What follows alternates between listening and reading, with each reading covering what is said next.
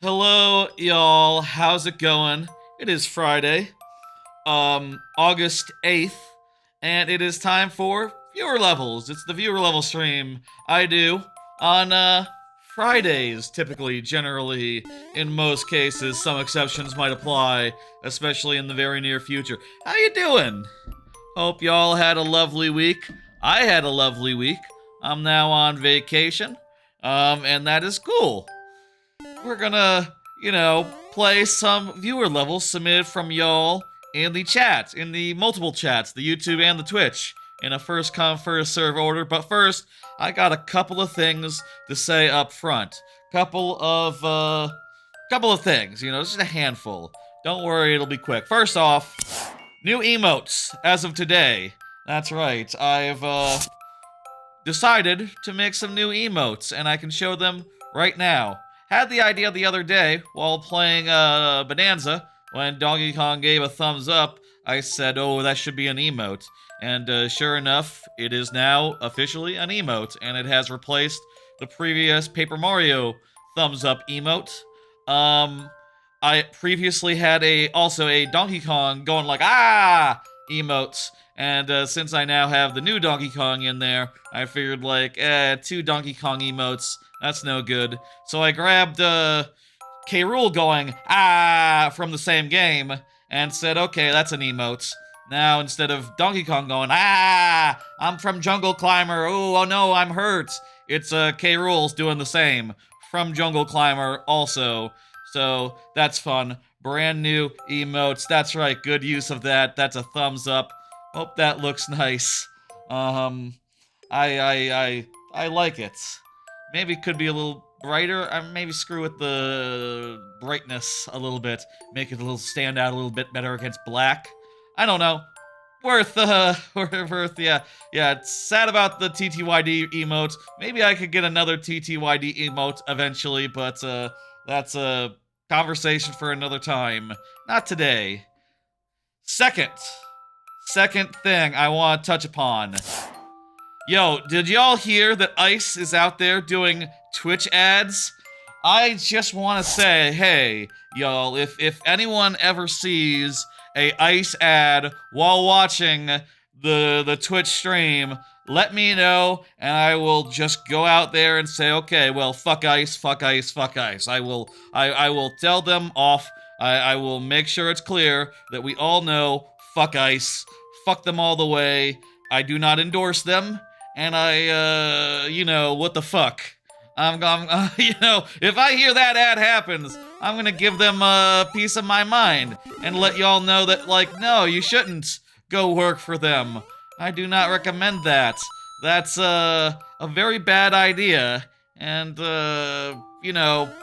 suffice to say, I feel like if anyone were to admit that, like, oh yeah, I work for ICE in Twitch chat, I feel like that would be grounds to like ban them. What do you think? Would that be fair? I think so, given what ICE does. Horrific things generally here in this country. Fuck ICE. Next topic. Out of town next week. Going to Universal has been established. I've been talking about it for the last like couple of months, really. But yeah, that's next week. All of next week, I'm gonna be out of town. Here's a calendar to show you what the deal is. I got tomorrow to relax. Honestly, already kind of packed all the way, most of the way. So I'm ready to go. I leave on Sunday morning and am spending, I believe, like 5 days in the parks, including the day of travel. That's half consumed by travel. And then I'll have a day at Disney at the end with my cousins, and then come home on Saturday. So, that'll be cool. That'll be very fun. Suffice to say, right when I get back, I'll say the plan is to do viewer levels on Tuesday, so I can tell y'all all about the trip and crap. And given that we're gonna talk about it when I get back, I feel like today's stream is not gonna be like that big. We're not gonna talk about it that much, I'll say. Like, I thought about it and realized, like, well, I've been talking about it nonstop for like 3-4 weeks, And also, you're going too? Oh, nice. Oh, or nice. Maybe that was a reply to me saying nice to see you in chat before starting to scream. It's nice to see you, Freddy Fazbear. I thought for a second you were saying you were going to Universal as well, which would be exciting. I hope people are going to Universal. It's a great theme park with a couple, with like, you know, one major new thing, a new park, which I'm very excited to see. We're gonna talk about that a bit tonight, but I'll say I have set it up so that once the lightning round begins, we're off that topic. There's a card in my card lineup that says, okay, just talk about the trip, stop when the lightning round starts, and that's how we'll do. We'll talk about it maybe for a good while, but not like the whole damn stream, you know, because how much is there to say about it, one, and two, how much is there to say about it that's not better off said after I'm back in a week and a half? You know, when I'm back, I'll have photos that I took and other things and experiences that I had, whereas now I can just say, like, I'm looking forward to all the experiences and the rides. Hello, Zonitu. I'm doing good. I'm going to Universal on Sunday, and I'm staying there for like 5 days, so things are looking up. Vacation. Hell yeah. How about we get things moving? How about we get things started? I think that covers what I wanted to talk about up front. That is to say, new emotes, fuck ice, and I'm going to Universal. Again, if anyone sees an ice ad on Twitch, let me know. I got a thing. Here, let me show you. Fuck ice, fuck ice, fuck ice. And I can make that appear as many times as it takes to just make clear, fuck ice. Fuck ice, fuck ice. Your level is a Superman-themed RPG level? Great, I can't wait to see it. That's, believe 6th in the queue. Let's go. Let's start the viewer levels, folks. For those who don't know, need a refresher or otherwise, the way this works is that if you are here when your level comes up, I will give it the full time of day, which outside the lightning round means 12 minutes plus 5 last tries if that's not enough. If you are not here, I will still play the level, but I will do so in very nearly but not quite sudden death, wherein I will only have 2 tries to beat the level, refreshing at checkpoints. That is my compromise between playing more levels, which is fun, and prioritizing the people who are present, which is just a good, you know, good policy. Can't go wrong with that. We're starting out with a level that I have played many a time before over the last couple months. It's Rock Party. Rock Party, as already said, Pipers is good for it. Let's get this party rolling. Hit the timer.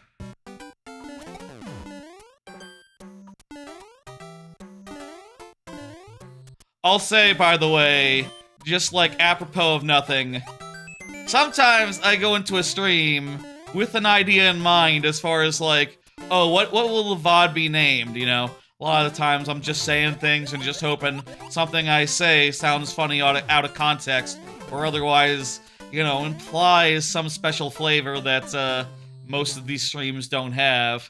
And I'll say, before coming in the stream, the words, fuck ice, comma, I'm going to Universal, that to me just sounds like a very funny VOD name that just about sums up, pretty cleanly my feeling at the moment.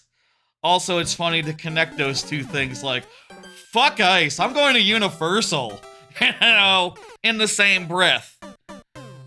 Gotta have a comma between those two, to be clear. That's why I said, comma, I'm going to Universal. But I don't know if it would have it in, like, the YouTube VOD title. Just, these are thoughts that I've had about it. There's also plenty else to discuss tonight other than ice, comma, fuck ice, as well as Universal. This is gonna be a long one. Why don't we just start off by talking about the main bit of gaming news that happened this week. Y'all watched yesterday's Indie World? That's right, they did an Indie World yesterday, and I'll say, I really quite liked the Indie World. I think the Indie World was a lot better than last week's Nintendo Direct. A lot less poopy, a lot less just like, these are the games you picked? Out of all the games in the world? This was very much a lineup of like, oh, you know, oh, that's pretty cool. That looks kind of cool. It's inspired by some very cool games, so, and it looks alright, so maybe it's cool as well. Just about every indie game they put in front of my eyes, I went, yeah, that's good. Let me see, what was in the indie world? Let me Google just to get the Polygon. There were not that many games. Mina the Hollower, I like to see. I thought that Well Dweller game with the bird, sort of a Metroidvania looking thing with a bird guy, that looks pretty tight. Neverway, the emo gothic farming sim action game, thought that looked pretty dope. Yeah, there was one of the games was 120 FPS, that's correct. Yeah, Mina the Hollower is 120 on Switch 2. That's what I heard. I thought Hurdling looked pretty interesting. Is this seat taken? I feel like for me that one's a miss, honestly. But you know, at least it's different. You know, at least it's something I haven't seen that much of before. So it's like, no, well, just not something I'm gonna buy. Little Kitty and Content Warning both did nothing for me. Ball X Pit, I thought that looked neat. I feel like the highlight for me, Ultimate Sheep Raccoon. Ultimate Chicken Horse, I think, is a very fun game, where, basically, if you don't know Ultimate Chicken Horse, the idea is like, oh, it's a goofy, wacky platformer where you take turns placing, like, objects in the map, and then you all simultaneously try to clear the level, and then if no one can, you put more objects in it and rinse repeat until someone is able to clear it. So basically, you're putting down stuff to make it harder, to make it easier, basically to, like, make it a nightmare, or less of one, comparatively, if, like, that's what you need to beat it yourself. And it's a fun multiplayer game that, I'll say I've never had much of an opportunity to play it, but this one is online, the new one, and also it is, like, more of a trials. You're, like, riding on bikes, rather than just regular, like, platforming. Which sounds really fucking neat. I think that's an amazing, like, spin on the formula and, you know, takes it in a new direction, etc., etc., while still having, like, exactly what I want from that IP, from that, formula. I think it is, really damn exciting. Shit. Made it up here again. I think, remember, like, we have to do 1, 2, 3, 4, 5, 6, 7, no. No arrows, no arrows, no arrows. Arrows! I panicked there. That was pretty good. Still got 6 minutes left before last try, so, you know, maybe this is the day. Maybe this is the night that we get to the next area. Let's see, what else was there? There was a whole montage of games, many of which in that montage looked, fine. That's right, I got a haircut last weekend. Glacier didn't do much for me. And there was a whole, like, there was a whole, like, montage. Nothing in there really jumped out at me of the montage, other than UFO 50, which was my, I believe...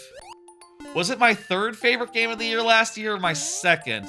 No, it was third, behind Astrobot, right behind Astrobot. UFO 50 was, or... Astrobot was number 2, Metaphor was number 1, and then UFO 50 was number 3.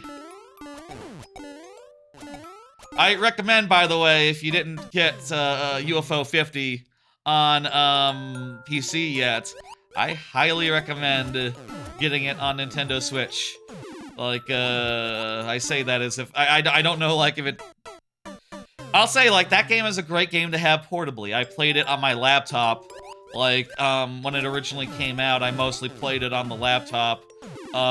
Since it came out right before I went to Japan, so that was my playing game the last time during that 13-hour flight, and what a playing game it was. Like, honestly, like, it's a better playing game probably than, like, the Zelda game that came out a week after I went to Japan, while I was in Japan, turned out to be.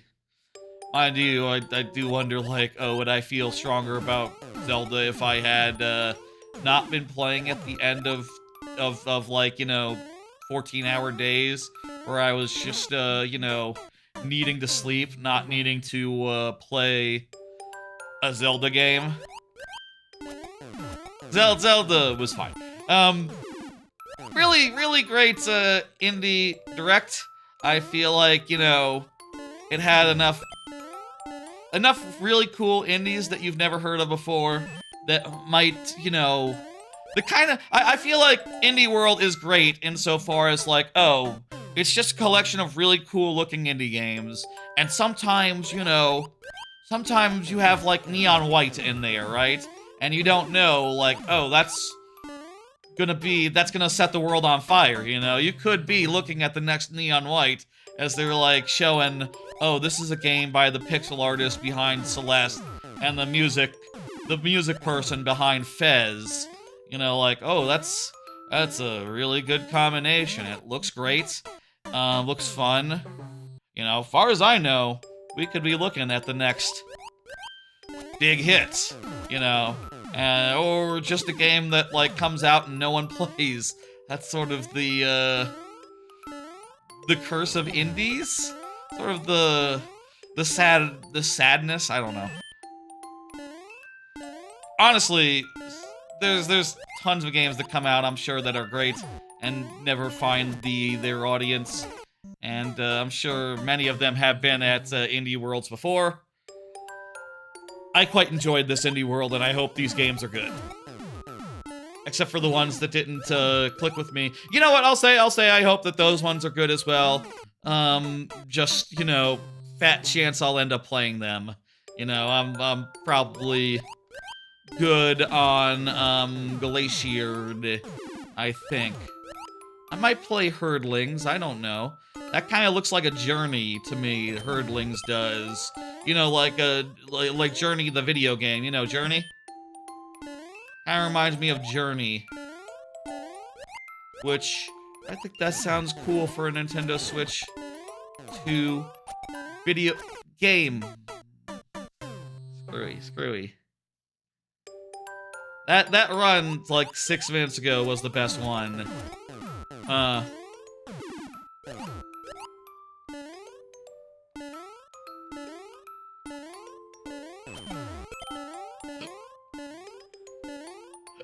Ugh, that's a new one. That's a new way to die.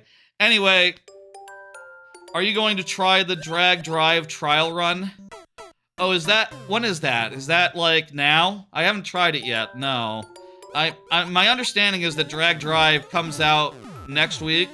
Like, the day I'm going to Disney is the day that Drag Drive comes out, I think. Saturday to Sunday? I could. That's probably a good idea. I'll say, like, I've already packed. Most of my packing is done, so I could absolutely, like, play a little bit of, Drag Drive. Probably not on stream. I'm just gonna say, let's, this is the last stream, for sure. I don't want to do another one tomorrow. That'd be, silly. I gotta get prepped and prepared and everything, straightened out before Big Travel Day Sunday.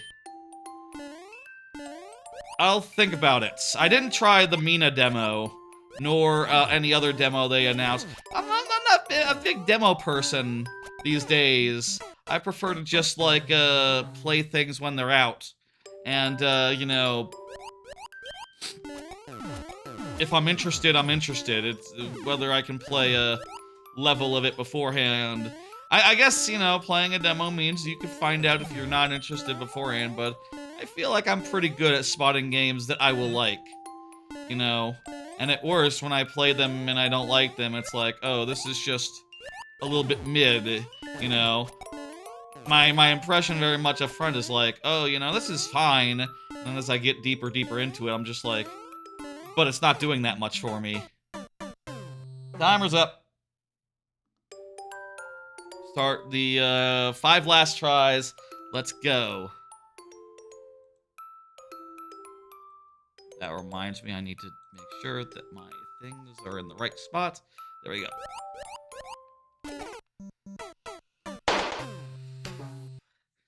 These were some nice attempts, and we'll see if we could do it.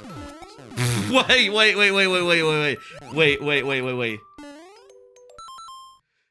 Stormgate just released, but this $25 game felt like a demo. The Stormgate came out like a year ago, did it not? And it was free to play? What's going on with Stormgate is the RTS by the StarCraft 2 people.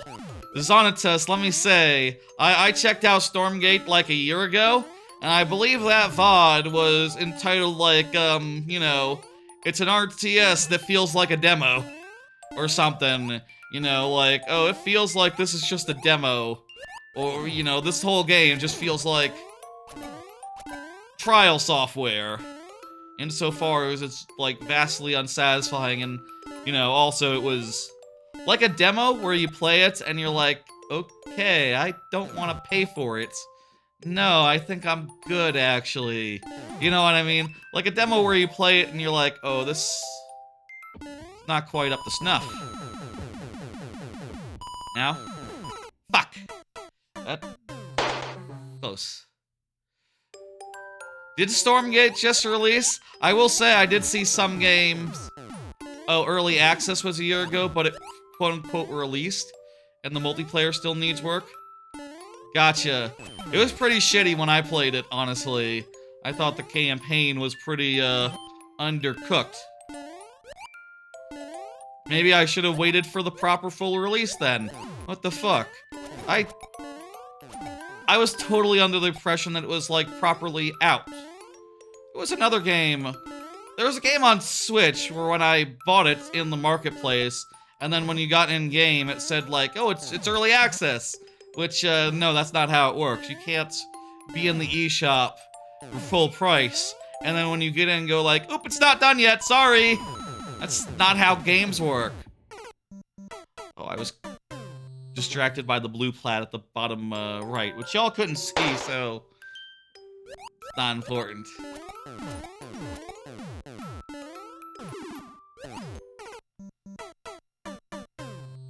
Is the campaign still pretty, like, boring to start with? They give you, like, 3 missions for free, and those 3 missions are, like, the most boring missions I've ever played in, like, an RTS. I haven't played that many RTSs, just StarCraft 2 mostly, but it's... and, like, Brutal Legend, and if Pikmin counts, Pikmin. But it's, like, so goddamn boring, that first mission, that, like, I can't believe they had that be one of the missions that you get for free, because it's just bone dry. Okay. Yeah, Stormgate, I feel like, is it gonna live? I would have thought this Stormgate would have died a long time ago from, like, you know, general, disinterest. I feel like the wrong StarCraft 2, spiritual successor died. Battle Aces was goddamn fun, and that got shit canned. I don't know, you know, bad business model or whatever. Campaign is okay. Most missions are supposed to highlight a specific unit, but the missions weren't made that way. That makes sense, yeah. 12 missions, yeah. You get like a third of the campaign for free, and that third is like such dog shit. Like, I do not see a human, like, wanting it for that reason. Maybe if you're into the multiplayer, you know, you'd be like, okay, well, I know that these fundamentals are solid, but I don't know, I just couldn't get into it. Couldn't get into watching it as well. Thank you. Let me go ahead and dismiss this level and pull up the next one. Thank you, thank you. Rock Part T. Feel free to get it another one. Next up is Freddy Fazbear from the YouTube chat. Freddy Fazbear on the YouTube just said, still here. Fantastic. Ooh, thanks for the like from Cuphead on Wind Up Woods for Bonsai Bog. Hell yeah. Here's another card. Did y'all see UFO 50 is getting a new UFO companion guide thing? That's on you know, Fangamer. It's like a player's guide type thing, giving you like game by game like strategies, maps, and other type crap. Which I'll say I have pre-ordered. I posted, you know, I shared this in a couple places. And like in multiple places saw people say like, oh, that pre-ordered that. That's the fastest thing I pre-ordered right away. I was talking on the Banjo Tooie stream on Tuesday about how good guides were and how low-key I kind of miss guides. Seeing this come out for like, you know, UFO 50, if you don't know, is 50 games in one. So like having a guidebook that tells you about each game in turn and like secrets and Easter eggs and, you know, how to play them. Some games in that are legitimately hard to play. That is just so exciting and so damn cool. I can't wait to get that. I feel like that's the most exciting thing I've seen in a minute. Let's do it. Oh my god. Okay, this is 8% clear rate. This ain't so bad. That's like 1 in 10. Let's go ahead and set the timer. Let's go. Oh, I remember this one. We did this last time, didn't we?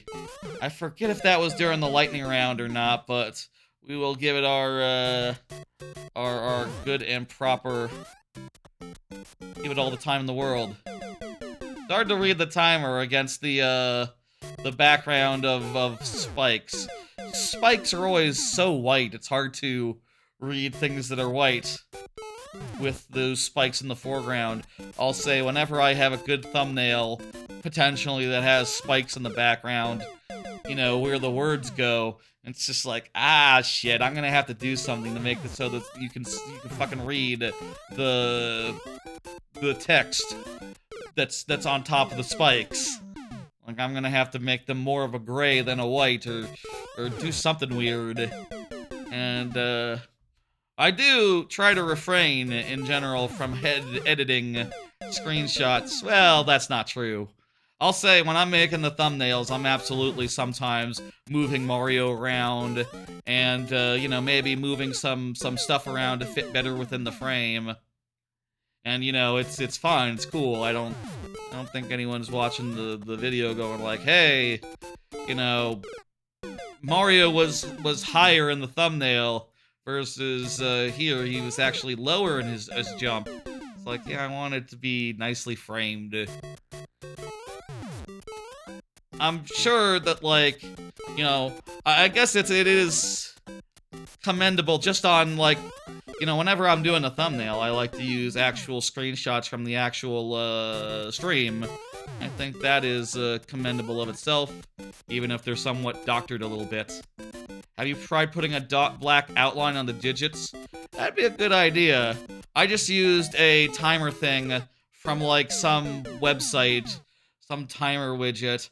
Honestly, it wouldn't be a bad idea to replace that with something more under my control, just in general. If there's, like, there should really be, like, an OBS filter that's, like, add a shadow under your object that's just dynamic and, you know, a full shadow based on the size of it and all that.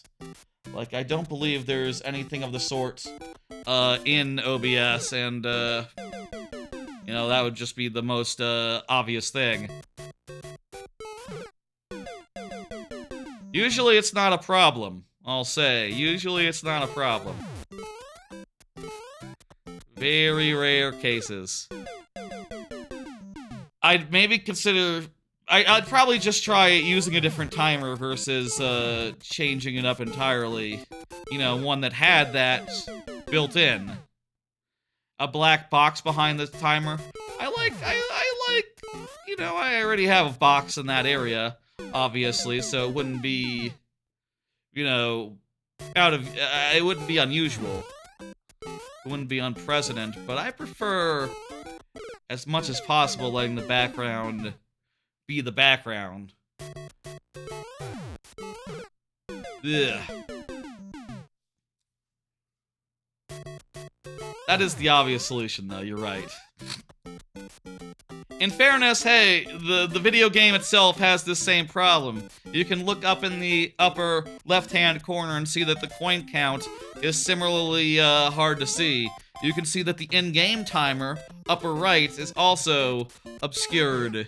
So, like, this is on me, but also, the game's no better itself, so whatever, I guess.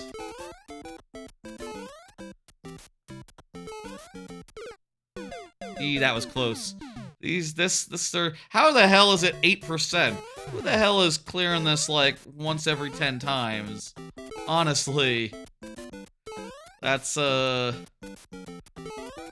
amazing. Next card I have is a bit of a big piece of follow-up, so probably want to cover that between levels rather than during one like this. One that will involve showing some stuff. But, I'll take this opportunity to say again, if anyone sees an advertisement from ICE, let me know, and I'll tell ICE to go fuck themselves, basically. I will relish the opportunity. In fact, you know, as far as I know, everyone's cool and chill. Maybe there's, like, I don't know, some sort of logic about which channels are getting ICE ads. But I'll say, you know, unprompted, fuck ICE, for sure. ICE, you're not welcome here. Which is ironic considering the job that ICE does. You know, they're supposed to be the ones with the shoe on that foot. The saying that people aren't welcome. You know, in a space. Clear rate could be from a speedrunner trying to get the world record. That would make sense. Otherwise, like, yeah, these people must be really talented. Also, like, even for a speedrunner going for world record, you'd think, like, most of the time they would die, you know, make a mistake and restart, which would count as a... What the That was a throw. That was so free.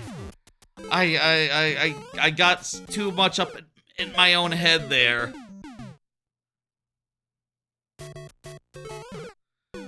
Like, that was just a free jump compared to all the previous ones. And maybe the rest of the level isn't so bad after that. I'm imagining, I'm guessing.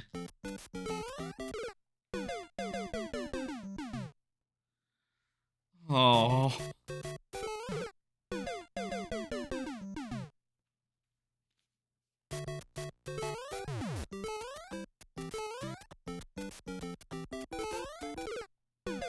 The record is like 8 seconds. Oh, okay, so we must be like, this can't be that long. Like after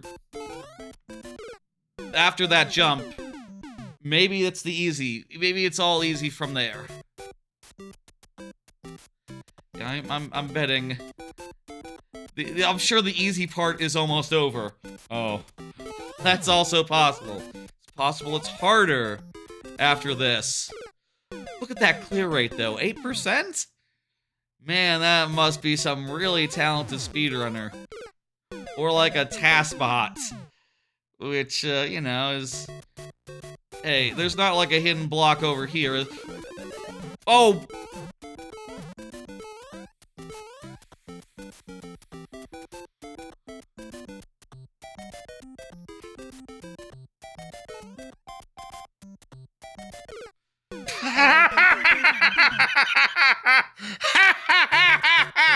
Ah, shit. Let's. You can't like hold on. It's hard to hold on to the wrong side of the vine because it's on the edge of the screen.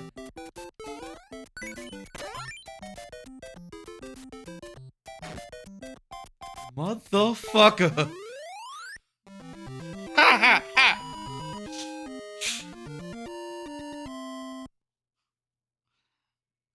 There we go. There we have it. That's why it's 8%. That's why it's 8% clear rate. Fucking hell. It's really long if you do it legitimately. If you do it legitimately here. Yeah, there's totally was like a whole another really hard part of the level after where we were at, but shortcut, man.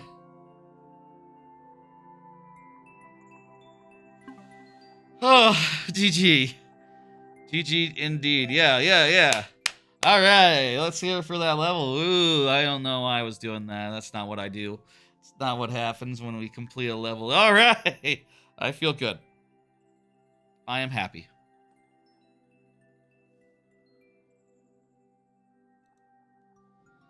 Alright, next up is 06i. 06i just said GG perfect. One last thing I want to talk about in this pre-lightning round initial phase that's not vacation related, and that is follow-up on Rare's founding year. This is something I was talking about. This is follow-up from Tuesday's stream. So Tuesday, Rare went ahead and they put out a tweet basically saying like, it's our 1 year, it's on Tuesday. It was Rare's 40th anniversary, according to Blue Sky. This Blue Sky post that I saw. And I thought that was cool. So I figured like, hey, you know, I'm playing Banjo-Tooie. I'm replaying that. I'm about to go into Cloud Cuckoo Land. And I know in Cloud Cuckoo Land, there's this safe guy who spells out the year of Rare's founding. And I say like, oh, this is the 40th anniversary. Then that would mean that year was 1985. And that's going to show that. And I'm going to be able to say like, oh, it's not just 40 years ago. It's exactly 40 years ago. Except this motherfucker spelt out 1984, which is a year before 1985, the year which would be 40 years ago, which I found very confusing. I looked into it since that stream and basically found out it has something to do with the way Ultimate Play the Game was founded before Rare, and it sort of morphed into Rare in a weird, specific kind of way that makes the actual foundation dates a little bit murky. And if you look at it, it's kind of has some weird edge cases. Like, you know, it's been said that like Jetpack, according to DK64, is Rare's first game.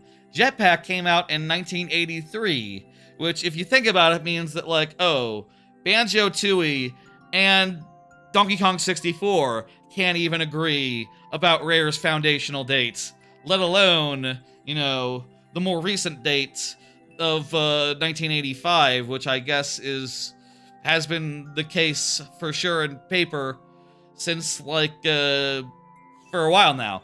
I was trying to figure out where this date came from and such, and I think I cracked the code. Check this out. Rare Replay was released 10 years ago as of last Tuesday. Rare Replay is the 30th anniversary game. So if you look at it that way, it almost looks like Rare's age and anniversary date was set to be just when Rare Replay was ready to release, like 10 years ago, basically. Which, I don't know. That's pretty convenient if it ended up being that well timed. Though, it wouldn't surprise me if it was, you know, more of a... Yeah, August 4th is fine. It could have been August 4th. Yeah. If it had gotten delayed, would the date had been later? Would the anniversary be next year? or the previous year? These are questions that Rare probably could answer. Go like, well, who cares? We've decided it's today, and that's that. If there's a 50th anniversary game and that's a little bit late, will that move the anniversary around as well? It might do. I don't feel like there's 50 games you could put in a Rare Replay 2 for the 50th in 10 years. They haven't made that many more games. That'd be a very sad collection. It'd just be Rare Replay plus Sea of Thieves, which is free. Maybe you could get like the Donkey Kong games from Nintendo at that point. Maybe in 10 years, Nintendo will be like, yeah, whatever, man. Who cares? They're all on our subscription service anyway. I don't know. That's some conspiracy theory type stuff. I don't know. Anyway, I just wanted to touch up on that. I did get to the bottom of it, I think. And the reality is, it's just kind of murky and unclear. How did they end up with that date for the safe, man? For the giant safe, and a different date for the for Donkey Kong 64? I feel like if you're gonna say Jetpack is Rare's first game, then they need to have been founded after that. It's also worth noting that the leads of Ultimate Play the Game are the same people as Rareware. You know, it's the Stamper Brothers. That was their first studio. Like, in every conceivable way, you know, Ultimate Play the Game was Rare. Really, they're 43, I think. That being considered, but, you know, I get that they wanted the Rare Replay to be at the 30th, and it has 30 games in it. If you'd have to add like 2 extra games if it hadn't been the 30th anniversary. If it had been the 32nd anniversary. And you'd have to wait until like literally 2 years ago if you wanted to be like the 40-year anniversary game. Or 3 years ago. It's weird to think about in retrospect that like, oh, you know, the song in Rare Replay says it's been 30 years, and then they have games from 32 years ago in there. If it's in Rare Replay, doesn't that make it a Rare game? But how can it be a Rare game? It came out before Rare. Ooh. 40 years ago. It's you know, when Rare Replay came out, it would have been over 30 years old. Now they're over 40 years old. Hey, Charlie.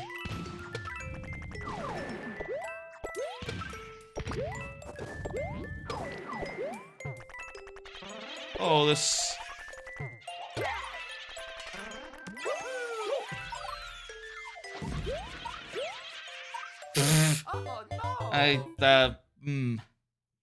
Trying to take a little shortcut there.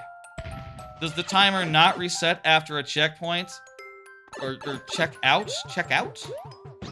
You mean a checkpoint, right? No, the timer does not reset after a checkout. After a checkpoint. The timer always just counts down. Having the timer reset would be too much overhead, I feel like. I have considered in the past, like, setting it, you know... It would be cool if it, like, started out as a lower time. And, like, if I got a checkpoint, it went, you know... got time added to it or something, but I don't have... This is just a timer that checks... that counts down. You know, it doesn't have that sort of, like, I can't add time to it, or even pause it, because it's just like a OBS widget that automatically plays.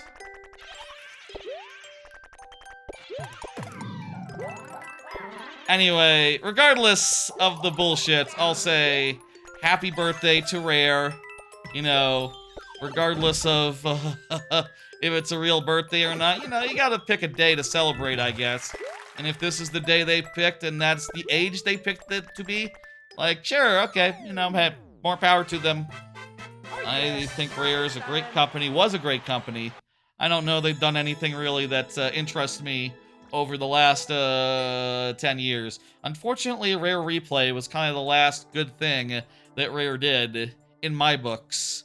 Sea of Thieves is okay. It's like a 3 out of 5. It's fine. It's not something I would play more than 10, 20, more than like a year after it came out. And it came out like 10 years ago, so there you go. Thank you for the level 06i, 06i. That's how I say it. Just thinking for a second. Let me hit complete and bring up the next one. It is Lolo Guru. Lolo Guru. Guru, what the fuck? Lolo Guru. I guess it's like Lalo, like, there's that guy in Better Call Saul. Is that how you spell his name? Is that how Lolo is spelled? Is that how you pronounce that? Could be like lol o, like LOL o. Like the Guru o lols, basically. Whichever way it is, hey Lolo. Lolo has confirmed. Lolo Guru. Okay. But whatever. It's all good. It's all good. That covers the... Anyway, Rare is great. A little bit of follow-up there. Finally, until the lightning round, which I'll say, let's start the lightning round at 8 p.m., an hour from now. Let's say 8 p.m. lightning round. I'm going to discuss my big trip until the lightning round. Universal, Orlando, that's the thing. Yeah, from here on out, no cards for a bit, but once we get to the lightning round, I have a bunch more cards that we'll discuss in turn. Basically, I thought... I don't really need to have a structure for this Universal talk. Basically, like I said before, going to Universal on Sunday. You know, we'll be flying out. We'll be flying out Sunday morning. A little anxious about that since I'm gonna have to get up early. And then once I get there, that first day is gonna be like from the evening on, it's gonna be really half a day. Getting my money's worth in that half day, that's a difficult proposition, but it's gonna be good, it's gonna be fine. What are we doing here? Oh, we gotta get a POW block. Noted. POW blocks essential. And we can drop them to kill these guys. Curious.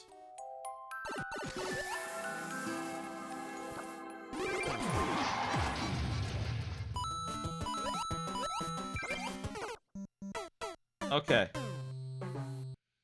What's the clear rate on this? What's the record? 2 minutes is the record or the clear check? I'm not sure which that is, honestly. Do our best and clear it. It's gonna be good. Really excited. Epic Universe is the main event, but I'm excited about the other parks as well, Epic Universe. Feel like that's just been a very exciting thing in general the last 5 years, and it's finally time for me to visit for the first time. It's faster to just start over versus resetting this room, isn't it?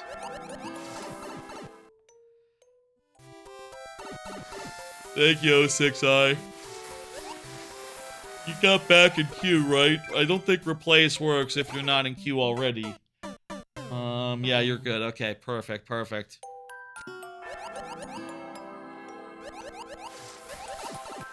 Anyway, I'll say I got some images here, like, here's one of Stardust Racers, which probably the most exciting attractions for me personally.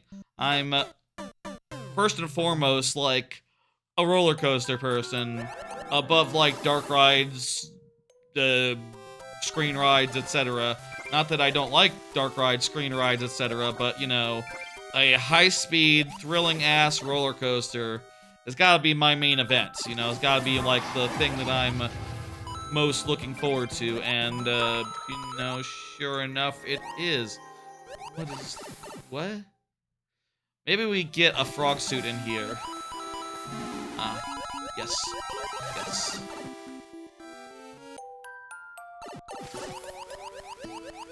Is this a red coin hunt here? I think this is maybe a red coin hunt. Each of these doors has another, place for us to go.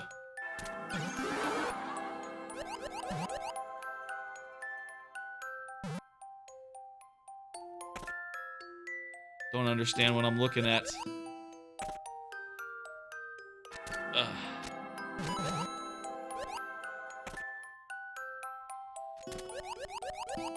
Stardust Racers.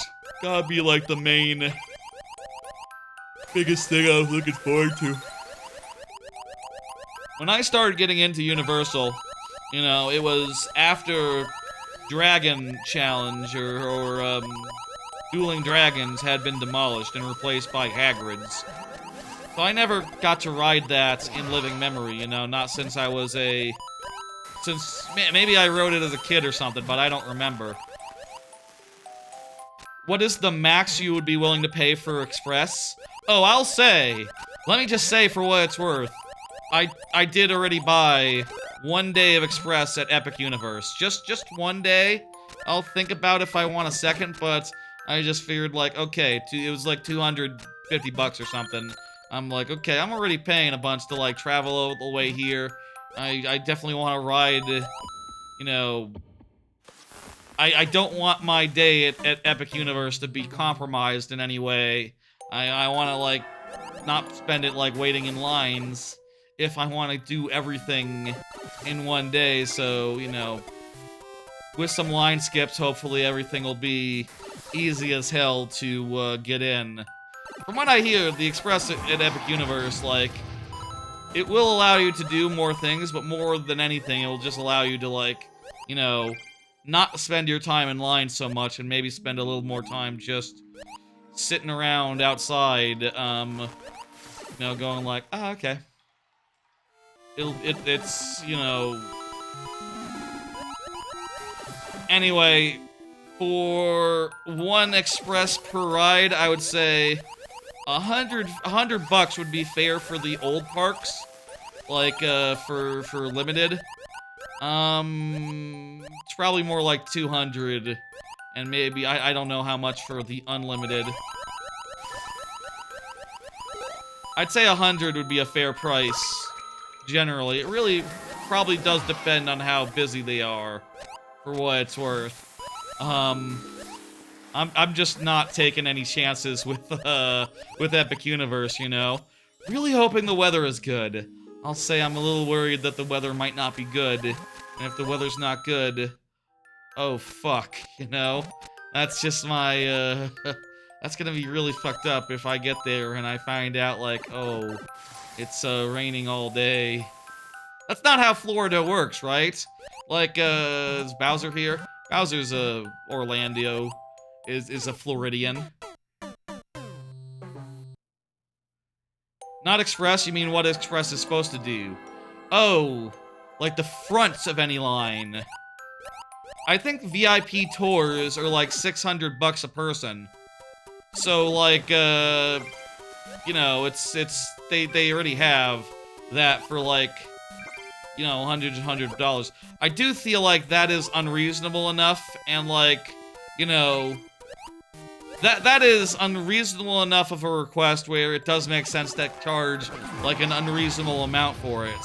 You know, like, I don't think I would ever pay for a VIP tour. Sounds very silly.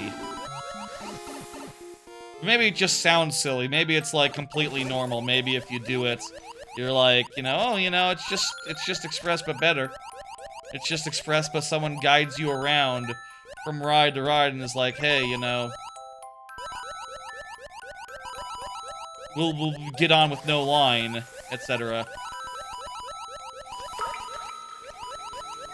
I like Express. I'll say I've most of the time I've gone to Universal, I've gone with my with family, you know, with my ma. She likes theme parks. It's you know, I do wonder, like, honestly, I do wonder, like, you know, she's getting old, you know.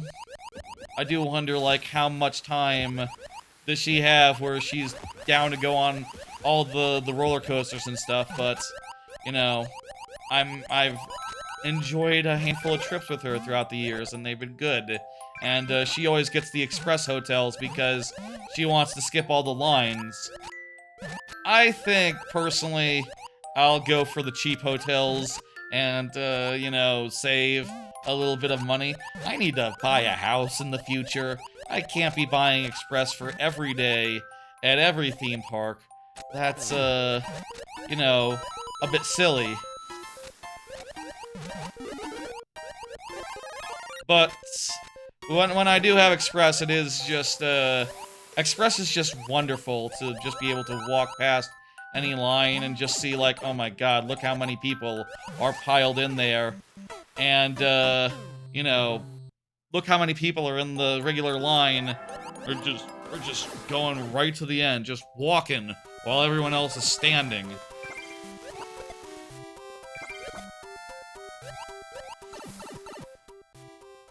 It's tricky. If you lose the POW, can you go back and get another one? I wonder. Stardust Racers is my number one. My number two, ride I am hyped for. Honestly, I think it does have to be the dark rides that they have. I'm gonna say Monsters. I've heard a lot about Monsters. I've heard a lot of hype for their Monsters ride. The dark ride. I've heard it uses the best animatronics anyone's ever seen, and it's sort of like a better, Hogwarts. Blue pipes dispense them, yeah. Oh, all blue pipes? All blue pipes dispense them. Noted. Have I ever tried a VR coaster? No, but when I was in Japan, I did have the chance to ride. I did almost ride one at Universal Japan had one, but they closed that line before the park closed, so I was unable to get on it. I sort of had a reservation for Mario, for the Mario area, and you know, I had to go there, so I couldn't wait in the line earlier in the evening. But by the time I got back, they were like fucking closed, you know?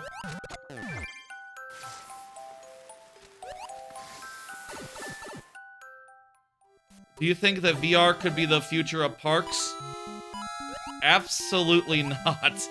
No, I don't think that's in the cards, unfortunately. From what I've heard, VR coasters are very uncomfortable.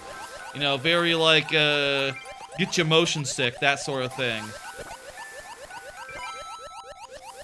Which, you know, fair, a lot of people are already like prone to motion sickness, but and I'm usually not, so like you know, I'd be willing to try it, but from what I've heard, in any case of someone like doing them, is that like, yeah, no, just they've never been recommended to me, just as they've been described sort of as a curiosity of like, oh, you know, it sounds like a fun idea on paper, but it's literally never worked. Literally never been good.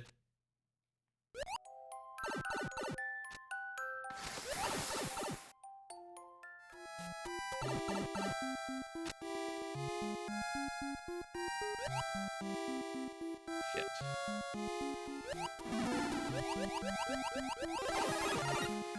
I feel like we were almost done, but also I am lost and confused. I've heard amazing things about Stardust Racers. I feel like that's my number one. The Monsters ride is my number two. The Harry Potter Ministry ride. You know what I'm gonna say? I'm gonna say Donkey Kong for number three. I love Donkey Kong, to be clear, and like I'm super looking forward to seeing that area. I'm kind of sad. I was kind of sad that I couldn't see it while in Japan, while in Japan. I arrived, I was in Japan like 2 months before it opened in Japan last year, so I wasn't able to like, ride it there, but, you know, it sounds like a really interesting ride type. You know what I mean? It sounds really neat insofar as, like, oh, it sort of simulates jumping over tracks and stuff, you know? It has a fake rail that it looks like it's on, but it's not, and a real rail underneath, and since the real rail is underneath, it can make it look like it's jumping from rail to rail, just like in DKC. You can see the image there. That sort of illustrates what the deal is. I've heard that ride is really short. I've heard it has really bad capacity issues, and I'm kind of worried that, like, I'm worried that, like, yeah, I'm gonna wait, like, 2 hours to get on this thing, and it's gonna be, like, 40 seconds of roughness, you know? I'm very curious how I'm gonna feel about it, but, regardless of the ride, the area looks beautiful. I'll take lots of pictures, and, hopefully have a good time regardless of, like, its apparent shortcomings, which it apparently has, unfortunately.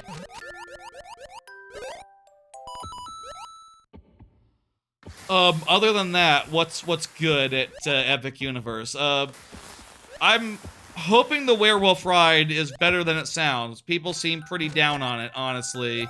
And I'll say I really,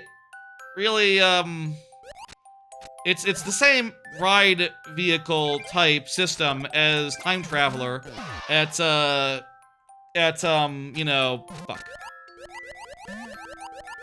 It's the same manufacturer ride system, launches and spinning as Time Traveler at Silver Dollar City, which I really love the fuck out of. So, like, I would really like that ride to be as good, but I feel like it's probably just not. I feel like apparently it's just more of a kiddie ride, more of a family ride, and unfortunately doesn't spin as much as you want it to. Also, again, like, really short. Oh, crap, hey, what the hell? Where's the timer didn't... It's supposed to make a noise for me to hear when the timer runs out. That's peculiar. Maybe the timer that usually makes the noise go off is, like, down for maintenance or something. I'll have to keep a closer eye on that. Good looking out. You're right. We are at 5 tries left now. And I'll say a timeout would count for all of our tries. Oh, great. I have to go get my POW back. Go get my POW back.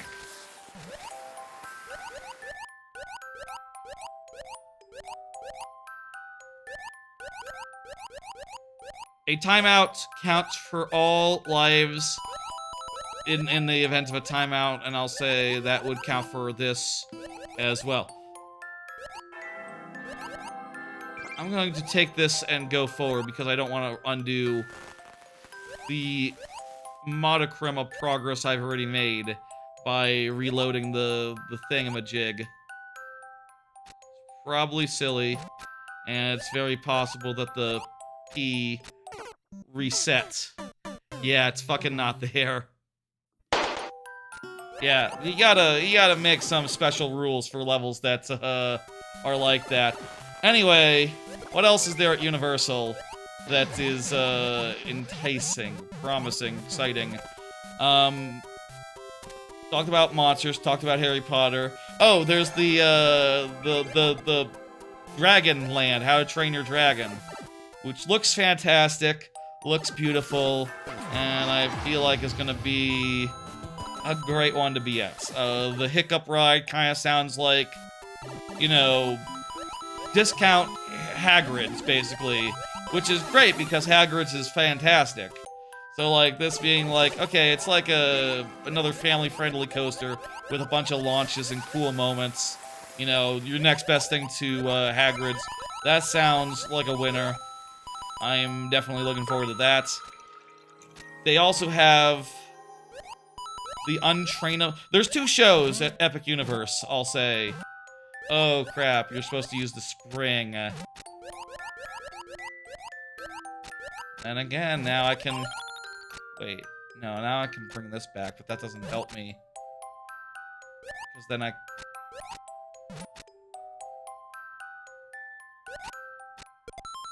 I'm gonna count that as... It's faster to reset. It's faster to reset.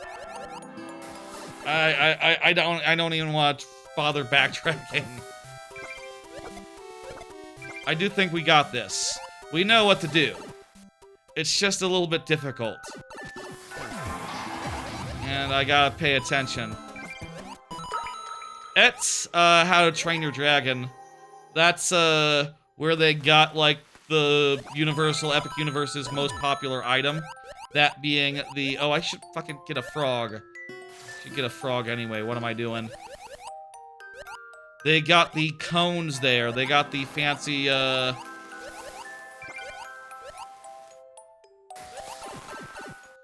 They got these, whoops. Ignore that pop sound. I was meaning to do, a thing, but I'm not in the right, They got these cones there at Isle of Berk that I am so looking forward to. Of all the eating that I'm sure to do at Epic Universe and the other parks, that's the thing I'm most looking forward to on this trip. They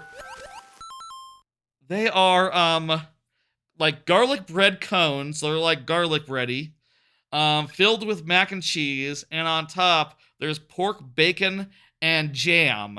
And they say it's like the most delicious thing anyone's ever had at a theme park. And I cannot wait to get them, cannot wait to try them. I've heard that you can, the easiest way to get them is you don't go to Grog and Gruel, which is the main place that they are, because that gets a massive line. Apparently you can go to, like, I think it's the Spitfire or something, and you can get them from there without waiting quite as long. And that sounds lovely. Definitely gonna be one of the things that I do. I'm not really sure, like, all the meals I'm gonna have yet. More recently, I've been wondering, like, okay, should I just, like, have breakfast at the parks? Like, can I do that? Is that, like, a viable, feasible option? And I feel like the answer might be fucking Wiggler asshole. The answer might be yes. The answer might be yes, you can. I looked up, and apparently that, like, there's, like, a place with a butterbeer crepe, which is supposedly, like, the other... One of the items that, people, you know, bring up as, like, oh, these are the items to get. These are the best items at the park. You know, the butterbeer crepe, the cone, right? And apparently that cafe, D. Seren or whatever, has some really nice breakfast options. And I figure, like, okay, you know, early access, early entry, 9 a.m., get in there, ride Ministry of Magic. After Ministry of Magic, which doesn't have a virtual, doesn't have an express pass, so you gotta wait in line, and it can be up to a 2-hour line. So knock that out before a line gets formed. And then go and get lunch in, or get breakfast in the place. I am wondering if, like, okay, well, even with early entry, you are racing, like, 500 other hotel attendees to that ride. Like, you know, you might be getting out of there, like, 2 hours later anyhow. And then, you know... We gotta go back. You might be getting out, like, 2 hours later anyhow, at which point, you know, you didn't... Fuck. Dang it. Ah, well. Thank you for level, Lalo Guru. I appreciate it. It's very, very nice, very, cool. It's okay, no worries. Yeah, it was a hard one. I'm surprised 1.5% figured it all out. 4 exits. Wow, there's 4 exits, so maybe, you know, we could have found a better way than the way we found to get through, but whatever. Thank you for the level. Let me go ahead and hit dismiss. Bring up the next one. Hell yeah. Otherwise, I will say, for like other restaurants that I'm thinking about eating at, I did at one point say like, oh, I heard the Atlantic is like one of the best. Then I was looking into it more and found out like, oh, well, it's one of those it's one of the few like proper sit-down restaurants at Epic Universe where like, you know, reservations are encouraged, and it's probably going to take a while to get your food. So honestly, if I have 2 days at Epic Universe, I'm probably not going to spend 2 hours like, you know, waiting for food to arrive at a fancy restaurant. You know, I need some sort of like fast to medium fast service. You know, like Confisco, that's about as slow as I want, I think, this trip. At least from the Epic Universe offerings. Maybe I'll do like Das Steakhouse or something. Or, I went to the... Let me start that timer. I went to, Toadstool's Cafe in, Japan. The Japanese version of that. When I was at, Universal Studios Japan. And I quite liked, that, I quite liked it. So I could do that. Did you get the mushroom burger? No, I did the spaghetti. I did the fire flower spaghetti. I thought it was great spaghetti. Well, maybe not great, but, you know, it was pretty good. I'll say, like, you know, to a certain degree, maybe it's like, grading on a curve a little bit. I was in Japan, so, like, you know, Western food in Japan can be a little bit off, and it's like, okay, you know, it's part of the charm, I get it, you know, it's like a little bit different here, as far as the spices or whatever, and I found it was pretty solid at Universal. Maybe they use the same recipes, regardless of the region, so it's pretty much, you know, same experience. I mean, I'll say the Mel's Diner in Japan definitely was different. Definitely a different burger, but I don't know about the Mario Toadstool Cafe situation there. I am wondering if I should get the smoothie at Donkey Kong area. I'll say, like, traditionally, I'm not a big banana head. I'm also not a big smoothie person. But, like, that's the one food item that's in the, you know, the Donkey Kong area. And people say it's really fucking good, you know, they mention it kind of in the same breath as, maybe not in the same, you know, it's like the crepe and the cone are like the two top stories, and then if they continue talking, the bubbly, the banana float thing is like, you know, the next order of business, you know, is the next, second tier recommendation. So I should probably try it and get one of those novelty Donkey Kong mugs that you can get it in. That's definitely something I'm considering. I don't know though. I don't know. I just not really my kind of treat. There's lots of other sweet stuff, including the crepes, including the you know, the cones, if those count. Those are more savory than anything. I'm not sure those are desserts. I think those might be more of a lunch than a dessert, or maybe a light lunch. Maybe you can have 2 lunches if you have a cone, and then have something light later in the day. I really don't know, like, what I'm gonna eat. And I feel like this will be stuff I was just, like, you know, play it by ear. I feel like I could use, like, some more variety in, like, restaurants eaten at Universal. Honestly, I could go for some more places. It can sometimes bug, so hope it doesn't happen to you. We'll see. Thank you for the level. Not Ash Guy.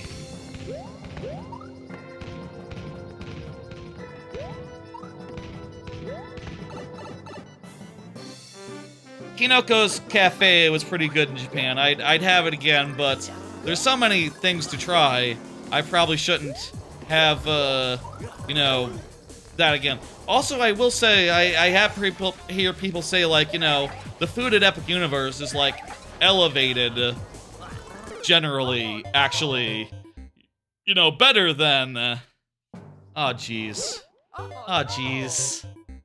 We were at the end, presumably. Elevated above, like, what the typical Universal fare is, and they're saying that, like, you know, Toadstool Cafe, the Nintendo offerings, I don't know about the Bubbly Berry might be exception because it, like, just opened up basically with Epic Universe. Like, if it's existed in Japan, it only existed for, like, the last, you know, very recent, like.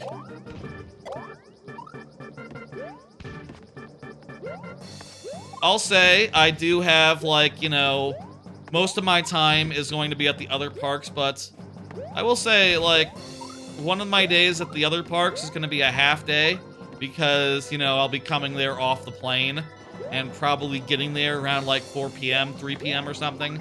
So, like, that'll be a 6-hour day? 6 hours at the park. Not bad, but not, you know, nothing compared to, like, a full-length motherfucking day, you know? And also, you know, the last day, I will have to, like, figure out, you know, when am I checking out, all that stuff. I do know that the way it's gonna work is I'm going to get picked up by my cousin. I'm gonna stay at her house for a night, and then we're gonna do Disney the next day. She doesn't work on Fridays, and I do believe that she and her sister are going to be joining me. You know, my cousin and two of my cousins, basically, for a Disney day. They're big Disney adults. They love it. And I do believe, you know, recently, I think it was said on some Giant Bomb, etc. thing that, like, you know, the best way to visit Disney is with Mike Minotti, you know, with your own Mike Minotti, your own Disney adult, to you know, show you where to go and to help you navigate. And, my two cousins are my Disney adults, are my Mike Minottis, you know? And they're gonna, you know, we're gonna figure out how to do it and stuff. Really not sure, like, how much we can do in one day of Disney. If they've, I think I've heard they've lightened up their park hopping things, like, where you can just park hop, like, right out the gate now, but we'll see how much it makes sense to spend at each park, and if I can get 3 in, then I can get 3 in. I know with Disney, there's like a couple of rides I know I want to ride, right? Like, I want to ride everything that's new or different, since the last time I was there, like, 2 years ago. So, like, that's Tanya's Enchanted Ride thing. I want to ride the thrill rides that are really good, like Tron, and basically with Magic Kingdom, all I want to ride is Tron and Tanya's. And if, you know, I'd ride Thunder Mountain as well, if the line wasn't so bad. That's a maybe on Thunder Mountain. That's a maybe on Thunder Mountain. Very much a maybe on Thunder Mountain, honestly. I feel like probably that will need to get cut for time. Thank you, Alman Shear. Let me hit complete and get the next level, get it cleared so you can submit that next level of yours. Excellent, excellent, excellent. Ooh, we got through. GG, yeah. For like studios, I think the day is gonna start at Hollywood Studios. At Hollywood Studios, I think I want to do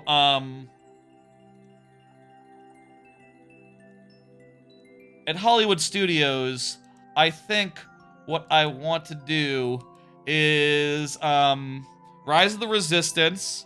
If I could do Slinky Dog, that would be good. And the ride with the Rock and Roller Coaster. Those are the 3 things on my list. Oh, Mickey Minnie. I put Mickey Minnie on the list. Zanitsu just said GG, so is good and confirmed. Excellent, excellent. I think those 4 rides would be my priorities. Tower of Terror as well. I do Tower of Terror. I think that's all that would be on my list of like that park. Wouldn't do Star Tours. Wouldn't do Millennium Falcon. Maybe if Star Tours was like a walk-on, but honestly, I didn't care for it. At no point in my life. Apparently, my dad was saying the other day that when I rode like Star Tours as like a apparently like I must have been like 8 or 10 or something, right? He said like, oh, it was when Animal Kingdom was brand new. So that was like 98 or something, 8 years old, around there. He said that you came off that and was like, oh, this is an abomination. I basically talked about it like it was an abortion, like, oh my god, they just massacred this thing, Star Wars, that I love so much. Now I don't love it so much, you know, I don't have that sort of like, you know, like, you know, Star Wars has been ravaged plenty of times, you know. I feel like when I ride Star Tours, it's just like, okay, it's just like you get on and some guys are like, oh, hey, we're doing a thing, you know, and it's just like, it has less of a plot than the Jimmy Fallon ride. I prefer the Jimmy Fallon ride. Jimmy Fallon? Is that his name? Jimmy Fallon's ride is a better screen ride than anything at Disneyland. It's better than Soarin'. Wouldn't ride Soarin' again. Pass on Soarin'. Oh, that's Epcot. Epcot will be at the end of the day, and I think for Epcot, Guardians is my priority. I like the Moana walkthrough attraction. I'll ride Test Track as well. I'll ride Test Track, the new Test Track, if that's... Is the new Test Track open? If it's open, I'll ride it. I think it had, like, previews, like, a couple weeks ago, so I think it's open. Oh, this is the Superman. This is the Superman. Your son is baby Kal-El in crib. The key is your son. Okay.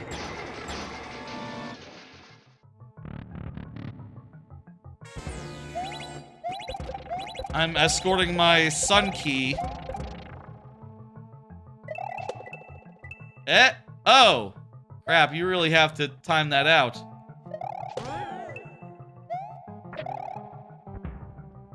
You really have to time that out. Like, actually, really, for sure. Okay. We will do better this time.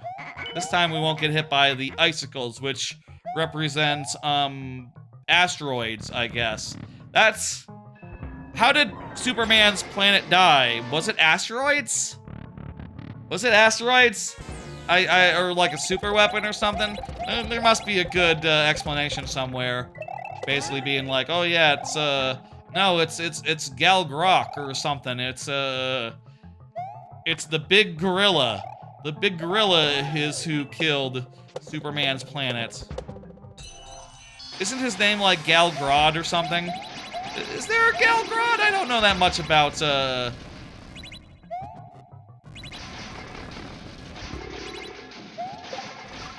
Tell the truth, I don't know that much about Superman. Didn't go see the new Superman.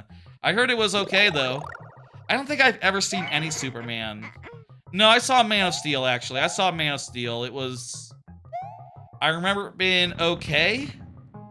You know, it was that kind of DC movie where you see it and go like, okay. Yeah, it's gonna... That was before, It's Zod? Gotcha.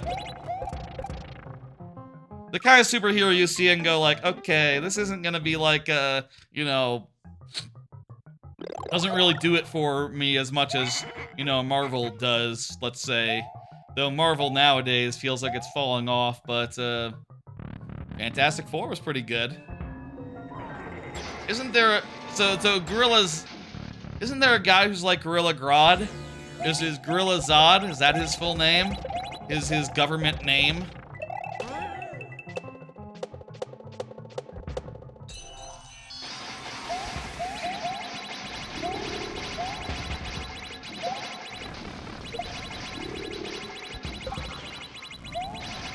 Alright. Suddenly switching back and forth a lot slower. Alright. We got a checkpoint, and now we are doing a rocket gimmick. I've seen this rocket gimmick a couple times in other levels, so I'm familiar with it. A lot of the times it opens up and lets you out, rather than just, you know, crashing. You gotta jump into the pipe. I get it now. Oh, because this is Earth, so in chat, Zona2 is explaining. This is Earth, so because of the sun being weaker. What?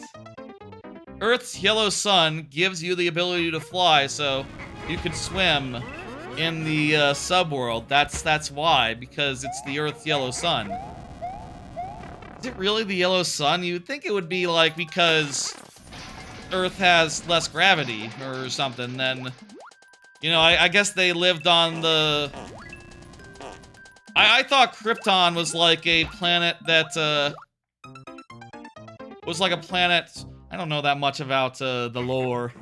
I thought Krypton was like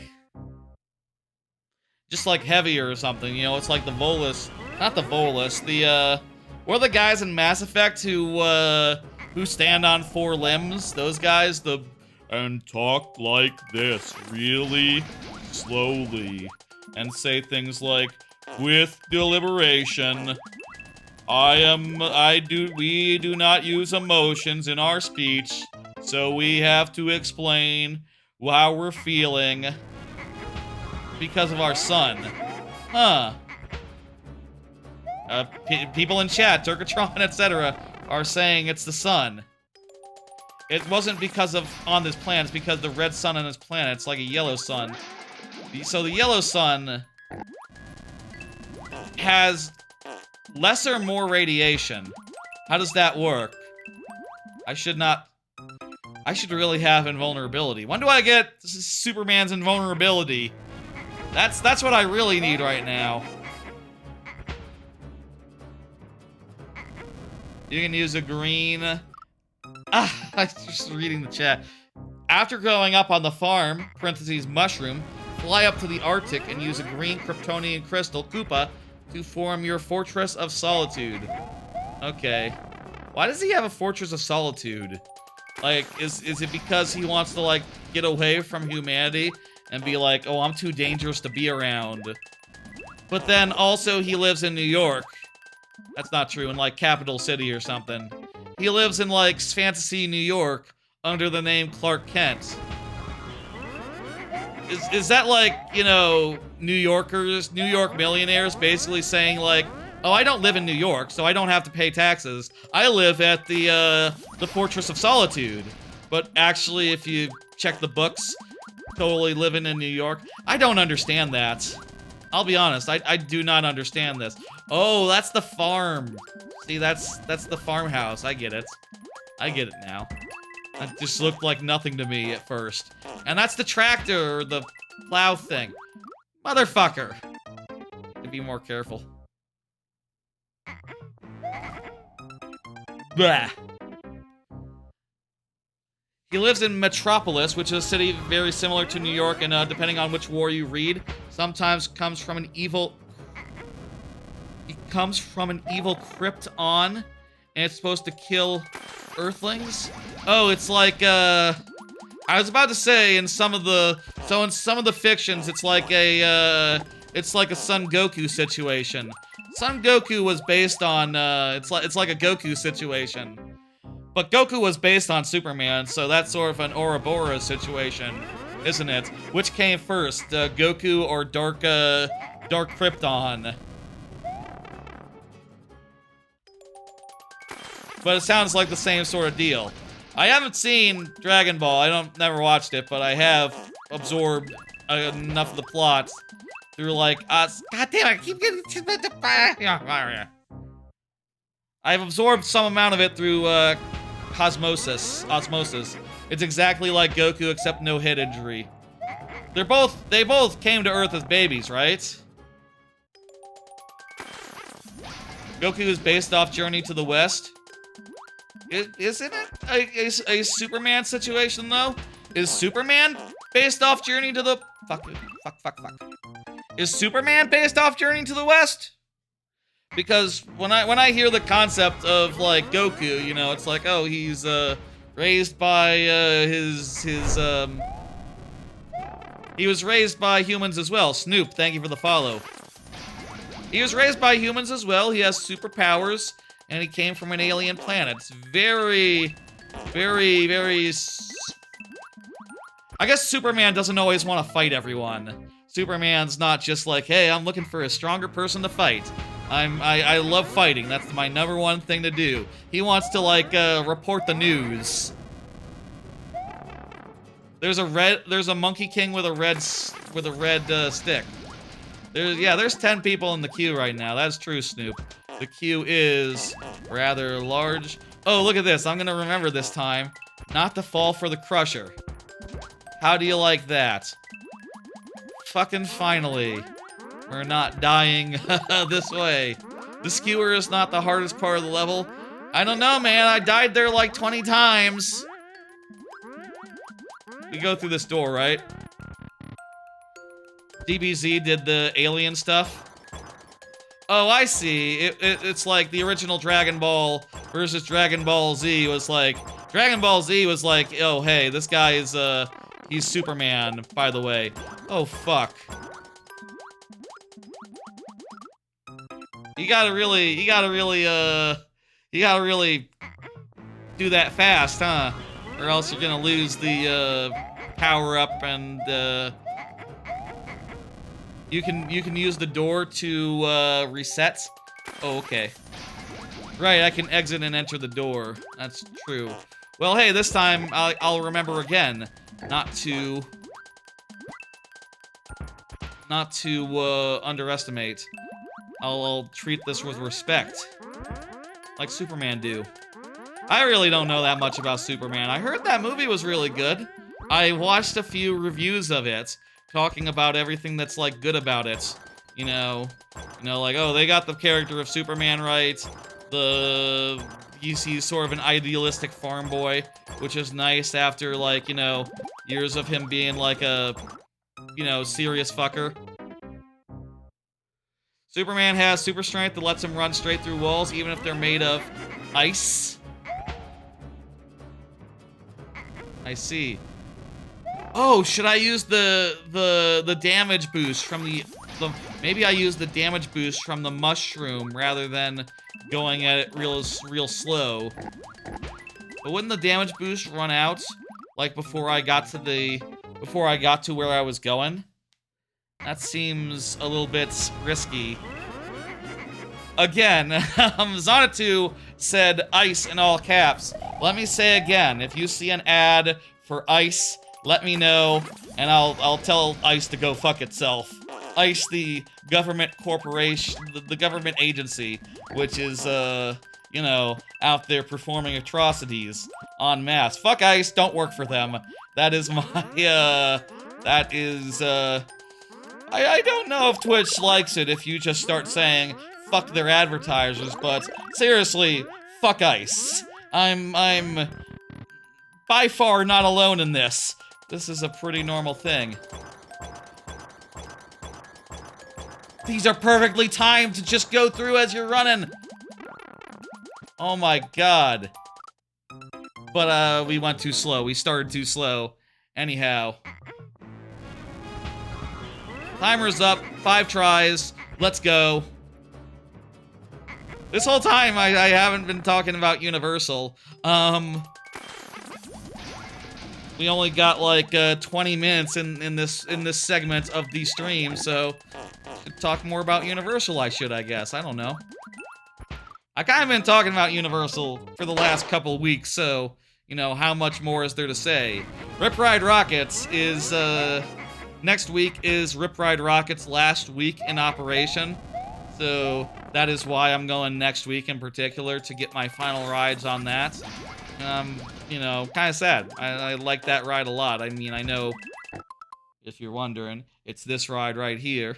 It has a non-inverting loop and a vertical lift hill, and otherwise the course is pretty cool in general as well. And also it has some cool, like, features, like it plays music that you get to choose as you ride.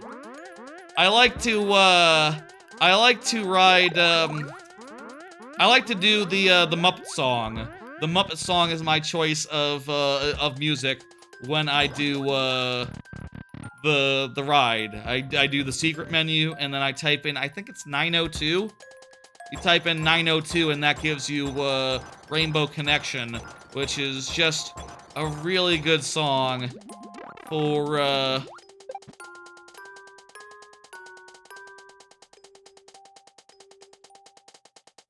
on. Can we get this? Come on, Superman! You can do it, Superman! I held on to it for like a quarter second before just dying. Next time we get it. Yeah, I forget. I'll say most of these pictures I got through like Googling and stuff. I forget if this one is one I got through Googling or one that, you know, is from literally my photos, because I've been there many a time and taken many photos of it. As you do, you know, whenever you see cool roller coaster, a nice shot of cool roller coaster, you gotta take a picture. At least that's, you know, how I feel. Please be assured, when I am back from Universal, I will have so many goddamn pictures to show you. It's gonna be the main thing. 2 weeks from now, week and a half from now, when I'm back. That's not fast enough. I gotta be holding right as soon as I come through. Okay.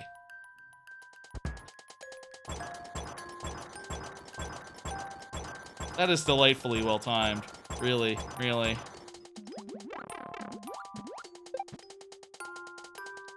Perfect.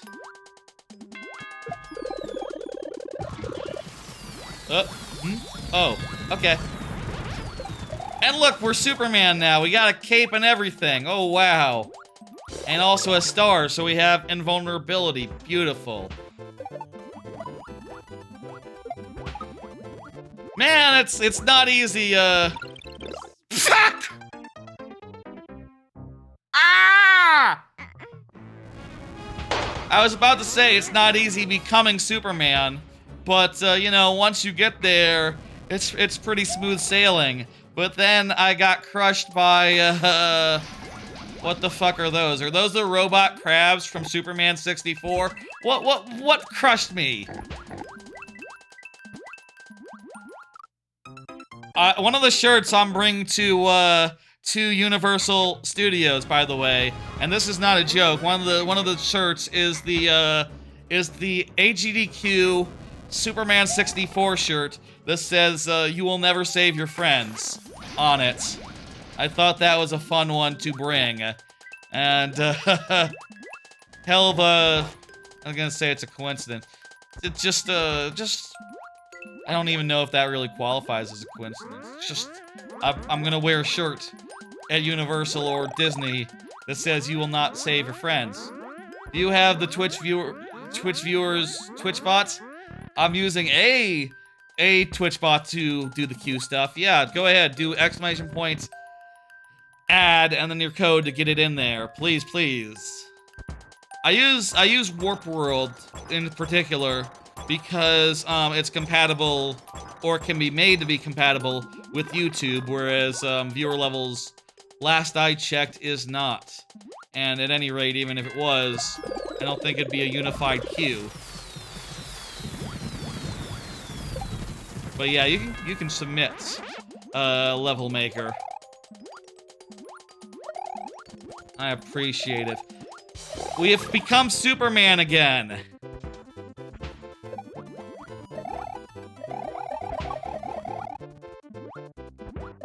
We should kill the robot crabs, or whatever they are,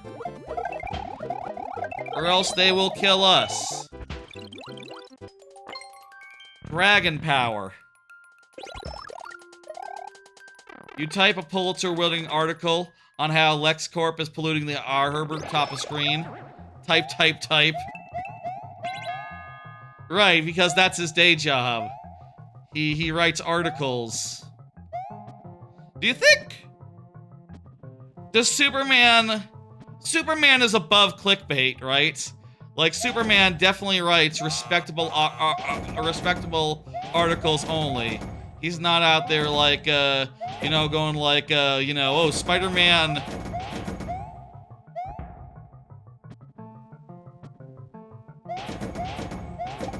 What are we doing here? Type. I'm not clear what... I'm trying to get it up there. I guess however I got to hit one of them. I'm confused why sometimes it gets bounced a little bit, sometimes it gets bounced a huge amount. Maybe like the more lined up you are. We got this.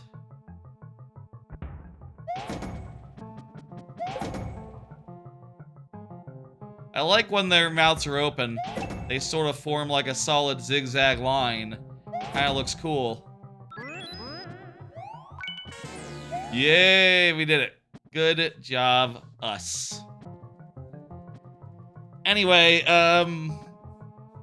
looking forward to the old parks as well. You know, there's tons of great rides at the 2 existing parks. You know, highlights would include things like Velocicoaster, Hagrid's, Hulk, Spider-Man. I love the water rides at Universal. I love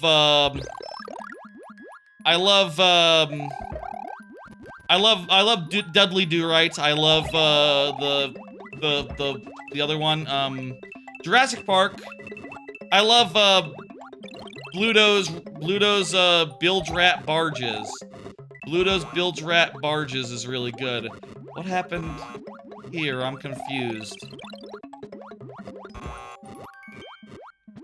I guess we need to reset this room. A little confused, but whatever. Bluto's Bilge Rat Barges is really good. Oh, we got a checkpoint that refreshes our tries. Bluto's Bilge Rat Barges is S tier, as is the Log Flume. Islands kind of has the best ride selection of the lots, of the 2 previous parks. That said, you know, I really love Rip Ride Rockit, and the Mummy. Oh my god, the Mummy's fucking great. I think you can't go wrong with the Mummy. The Mummy is just a phenomenal ride, and yep, it's working. The Nightbot is doing the Nightbot stuff.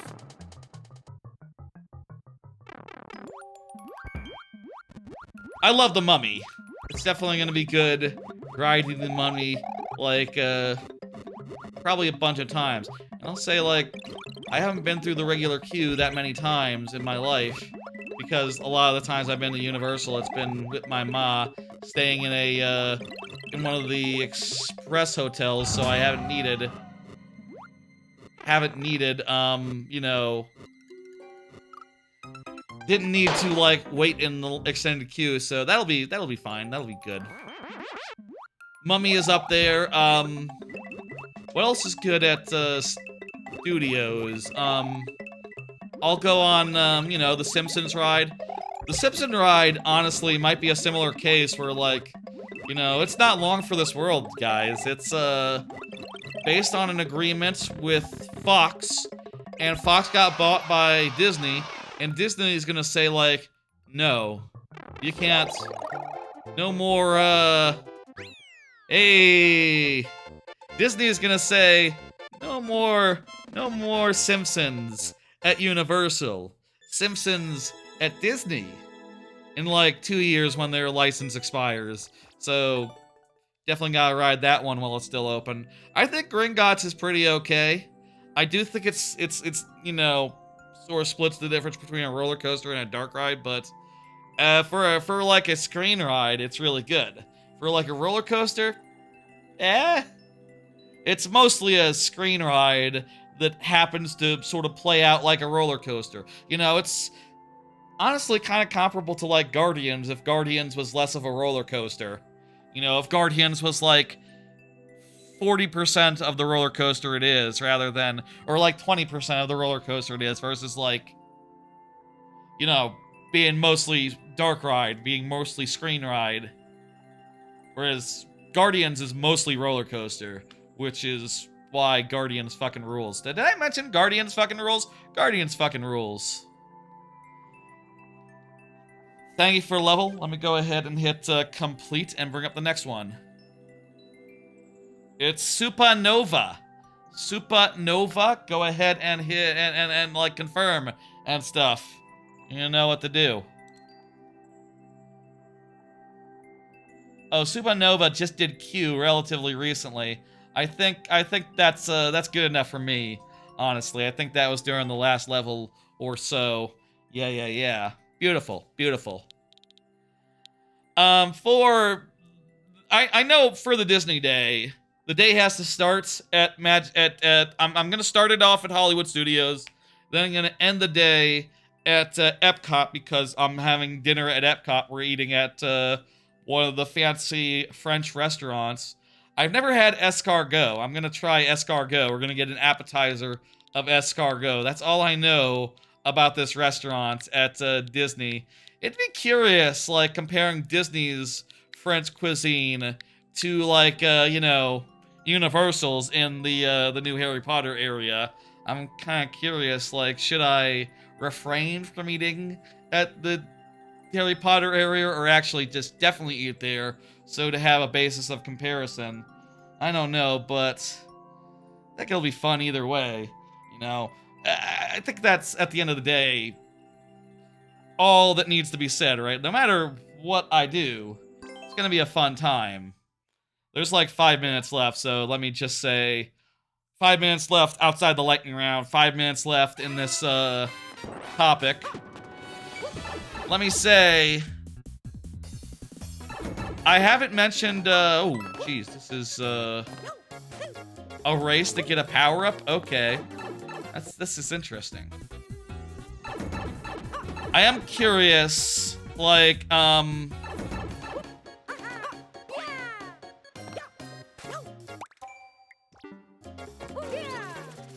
am curious about, one thing that is worth mentioning. I will be traveling alone for the most part until I have a day with my cousins at the end of the trip. I am wondering how much Volcano Bay I can do. Like, I will be staying at the Aventura, really close to Volcano Bay, so getting to Volcano Bay will be no problem at all. And I think, at least on the one day that isn't my last day nor my first day, I would like to do some amount of Volcano Bay, like in the morning or the evening. Once, maybe twice. You know, to be determined, like, based around, like, how I feel. And the fact is, you know, if you do a morning Volcano Bay, you're giving up on, you know, you're giving up on early entry to the other parks, right? Which is a exchange that's worth thinking about, right? Especially now when it's like, okay, well, before, if you were doing like a 4-day trip, it's like, okay, I can have one of these days be Volcano Bay and that's easy. Whereas now it's like, okay, well, it's clearly not going to take from Epic Universe's time. So are we talking not doing early entry on one of the other park days? Or what are we talking about here? Do I need to get rid of this hat? A little confused about what that was about, but whatever.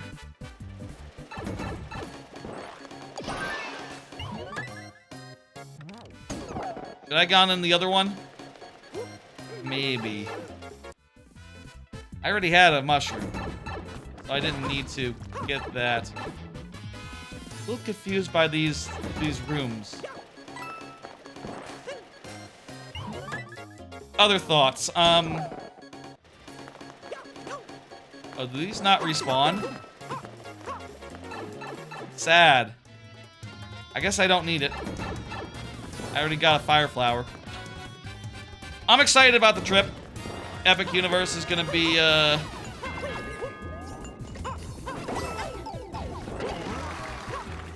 I just... okay.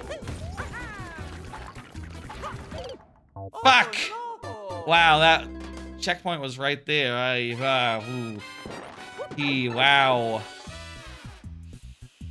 Shit. Maybe I needed that, power up anyway, so maybe that's just, it's fine. Unclear. Anyway, really looking forward to the trip. It's gonna be a hell of a good time. I've been packing I'll say I decided to bring a little bit less than on my previous trip to the shore. I thought about it, and I don't think there's gonna be time to do any sort of stream or anything, or like try to. And as a result, I don't need to bring any of my streaming equipment, and won't be bothering with that. I'll just leave it at home, and I'll hopefully, you know, I'll say like I have room in my luggage technically, but it does expand the space, the space it takes, the luggage takes. And, like, the larger the luggage is, the higher the chance that, like, the people at the gate are gonna go like, oh, hang on.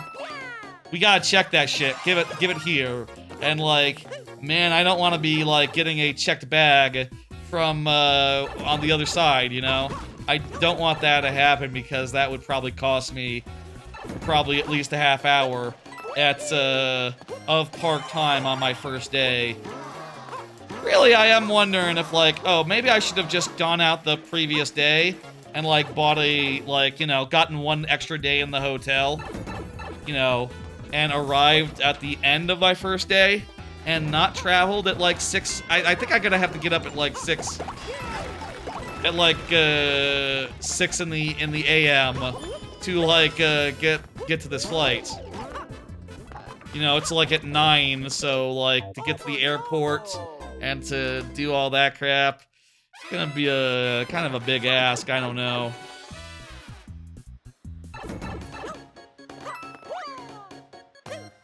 I'm excited. I'll say, I don't think I've ever done Universal alone completely. You know, in previous times I've been there, it's been with family. And the last time I was there, it was with my cousin who I was staying with at the time. And again, I'll be spending some time with her at the end of the trip. But, like, you know, for this whole week, I'm just gonna be soloing it. And for the most part, just hoping that, like, solo queue is faster. I'll say, solo queue can be a little shit. Since solo queue tends to move, like, one person at a time, it can be pretty disheartening, pretty discouraging. You know, you're often waiting in a line, and the line is just not moving because one or two people move through at a time. Ooh, Barnstormer was at Epic last week. It was very hot and crowded, but fun. Awesome. I'm going next week, yeah. Fuck yeah, how was it? Oh, you just said it was very hot and crowded, but fun. How much stuff were you able to do? Like, that's the thing I'm really wondering right now, like, the feasibility of, you know, I'm gonna have 2 days at Epic Universe in particular. I am wondering, like, okay, with an Express on day 1, can I do everything that I want to do? Can I ride every ride? Can I do the 2 shows? Which I have a middling interest in. I'll definitely do Born Supremacy. I'll do that one again, the Born Stuntacular. Definitely will do that one because that one is always worth doing. For what it's worth.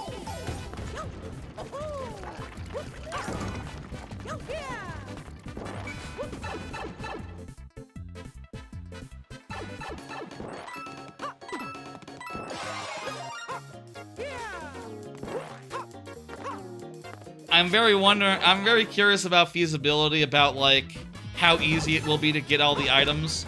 2 days should be plenty at thing. It doesn't work for everything, so you need the time.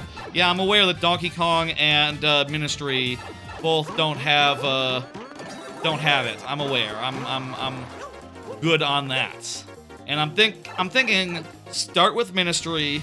Did you do early entry with Ministry? I'm very curious, like, if you do early entry, are we talking like an hour wait? Are we talking like an hour? I am wondering if I can do breakfast at the parks and, like, you know, get away with that. Like, after going on Ministry, you know? Very cool. And you know what? It's 8:03, so I believe we're, this is the end of that topic. I'd be curious to hear more from Barnstormer about his, Epic Universe Day, but I'll say, I feel like I've given it enough thought over the last couple of weeks. I feel like I have, discussed it enough. They let everyone in at 9 a.m., but only hotel guests can go on rides until 10. That's actually kind of cool as a non-hotel guest. If you could just go there and just, get ready to get online and maybe have breakfast there, that actually sounds lovely, honestly. But I'll have the early entry, so I'll get on that fucking ministry ride like right away and hopefully knock it out before it has a 2.5 hour wait.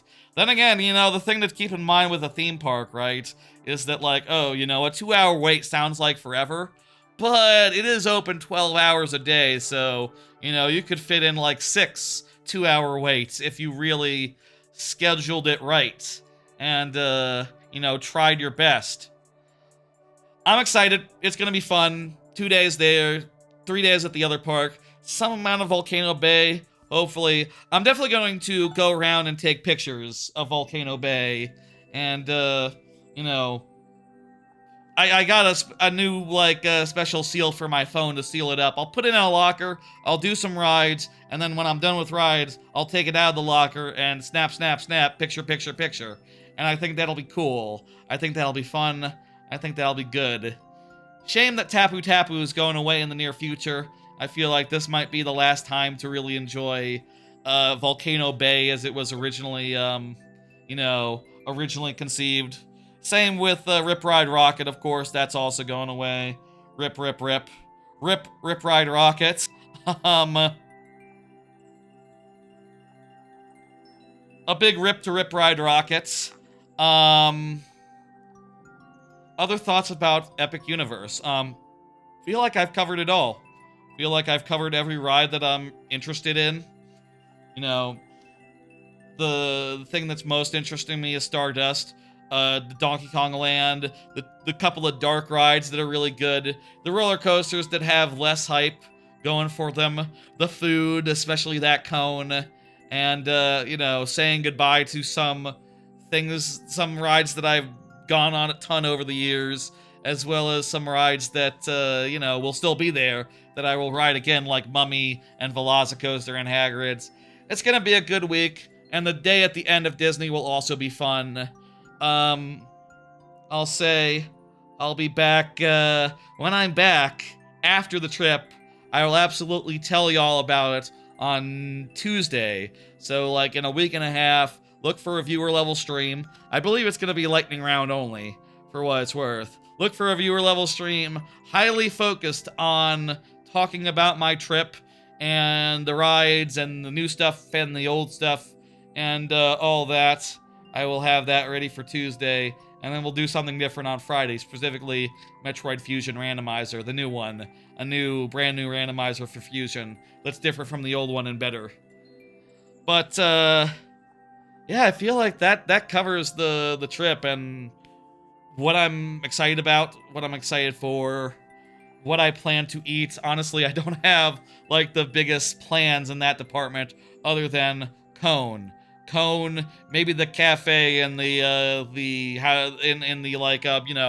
ministry area, the Harry Potter area, and I don't know, Das Steakhouse maybe. I could eat at Nintendo World. There's plenty of restaurants in the main area that are cool. Wimpy's is a perfectly good place if you want a burger and you don't want to wait at the regular parks. I like Confisco Grill or something. I forget the real name of that, but it's Confisco. It's not Confisco's. It's Confisco Bar and Grill or something. I like that restaurant a good deal. I'll probably eat there once. Yeah,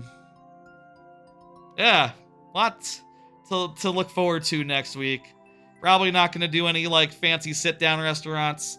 I just don't want to spend the time, one, and B, reservations, with just one person are awkward. My big reserved meal is in Epcot at the end of the week.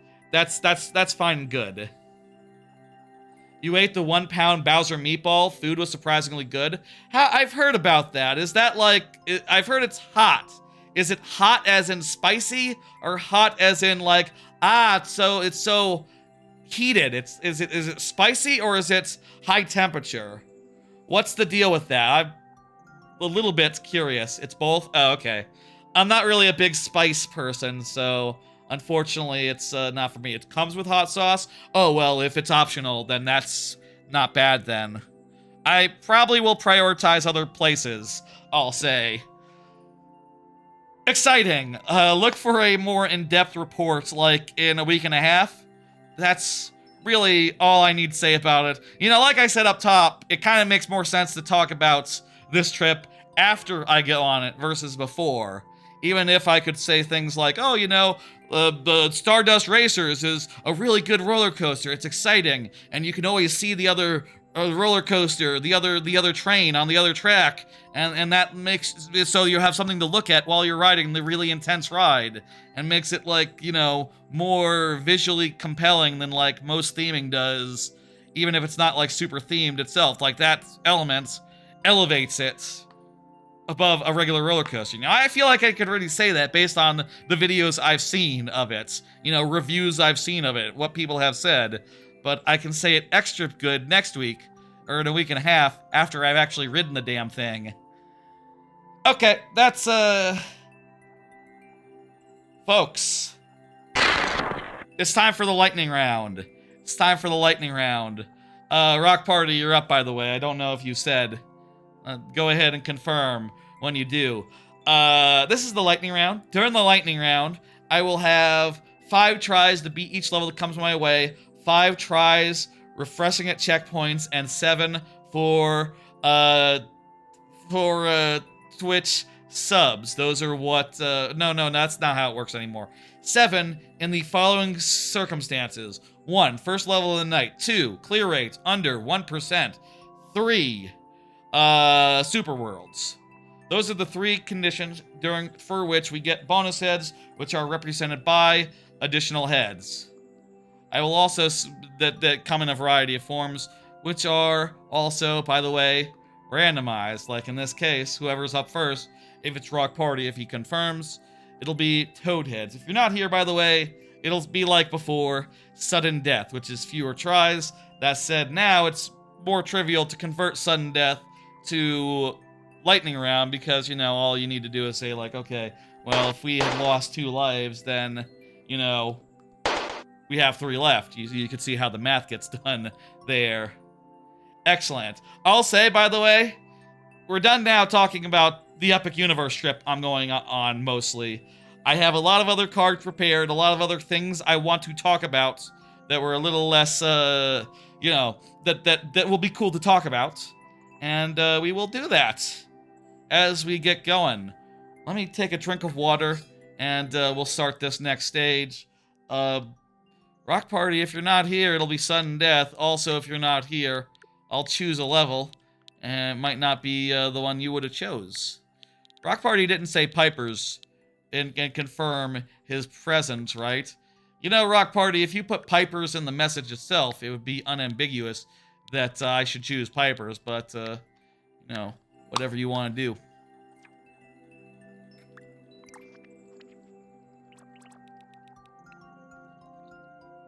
Oh, I got some water on me. Blech. Let's do it. We can do Pipers, or we can try, you know, we never tried the People's Shellbow, I don't think. With the 2 tries that we have, do y'all want to try the People's Shellbow, which is a 0.01% course? Or should we do it Pipers like Rock Party would probably request if Rock Party were present? Let me scroll up for a second. Yeah, it's been a minute since Rock Party said anything. I'm in and go. Let's do it. Let's see the People's Shellbow for like half a second. Oh, don't reach the goal. We can only jump once, and we're gonna have to jump.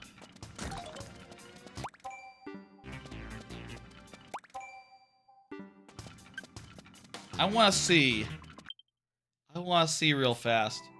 What exactly? What was that on a parachute right at the start? There's a fish bones. Oh, I see. We jump and land on the fish bones, and then we get into the question block, hit the question block. Where the fuck do we go from there? I can't see where we're supposed to go from there. I'm not gonna count that one. I wasn't ready to plow. Oh no! Oh, you might have to do like a... What?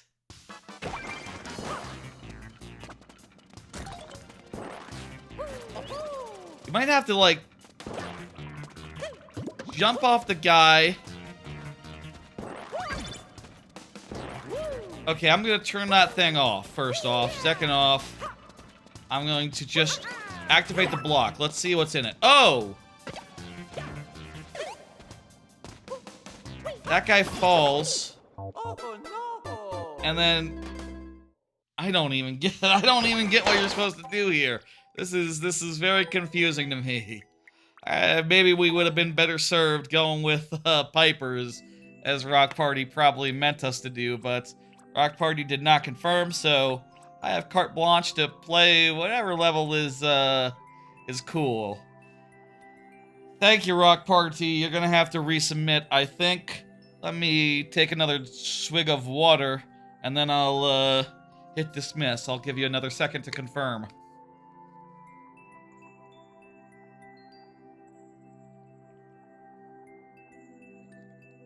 Ah. Okay, let's hit dismiss. It's Freddy Fazbear. Freddy, go ahead and confirm.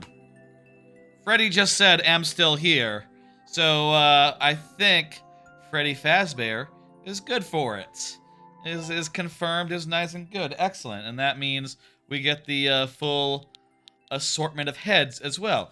Meanwhile, it is time now to do some more cards. I finished Donkey Kong Bananza. I finished 100%ing it, in fact. I got every fossil, got every golden banana, got the whole, you know... I finished it. I 100%ed it, did everything that I could. Fucking hell of a game. So fun to play through, so fun to, like, explore levels and just collect every single last thing. Also, just very fun to, like, you know, when you're doing it at first, and there's just so many things to find. It's so fun to just explore, you know, aimlessly and just find stuff, stumble into stuff.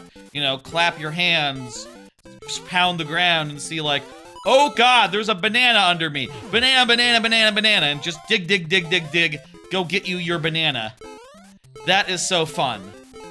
Also, so fun. Wow, this is a long level. This is a long level here.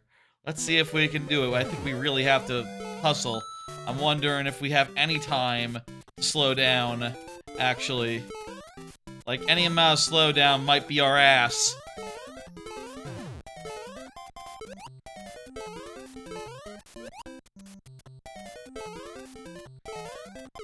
Oh, fuck. Wow. That was pretty decent. Feel like that was the last hill.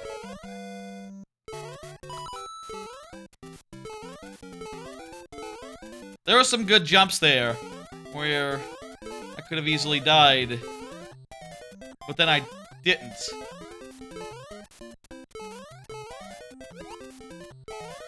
Come on, oh my god!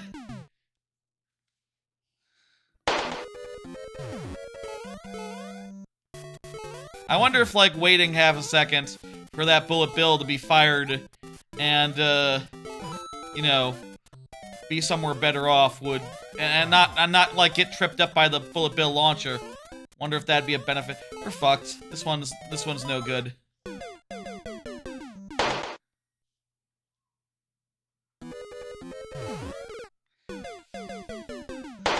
That was a good run. That one. Shit. You gotta jump under it and then like jump. Bah. Dang, we ran out of lives. That was a good one. But 5-2, but impossible by 20 seconds. Man. Man, that's a quality level. It is above 1%, so... Wait, weren't we that was the first level of the light. Did we have 7 there, or do we have 5? I forget, but let me give it 2 more. I'll give it 2 more real fast, just, I'm not sure if I counted right.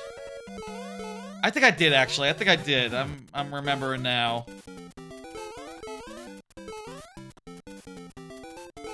I can't 100% say, though, so let's be on the safe side and assume I forgot. This is the safe side. And didn't make much of a difference. Thank you for the level, Freddy Fazbear. Feel free to resubmit. I'll say, levels lost at any point in the stream are not gone forever. They can come back. You can resubmit tonight, another night, whenever you want, provided it's a viewer level stream. The lightning round is not meant to discourage. It is meant to be something that keeps things moving and, you know, is fun. And, I think, it's a fun bit of stakes, you know? It's not meant to be like, oh, well, this level's too hard, we'll never see it again. No, you submit it away. But, you know, it has to wait through the line and all that. Charlie LK8 is up next. Charlie LK8. Let me go ahead and put message in chat. Beautiful. Beautiful. Let's go. Let's do it. Everything good? Everything good tonight? Hope everything's working well as far as the stream goes. Let me know if there's any sort of, like, issues and all that. I think we're good. I think we're good. Here's another card. I restarted Donkey Kong Bananza. That's right. Like, immediately after finishing Donkey Kong Bananza and doing everything in the game, I decided, let's start a new file and do it again. Except this time, I decided to try doing it like speedrun style, if you know what I mean. Like, I used tricks and stuff to bypass huge chunks of a couple of levels where that is possible and relevant. And I also skipped a couple of Bananzas. The snake and the... fuck, I shouldn't say. Spoilers, sorry. I forgot that was spoilers for a second. My fucking mouth. That was 2 quick tries there. Charlie K, feel free to confirm. Let me finish my anecdotes. Finish talking about it. I skipped the Zebra Bananza and the Final Bananza.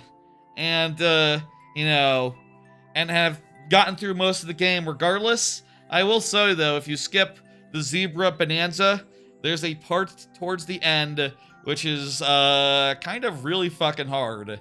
And I feel like, you know, when you look at how the speedrunners do it, it's like, oh, wow, what the hell? First off, they're using a glitch to get through, which, like, oh, I don't know how to do that off the top of my head. You know, second off, like, oh, there's some really specific tech to get around Zebra Bananza not being here. Like, up till that point in the game, it's rather trivial to not get Zebra Bananza. Rather trivial. You don't need it. You don't need it. You don't need it. Easy as pie. Just skip it, and there's no consequence. Until, like, the last seconds of the game, at which point, like, oh... hell. I almost finished it. I'm almost at the end of, like, a second one. Yeah, you have to go back to Zebra as a normal player. Yeah, I am thinking of that. I was thinking, you know, it's like, oh, well, I have a tie that makes it so I can walk on lava. Would that help? And it turns out, no, it doesn't help at all.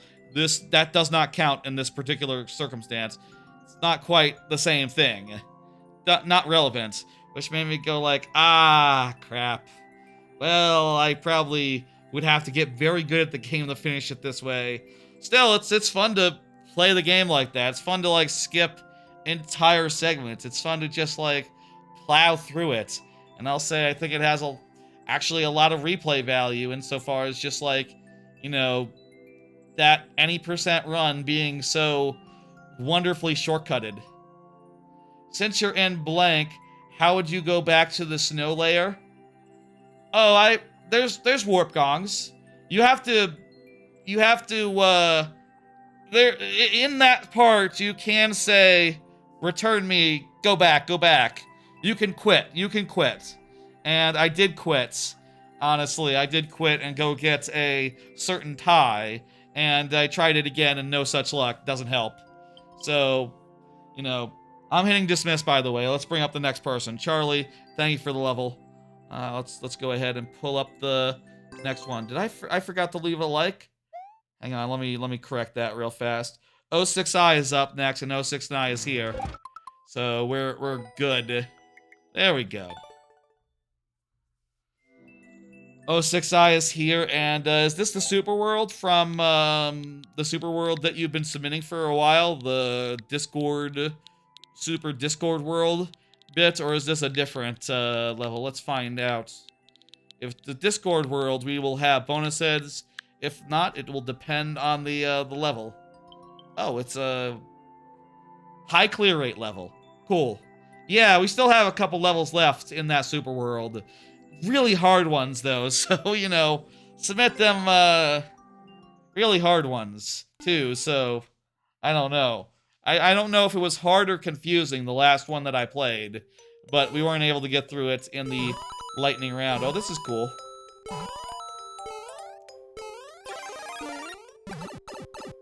I've also been watching a couple of, like, you know, speedruns of, I watched a couple of speedruns of Bananza. It's a really entertaining game to watch, speedrun style. Like, god damn, they, you know, are going through so much. This kind of reminds me of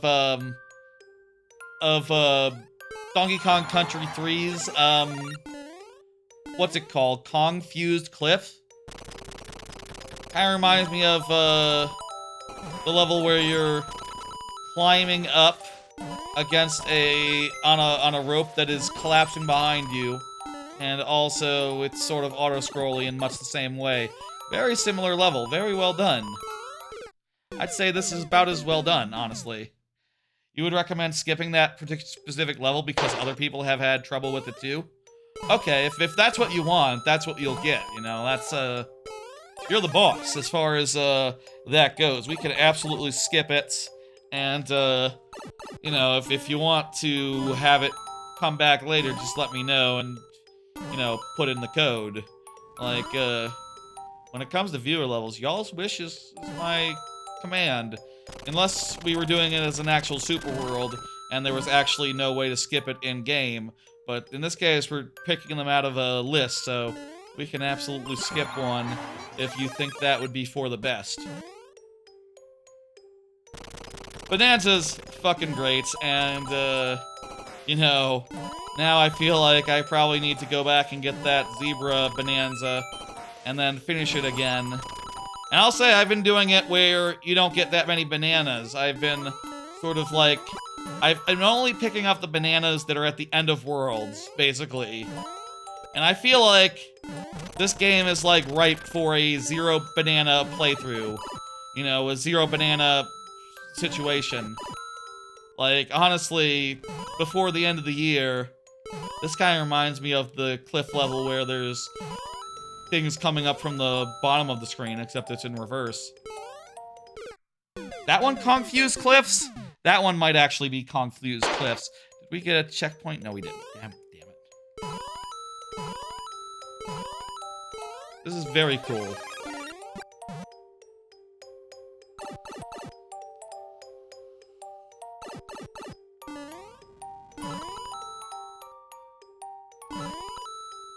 I think before the end of the year, I think we will have another stream of Bananza where the gimmick will be, let's do a full playthrough, zero bananas. Not a single banana gotten. And I'm sure that's a thing that many people have done already, so it's like nothing that interesting, but I think it would be fun, and I would like to play it again on stream because it's such a lovely game. I mean, I'll say, like, typically, towards the end of the year, I do a recap stream, sort of. Not like a recap episode, but like, you know, I go and I play all the Game of the Year games that I'm considering for Game of the Year. And, you know, sort of just spend that stream thinking like, okay, how do I feel about this game versus that game versus, you know, these two games? Like, playing them all back to back helps me put them all in the same, like, put them all next to each other and say, like, okay, seriously, do I like this one better or this one? Let me play one and then the other. And I would really like if around that time, like, instead of Bananza just being part of one of those streams, maybe it could have a whole stream to itself, where I play through it speedrun style, 0 bananas.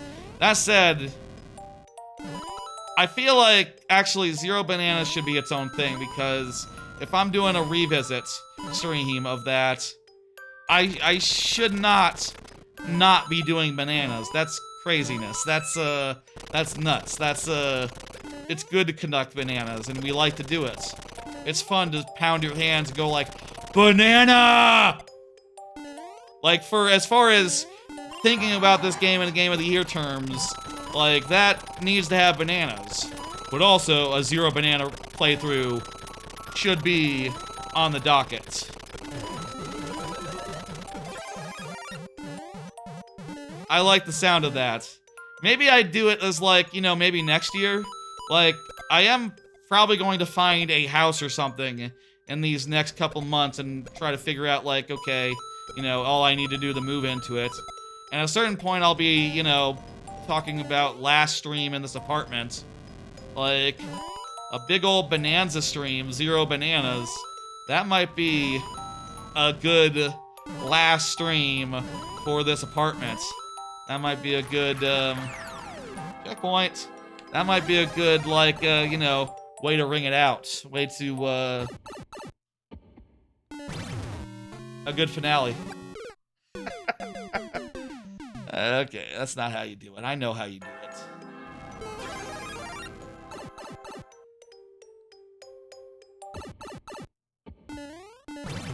That game's fucking great. I need to think and figure out, like, you know, where it stands on various games of all time lists that I have. I think it is top 5, but, like, is it top 1 or top 5? You know, that therein lies the question. Does it beat Mario Odyssey? Does it beat DKC2? You know, I don't know. It's too soon to say. Wonderful game, though. If you haven't played it, I highly recommend it. And, like, let's say you should do it before, you know, what the fuck? Before, things are spoiled for you. You want to play it before you get hit by spoilers, I'll say. I'll say on that topic, I did prepare a YouTube short of me reacting to certain spoilers at the end of Bananza. And I think the thumbnail on that, if, you know, is like spoiler free. So I think I'm good to just post that and make sure that it says spoilers like in the top of the title there, and people will know. Don't watch it if you haven't seen the thing. If you don't know what's coming. You really, I mean, that'd be one way to find out, because it is, like, you know, the way you find out originally, but you should play the whole game to find out. And it's a goddamn good game, so you'll have a great time. That was great, 06i. That was a really cool piece of work. Thank you, thank you. I'm hitting complete and bringing up the next one by Not a Shy Guy. Not a Shy Guy, just did position in the YouTube chat just now. Is good for it. Excellent. You're still here and you hope it won't bug? I hope that as well. Here's another card while I enter this in. I am thinking about what games to play on my Retroid during the trip.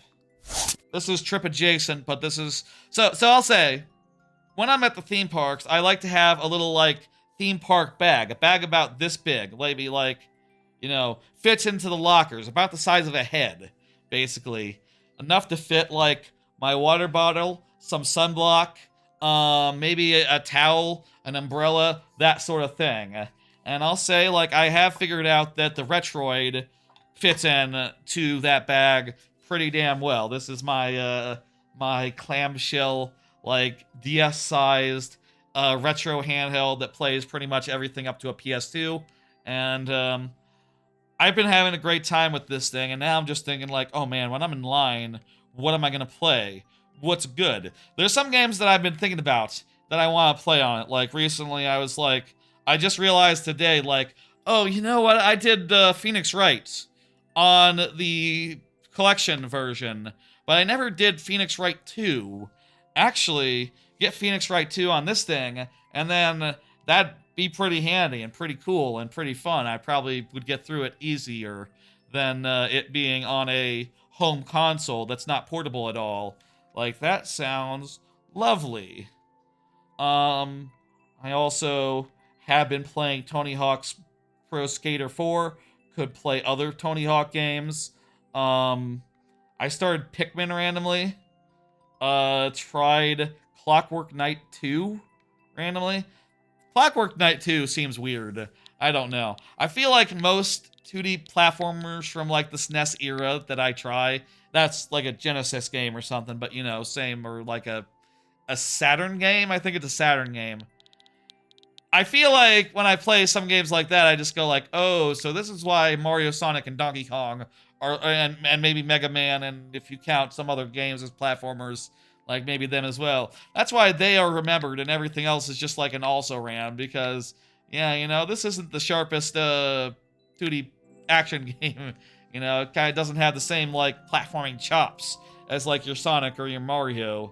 Like, Sonic sometimes gets dumped upon for being all low rent, but I do think Sonic is better than the likes of Clockwork Knight 2, for instance. I started Mole Mania. That's interesting. Been playing Picross 3D. I feel like Picross is a good one for lines, I think. You know, that's the thing, you know, for a line, you probably want something that's, like, not too high engagement. You know, like, Ace Attorney is gonna be fun, but it's probably too high engagement for you're in the middle of a line. You know, you gotta be able to put it away at any time and still feel fine about it. Like a New Super Mario Brothers. I could play through New Super Mario Brothers 2 or something. I actually still have... I've been playing through New Super Mario Brothers on this thing, and I could finish that off. I'm on, like, the last world.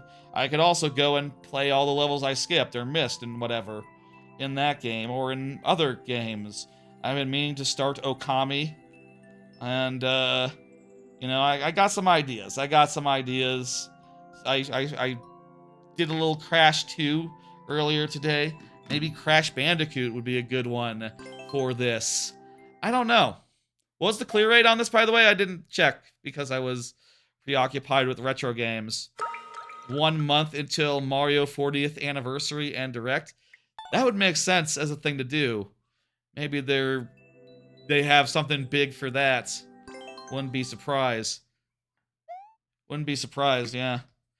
So anyway, got some ideas. Got a ton of games on this thing.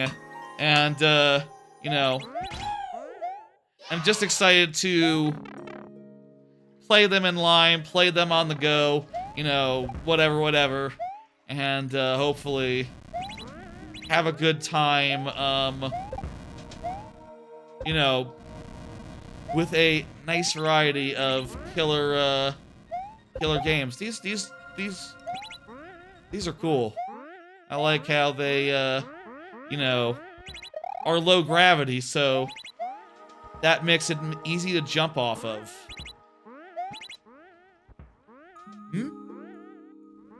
I think we got the bug.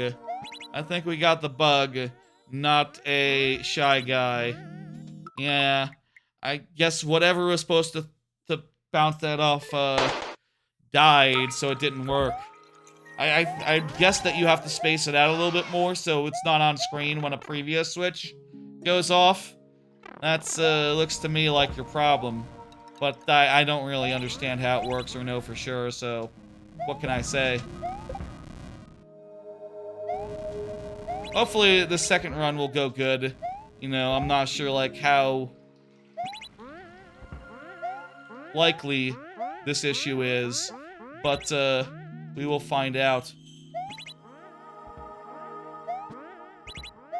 Do we need to, like, ride this all the way up for this to work? We need to, like, jump off at this point?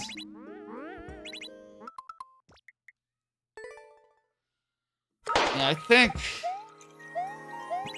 How common is this glitch? Is this a glitch where we're gonna have trouble getting through it in 5 tries? Or... what exactly? Glitches like this, you know, in general, very frustrating. I feel like I should apologize for the game. Didn't happen much in testing.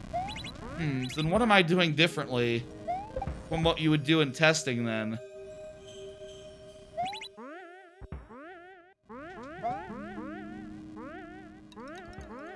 Hard to say.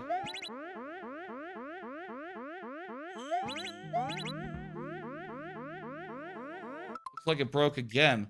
Dang. I feel like something's up with that one. I'm surprised it didn't happen that much in testing. It must be something that I'm doing differently from what you would do naturally.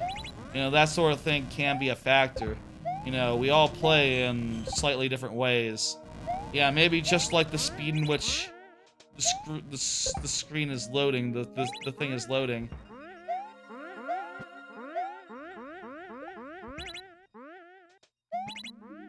Oh wait, did you figure it out? Maybe jump before getting in the thing before. Which one exactly? We're on the last life now. Sadly. I'm surprised. It seems to glitch a lot. Maybe if we try walking.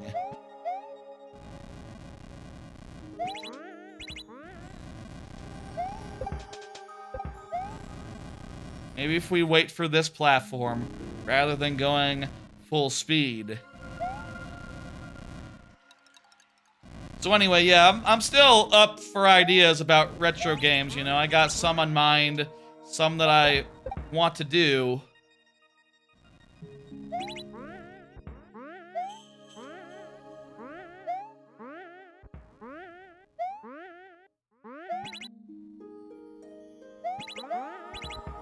Yay! Hey, we got through on the last try. Let's go.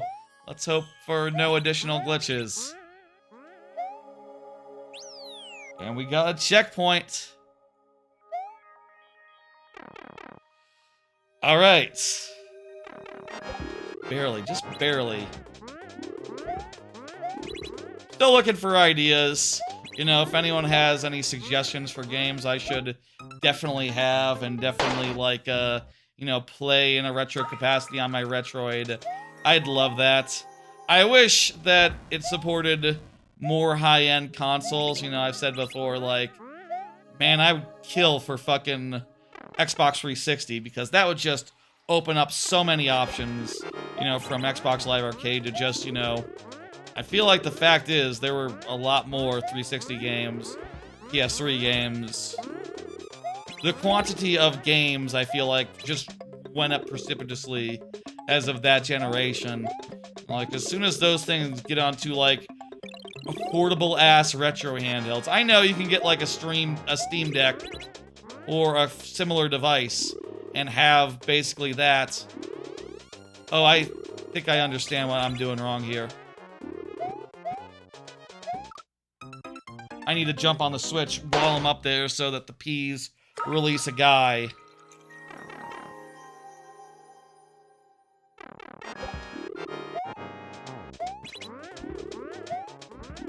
The vines? Oh yeah, the vines will let us climb up there and still avoid the things. Yeah, good. Thank you for the tip. Not a Yoshi. Hey, Mustafa Will? I can do exclamation point add plus that code to add your level to queue. You got 1 try left. God damn this. Here, let me help you. There's how you submit. Please submit it in that fashion. We got 1 try left.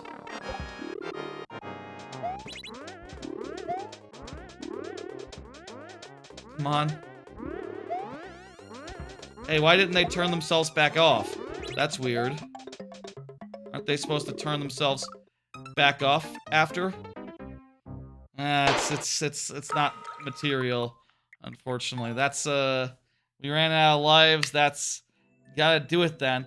That's a cool level. From the clear rate, I expected it to be easier, but a lot of that was the glitch. A lot of the difficulty did come from the glitch, which good luck in fixing. I do think, based on my experiences, I think you still have some work in fixing it. I'm not sure what causes it. I don't really understand the mechanics. Add before the exclamation part before the add. Mustafar. Yeah. Okay. Let me go ahead and hit dismiss. Thank you for the level. Let's see who's up next. Almond Shear is up next. Go ahead and confirm Almond Shear. Put this in chat so Almond Shear can see. I'll tell you, I have an idea, actually.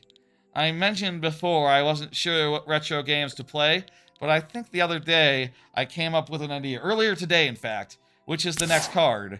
I was thinking, what about ROM hacks?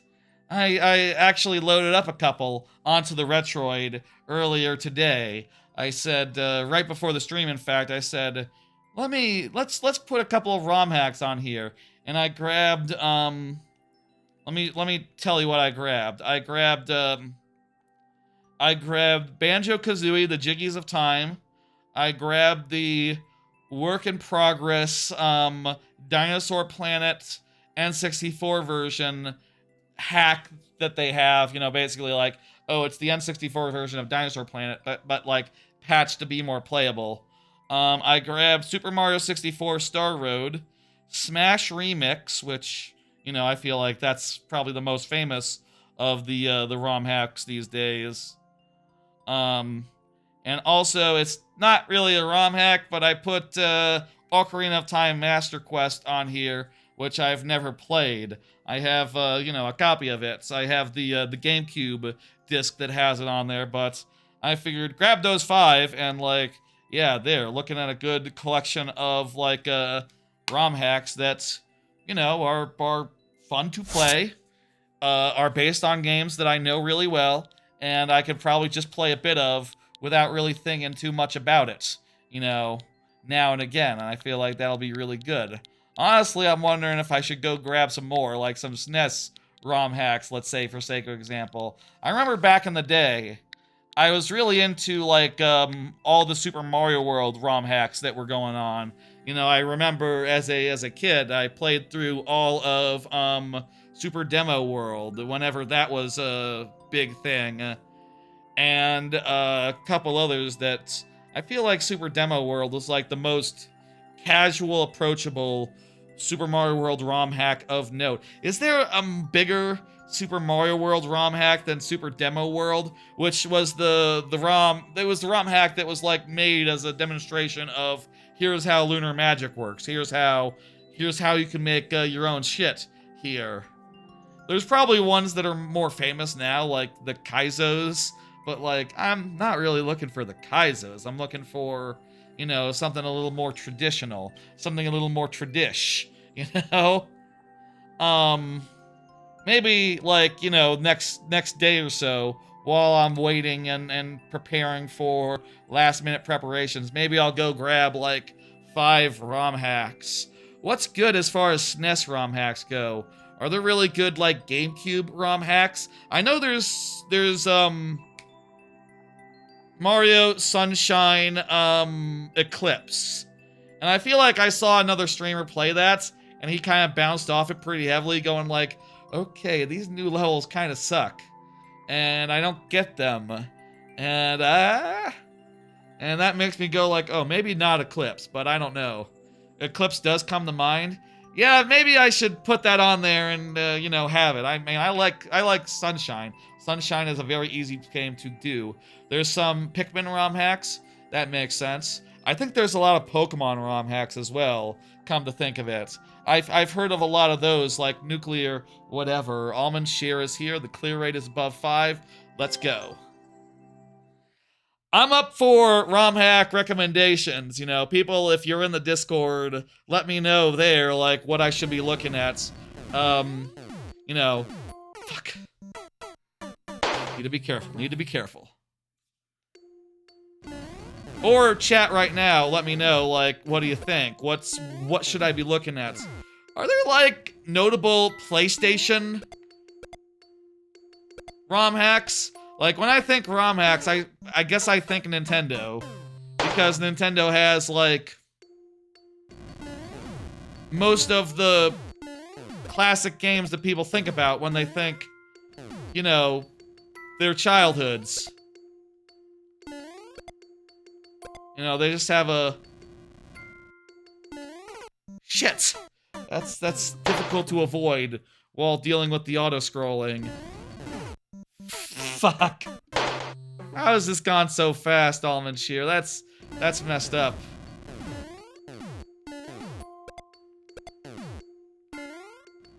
Sometimes the lightning round is fast. If we get a checkpoint, that will refresh our, Hell yeah, okay. We're home free. Oh, we got a leaf. Oh, beautiful. No! Fuck! Cock! I just said we're home free. Video game. Come on. We were home free, though. We were definitely home free there. If I had time to land and jump properly, maybe. Pretty fast auto-scroller. That's challenging, turns out. Damn, those lives went way too fast. That was fun, though. That was a nice one. How far along were we? Were we, like, halfway through? I feel like we were, like, halfway through. Too bad, too bad. I'll say, feel free to resubmit Almond Shear or submit a different level, whatever you prefer. That was a good one. Let me hit dismiss. I think next few days I will look into more ROM hacks. I'll say, I do like randomizers already. I've been doing randomizers a lot over the last couple years, but pretty much just randomizers. Not so much with the ROM hacks. There's that one that makes it so it's like Pit of 100 Trials, but it makes it more of a roguelite. I could see that being interesting. You know, the 1,000-year door for 1,000-year door. I feel like I'd like to have one ROM hack per game, so maybe not like, you know, 5 Mario World ones. That said, maybe I just do 5 Mario World ones for SNES, and then see if, like, oh, you know, Game Boy or GameCube, if there's any at all, like, other than Eclipse, I'd take what I could. I'll say, with this device, I like to add games to it in increments of 5. You know, like, oh, 5 GameCube games, 5 N64 games. So, like, if I find some hacks, some ROM hacks, I'd like to get 5 of them at once and put them in a folder called hacks, separate from all the other ones. I'll say one thing that is difficult about it is that when you scrape for, like, you know, in this, it puts, like, box art on every one of the games, and it scrapes the internet to do that. It's a little more confused when it comes to, like, games that don't exist. That said, Smash Remix and Star Road actually do have box art on the scraper thing, but Last Impact didn't. Mario 64 Last Impact, so I said when I saw that, like, oh, well, I'll go with Star Road then, if the system will recognize it. I would like these box arts to be correct. That said, I couldn't find one for jiggies of time. I feel like the latest update of like Emulation Station might have a system where you can customize these directly and be like, oh, here's the box art for this crap, this game that doesn't have one on the thing. I guess you could also just like populate it on the site that it scrapes it from and make sure it knows where to find it, but I don't know. Did I say... I believe Lol Guru is up next, right? And Lol Guru has been chatting, is good for it. Okay, I think, we're doing it then. Let me type this in. Any other thoughts about ROM hacks? I'll say I did play a little bit of Mario Brothers, of Super Smash Brothers Remix before the stream, which might be a decent game to mess around with, you know? Smash-type games are always fun to just play idly, even if it's not against people. You know, just like playing around with the moves and getting a feel for the physics and the handling and all that. It's nice and kind of can be brainless in a good way. I was considering doing a stream of that sometime, like, oh, well, let's check it out, but really, if I don't have a guest to play with, that'd just be weird. I feel like, yeah, no, I should probably, if I'm checking out Super Smash Brothers Remix on stream, it should probably be a multiplayer stream. It should probably be me playing the game with someone, and that seems like a lot of work. I mean, N64 games, how do you even, like, is it, like, it should be simpler now. They should have figured out a way to make it so that, you know, you can do those online more easily now, but I don't know that I've seen any such. As far as I'm concerned, it still seems as hard as it was, like, 20 years ago. Also, hint. Bounce it off your head. Okay.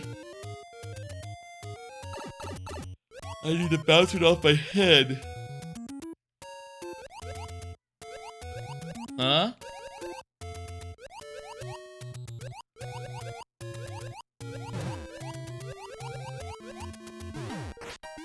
Okay, that worked. Perfect. Beautiful. 1P was enough to get onto the thing. Very cool, Lol Guru. Very cool. Okay. I still don't know what exactly the genre Uno Mas is. Does that just mean... I know Uno means one. Does that just mean, like, one thing? You just have to do one thing and you're good? One thing, maybe, is what it means. I really don't know, but cool level. Very nice, short and sweet. Uno was a glitch that wasn't intended in the game. Uno Mas means a glitch that wasn't intended in the game? What's the etymology of that? I know Mas is like... Isn't Mas... I'm thinking of Taco Bell, like Live Moss? Live Moss? Is that the catchphrase of Taco Bell? I don't know what it means, actually. I guess, like, even literally, I don't know what it means. But I also don't understand the thematic... Or the not so literal. Why does it mean that? Not so literally. One more. It does mean one more. Okay. But why then? Doesn't matter. Let's play this one too. Turkatron's level P-Switch Jump Master's Course. You don't know where the original term comes from, but it's used to describe a level that exploits a glitch in some way. I feel like bouncing head is not really that much of a glitch, but, you know, I would probably be hard-pressed to say it was intentional behavior. Oh, Jesus. Oh, Jesus. What's the clear rate here? I didn't check the... Did I check the clear rate? Was it high? It's above 1%. Oh, boy. Let's do it. Last thoughts on ROM hacks. We'll look into it tomorrow. Like, I got one more day before going to Universal. That's enough days. That's enough time to, like, you know, do some research and things of that nature. So you really have to go under here. How... Okay, we got through the first fucking jump. It's not enough.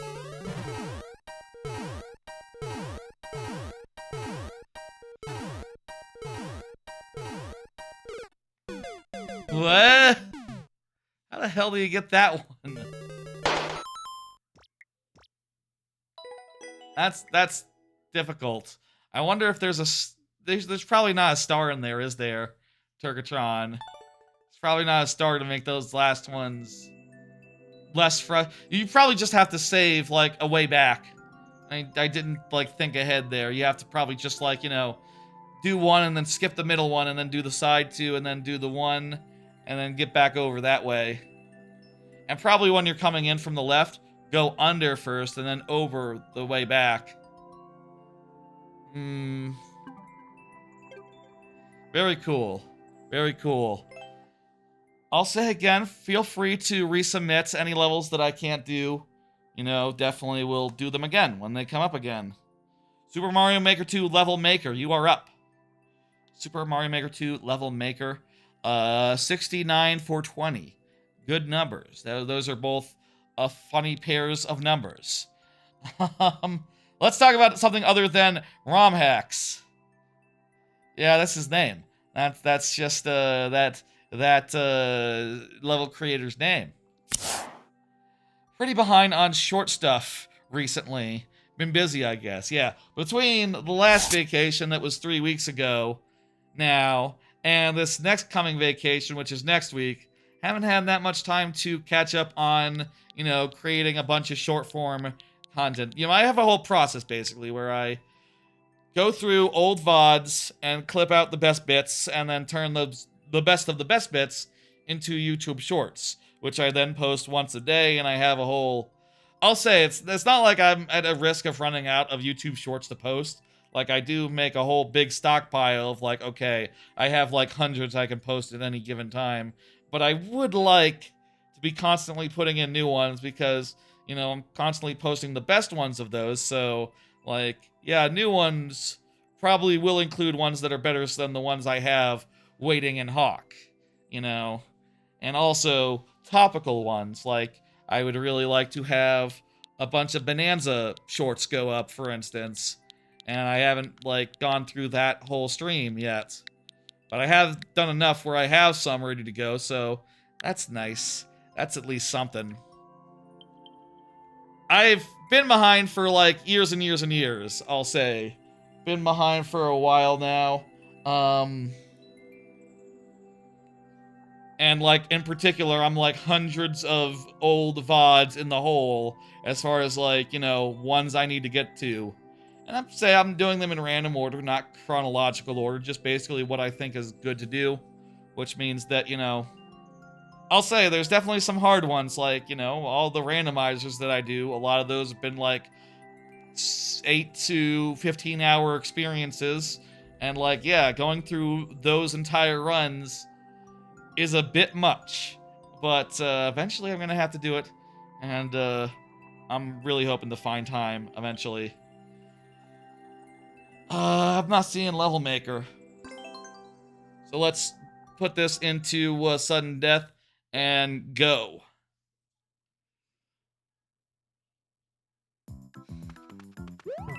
It's hard to find time to do that dumbass work, you know? I'll say one thing I have been thinking about recently that probably would be a good idea would be if I just had a button on my stream deck, a hotkey, you know, that's basically like, oh, hit this button and it makes a marker in the Twitch VOD. And on the Twitch, if there are such markers, I can do like, you know, hit that button every time there's like a really clippable moment, and then, you know, that would probably really make it a lot more efficient to go through these VODs and pick out the best moments versus just like having to find them the hard way. Just listening to what I'm saying, going like, okay, this is an anecdote. This is not gonna be a very clippable moment. Okay, this is a funny death, funny death. We got a funny death here. Very clippable, there we go. This is a poignant analysis of the gameplay mechanics of the game I am playing. Okay, that with good editing, that could be a short. Sure, why not? There's a point being made here, and that's something. Let me hit complete. Get that level out of there. Thank you, level maker. Next up is Supernova, who just checked position, is here. Confirmed. Very nice. Anyway, the short form stuff coming along. We'll work on it. I think maybe part of what I'll try to do tomorrow is, like, finish up that Donkey Kong Bananza VOD so that, like, some hot and topical Bonanza content will happen. And I'll tell you what I've been thinking about recently for, like, you know, I'll say, like, for the last... One of my more recent things I did was go through all the playthroughs of last year and clip up, like, their first, their second, their third VODs, like, all in a row.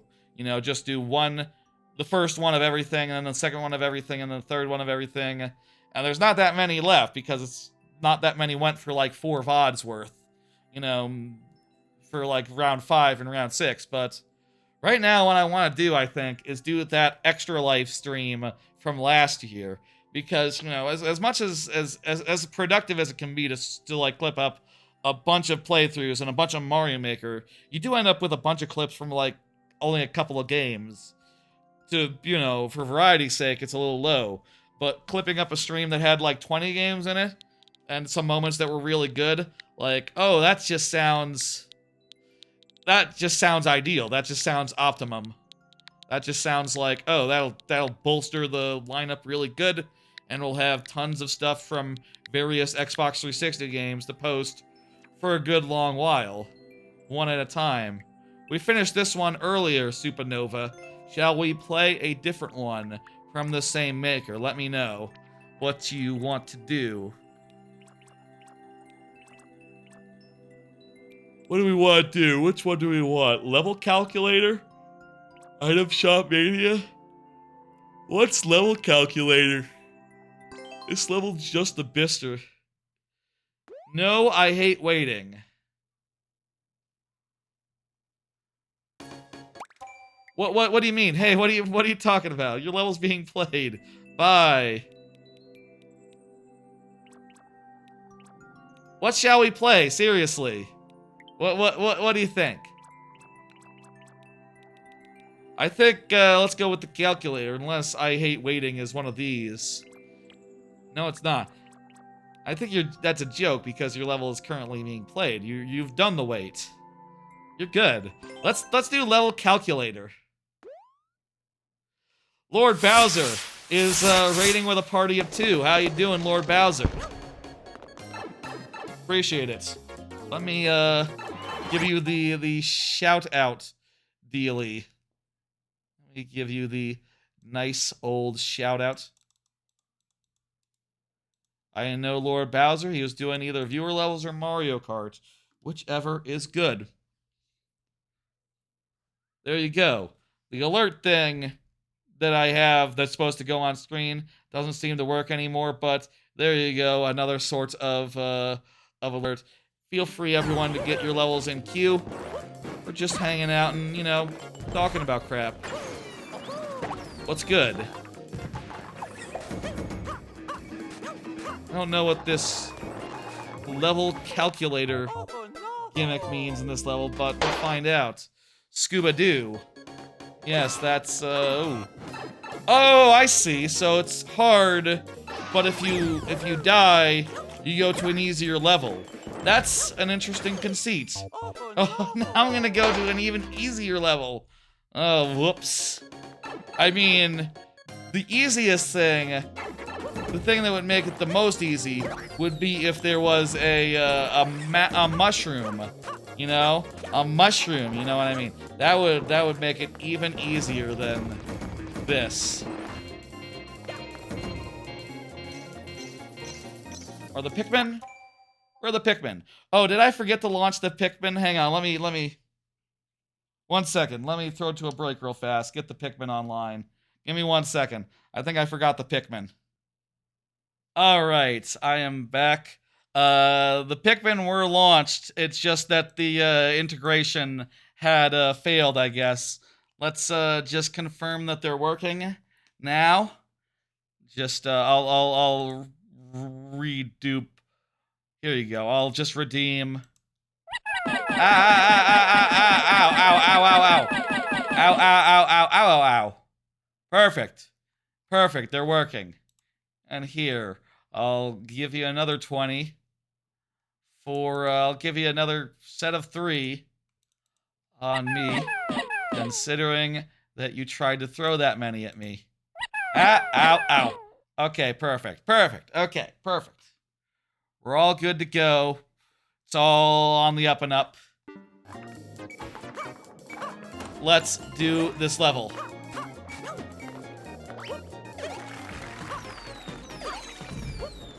Fun concept, fun idea.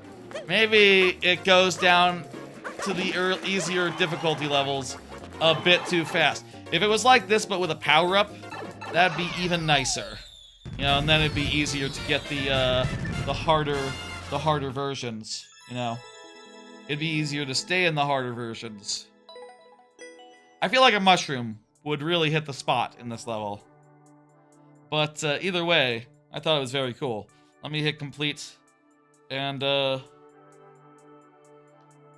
make sure that I have my mouse on the right thing for the YouTube side, but it's cool. Let me hit 1 and bring up the next one. I do believe it is Freddy Fazbear.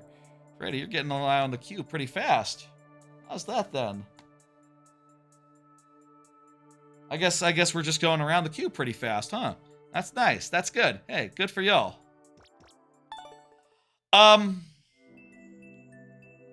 In another stream-related topic, Freddy Fazbear says still here. Excellent, excellent. In another stream-related topic, I will say, I'm thinking about moving the Tuesday streams to Monday soon. I said previously, last week, that my workplace is changing to full-time in office pretty soon, and that makes it so that there's no difference between a Tuesday stream and a Monday stream. You know, previously, I worked from home on Wednesday, so doing a stream on Tuesday just makes it so, like, you know, it's easier. It's easier to manage, like, the next day. But now there's just going to be no difference. So, might as well move back to Monday, which I was on for, like, ages before getting this new job, like, a year and a half ago. So, 1-1, but you need to solve. Interesting. Clear rate is above 1%. Let's do it. Thank you, Freddy. What does it mean you need to solve? Thank you, Lord Bowser.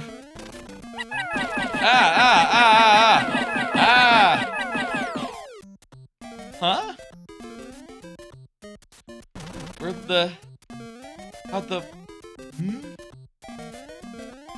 Where's the ending? How can you hide the ending like this? This doesn't seem like it should be possible. Very strange. Am I supposed to, like, get off screen somewhere and, get over? Undo everything. Start over. There's a Link outfit. What can the Link do that nothing else can? Bombs? You know where the pole is. Ah! I think I got it. I think I know. With Link, I can stab the ground. And if I can touch the pole through the ground, maybe that,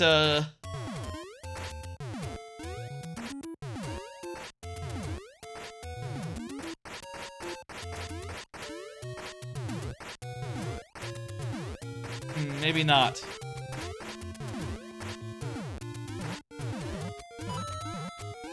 Good theory, but doesn't seem to have panned out.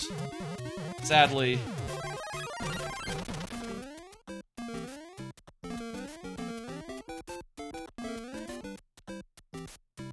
Pole should be, like, here. Right? With, like, enough room for the castle walk. But how the hell would you even... I think it's Link, but... then you'd have to do it with... I really don't get it. I don't want that. I want this.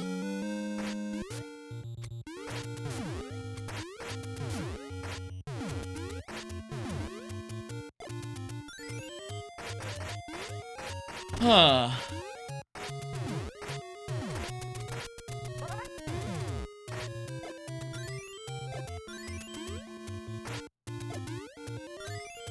Yeah, thanks for the holiday wishes, by the way, Lord Bowser. Yeah, going to Universal next week. It's gonna be fun. Mostly talking about other things now. Talked about Universal a bunch up top. Just, you know, feel like there's a limit on how much I can talk about it before I go. Like, I'm gonna talk about more after I go, I think. And I'm really looking forward to that. Oh, what the hell? I found a hidden block. What if there's a pipe or something up here that we can go to the subworld through?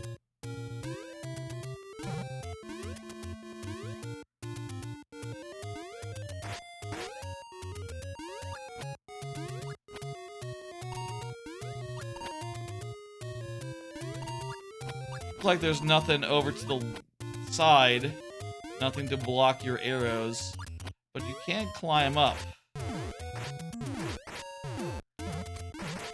I don't get it. I'm drawing a blank here. Maybe we need to expose the pole. Oh, I know. We expose this. And now we have...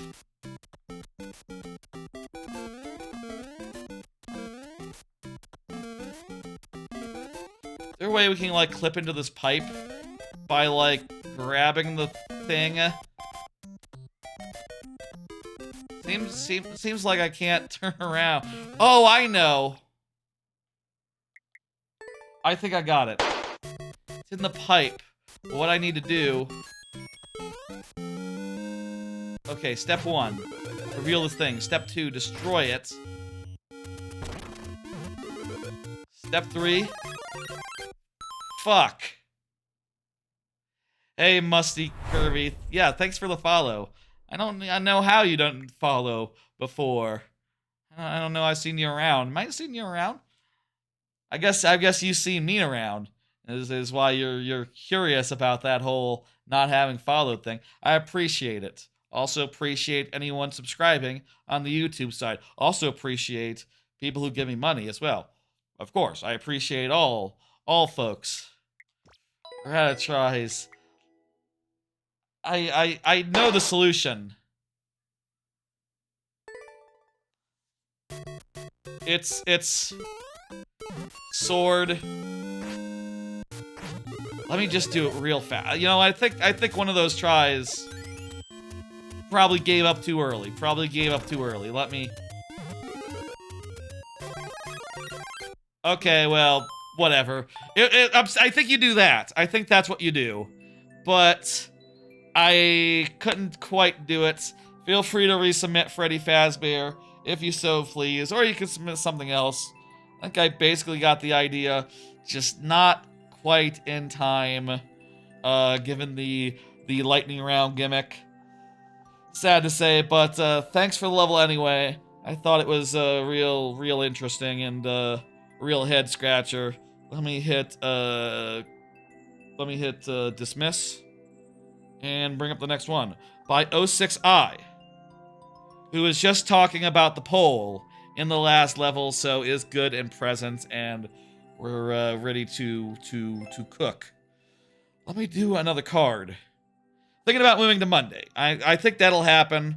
I feel like, let me finish my thought on the previous card, actually. I'll do that. I'm thinking moving to Monday will be the right choice. I feel like after the weekend, I am ready for another stream and ready for it sooner rather than later. Also, when I do a Monday stream, it's much easier to do a Thursday stream because I will have 2 days before, 2 days not streaming before Thursday arrives, and that makes it easier for, prep to happen, to be more in the mood for a stream versus now, Tuesday, if I do a Thursday stream, it's like I only have one off day between this stream and the next one, between the Tuesday stream and the Thursday. That also, and moving it from Tuesday to Monday means there's more time to prepare and come up for things to talk about on the Friday stream. More time for things to happen between one stream and the next. I feel like that would be generally a good thing. So, yeah, that's my thought right now. Probably, like, in September, let's say, probably we'll be shifting to Mondays instead of Tuesdays. Maybe, like, after I finish off all the rare replays, like, maybe it'll be a thing where it's like, okay, let's finish off that gimmick, and then once that gimmick is done, Tuesdays is done, Mondays will be the thing. Let's do it. High clear rate, let's go.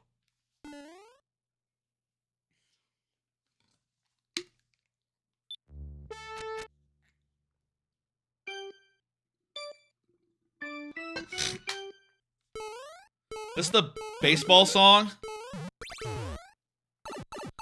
It's something. Concert.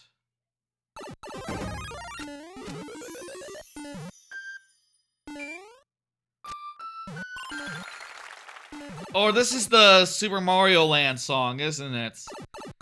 It's like...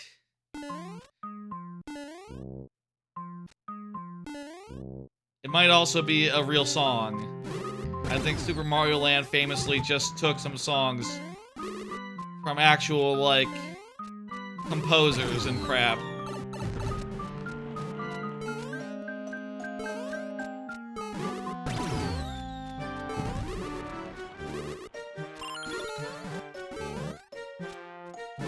Like some Fantasia. This is like some Fantasia type stuff. What is this? Magic Koopa's Apprentice. Right, yeah, okay, so this is literally like out of Fantasia. Isn't it? This is like based on Fantasia. I know what it is.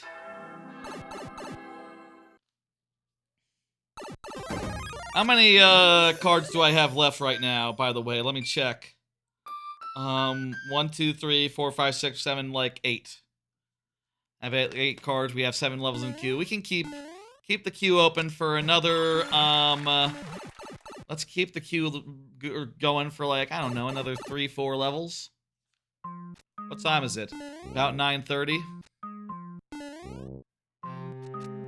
Yeah, let's keep it rolling. I think get through the next 4 cards, let's say. And then we'll think about closing the queue and going to last calls and all that. I think that sounds like a plan. Does this seem a little slow paced to you? Like, I feel like it should have a higher tempo. But also, I don't know the song. Maybe I don't know the song, you know, I'm thinking Fantasia. Maybe it starts this slow and gets faster later.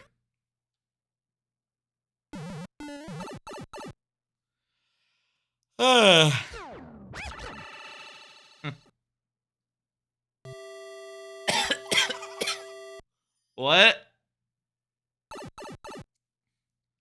Weird ghosts. Checkpoint refreshes. That was probably a bad... Definitely a bad move. Releasing these spike tops has not been a good move so far. Now this is more what I remember. The part where the buckets are all going and the mops are all doing their bullshit. The part where it's like, oh, Mickey Mouse is just like, you know, mopping normal style. No one thinks about that part of the song. Isn't it like based on an actual like classical music thing?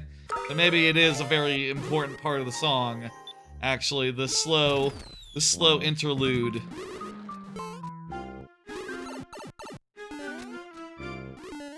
Too many mops! Too many mops. I guess these are the mops. I've never used a mop. I don't own a mop. Do y'all own a mop? I don't know what you would use a mop for. Shit on the floor. if there was like a bunch of shit on the floor, I guess you'd use it for that. I don't know, I got sponges. Sponges work for shit on the floor. Probably depends on the quantity of shit, you know.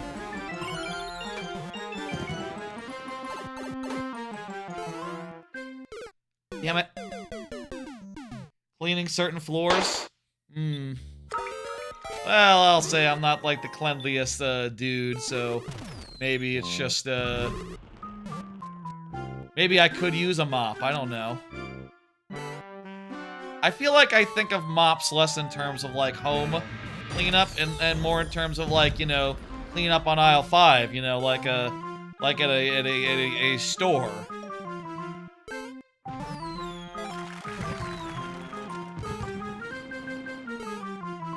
I guess, you know, hey, probably fine to, like, hand clean up a little bit of shit on the floor.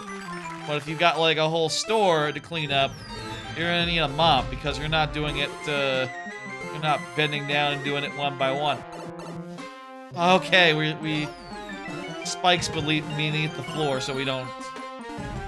I was just dead for a second. That's cool. That was a really cool level.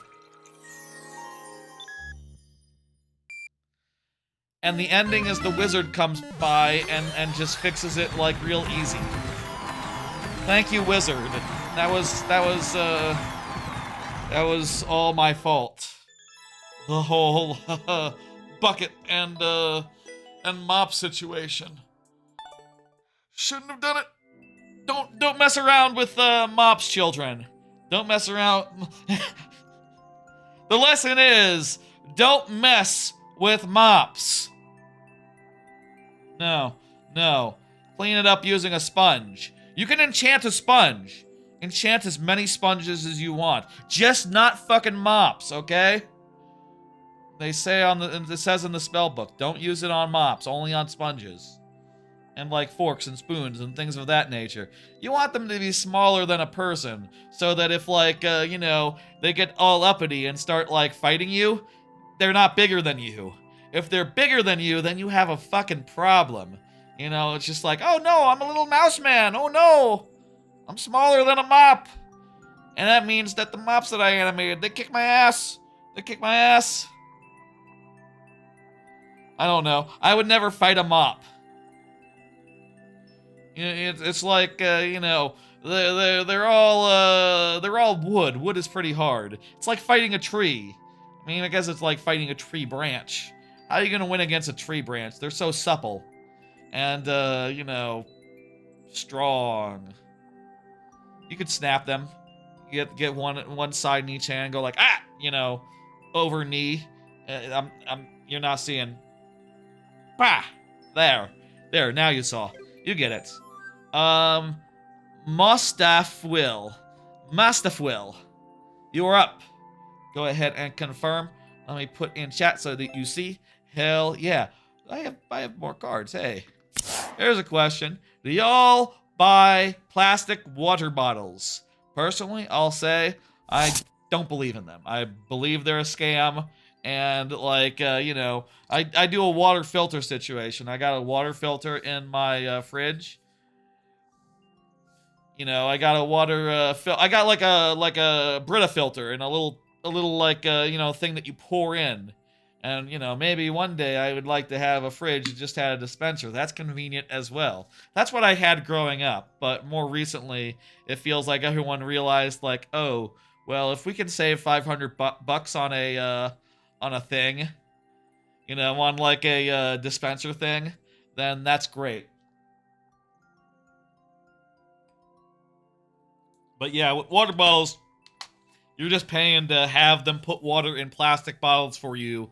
And like, you know, it's not much better than the water you can filter from the tap, either with a Brita filter or... Honestly, like, I did watch a thing about water bottles on YouTube, and they were saying, like, most tap water is good to go in this country. Most tap water is absolutely drinkable. With some exceptions, you know, for, like, bad places, unfortunately. I say bad places. You know what I mean. Like, places where the government has dropped the ball. The code didn't work. GHI? There is no I. There's only one. This code must have will WM6 8HJ GHI, but I is not a thing, so it must be, it's either a J or a 1. Or it's invalid. Must have will. I can't, this code, it's not workable. What's going on here? GH, yeah, this is as close to right as I can get. I use water bottles, you know, like these ones, like the one I'm using right now. What about GHL? Ooh, good idea. Good looking out. That might be it. Nope. Good guess, Mushy Kirby. Good guess. Unfortunately, no. I use bottles like this one, you know. Specifically, this is a Zojirushi insulated mug, which is really nice and, you know, keeps the water and the ice cold in there. But yeah, I really don't care for bottled water. I don't, that's probably a good deal. I don't know. Zojirushi is a good brand. I like them. Wish they made more colors of thermos. You know, I like to have different colors whenever I throw one out and get a new one. You know, but oftentimes they only have, like, 5 of them. I mean, I guess maybe it's silly to expect, you know, I don't know, they're as successful as, say, like, Stanley or whatever that's making, like, hundreds of variants, but, you know, I like them. That's what I stand by. Maybe a T. That's another good suggestion. I think, though, there's certain characters that can't be at the end of codes. I'm not sure I've ever seen T at the end of a code, but I don't know.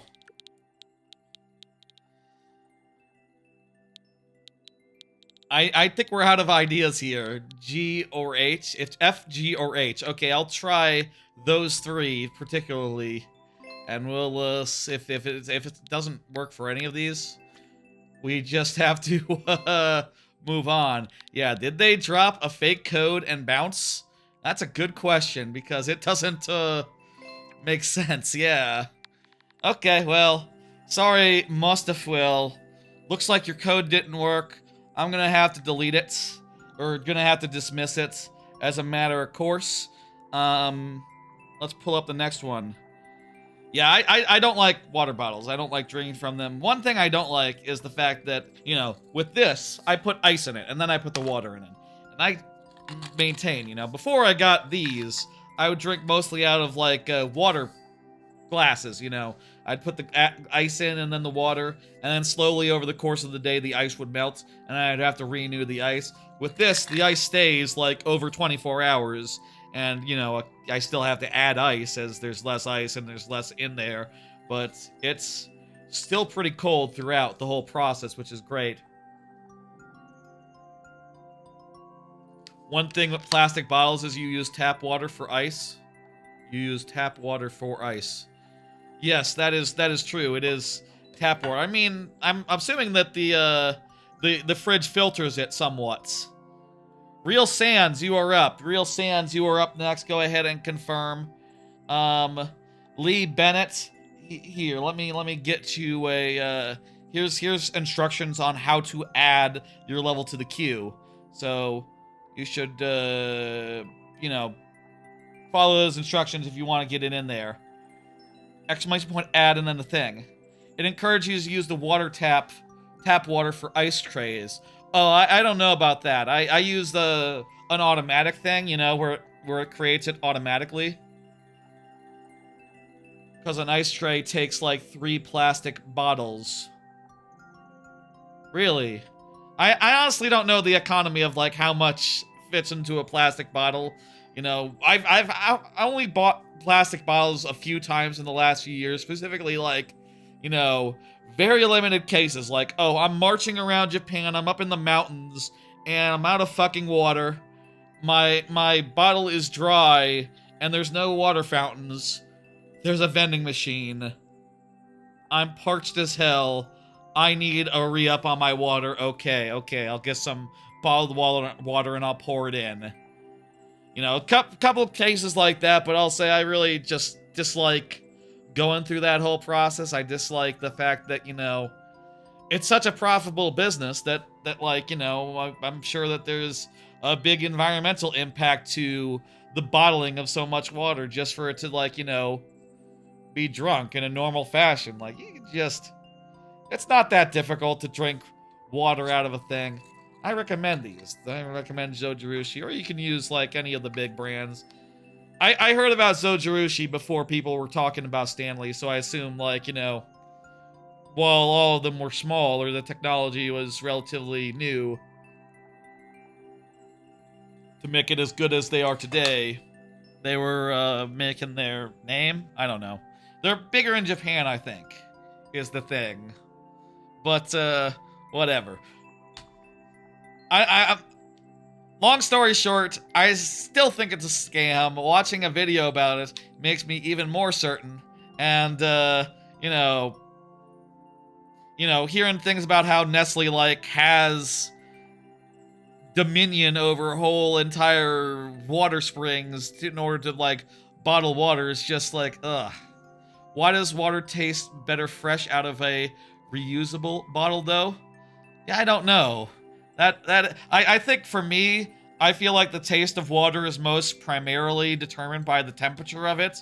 So that's why I fill this thing full of ice before I put in the water, because it's the most important element. Like, it needs to be ice cold.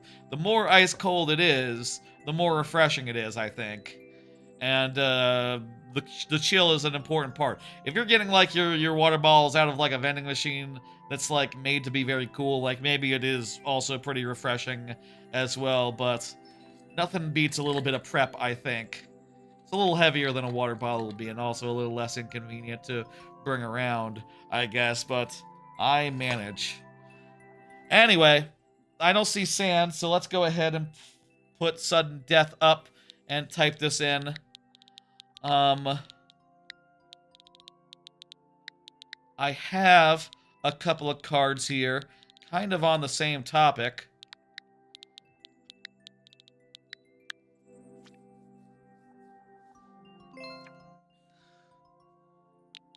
What's up with this one from Real Sands?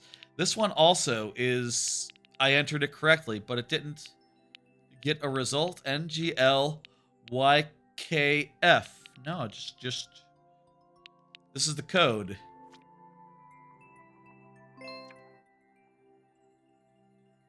Lee Bennett meeting Freddy again. Yeah, Freddy's here on the YouTube chat. A lot of, you know, it is the case that, like, I'm sure if there's other viewer level streams going on YouTube, there's not that many of them, and maybe you end up seeing the same folk across the board. Yeah, I'm thinking Real Sans hasn't confirmed. This code doesn't seem to work. Yeah, we gotta audible. Keep it rolling. Sans, I'll say, Sans, if you come back and have an actual code for us, I will give you, push you to the top, you know, but you gotta have a working code for us, buddy. Let's go ahead and do Almond Shear, who just said position. Perfect, you're here. And tell you what, after this one, I think I have a couple of cards that can all go at once, honestly. So why don't I just pull, like, 3 cards at once and talk about... I basically got a little bit of web browser catch-up to do. This is a Keevil, isn't it? This is a Keevil? Is that a thing? Iggy's Blue Airship. Oh, this is the one we were playing earlier, is it not?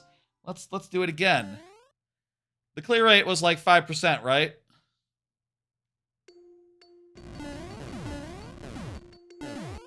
Nice, this one was cool.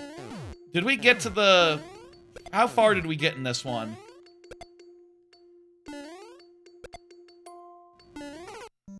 Not very far, right. This was not the one where we got to the Wendy. This is the one where we failed out a little bit sooner. This is kind of a similar part, though, where you have to, like, ride the bullet bills across, but it's not... I think the other one was, like, a low-gravity... Fuck!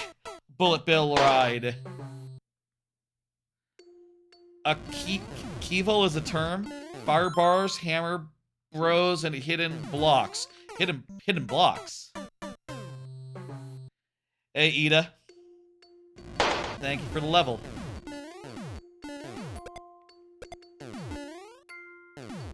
Okay, okay, relax. We're all good.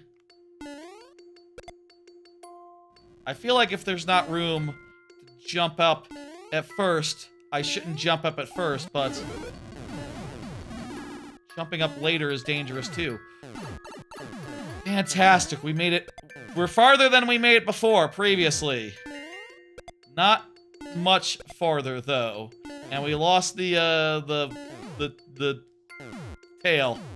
Don't know why I'm gesturing so wildly to say tail. I mean, I can't, like, I can't gesture around my posterior because I'm sitting down and, you know, you can't see my butt right now. So it doesn't really work to, like, do a... Oh, what the hell? I hit an off-screen cannonball? Oh, that's screwy. I believe we're on our last try. That was a good solid attempt, though. I think if we wait a little bit, those off-screen cannons will go on-screen, but only if we wait a bit. Hey, maybe we get there. Maybe the key is we get there with, like, power-ups to spare. Last try. We're gonna make it count, folks. We got this. We got Tanuki.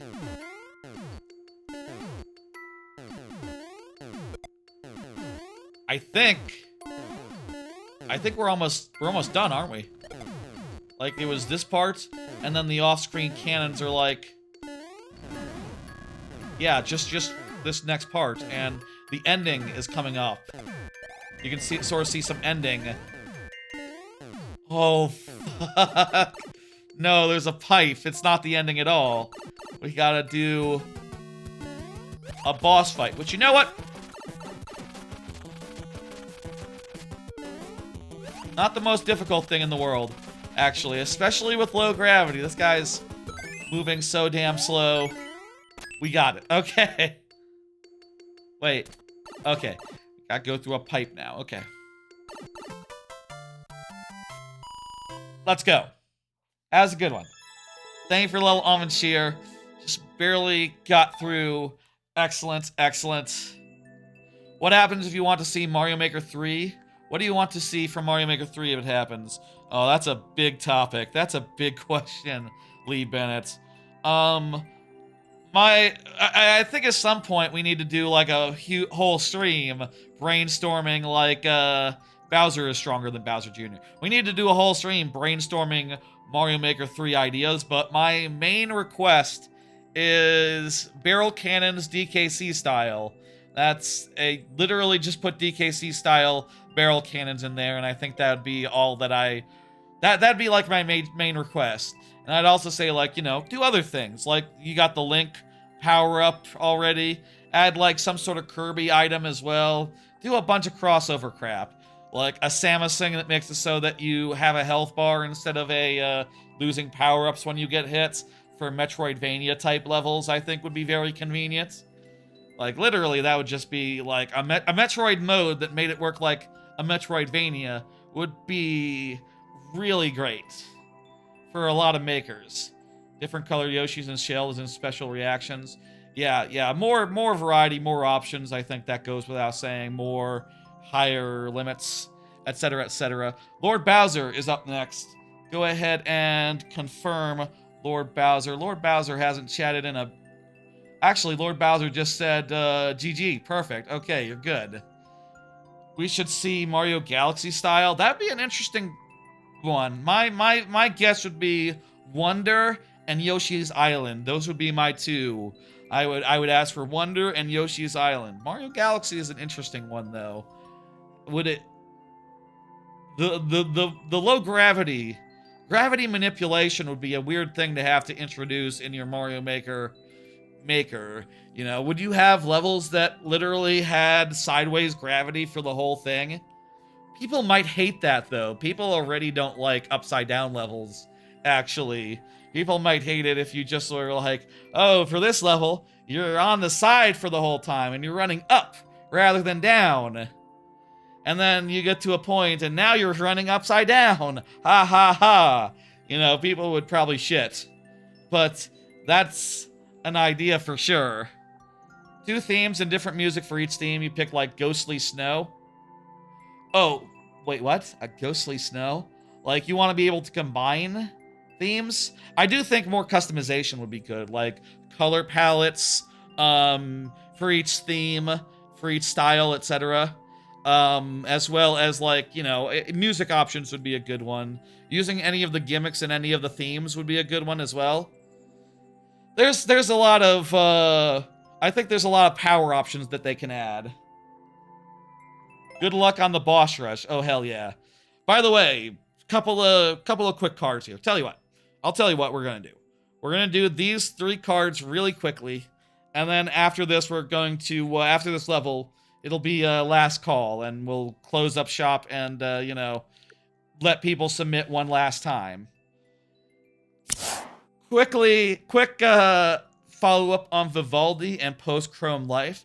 I have stopped using Chrome for the most part because they blocked ad block, so I switched to Vivaldi, which has been nice in some ways. Like, I really like the note-taking capacity that it has. It has, you know, the fact that I can have my notes in my web browser and that's synced across all my devices is pretty slick. And I like that. I do think a lot of the different things about how it works versus how Chrome works mostly rubs me the wrong way, generally. Like, say, for instance, when I do a new tab and it's a different, you know, a different new tab screen, you know, that's just a little bit more awkward. I'm not feeling it yet. And there's other things. Chromium Edge, post-Chromium Edge. Post-Chromium Edge. Like, isn't Edge like Microsoft's browser?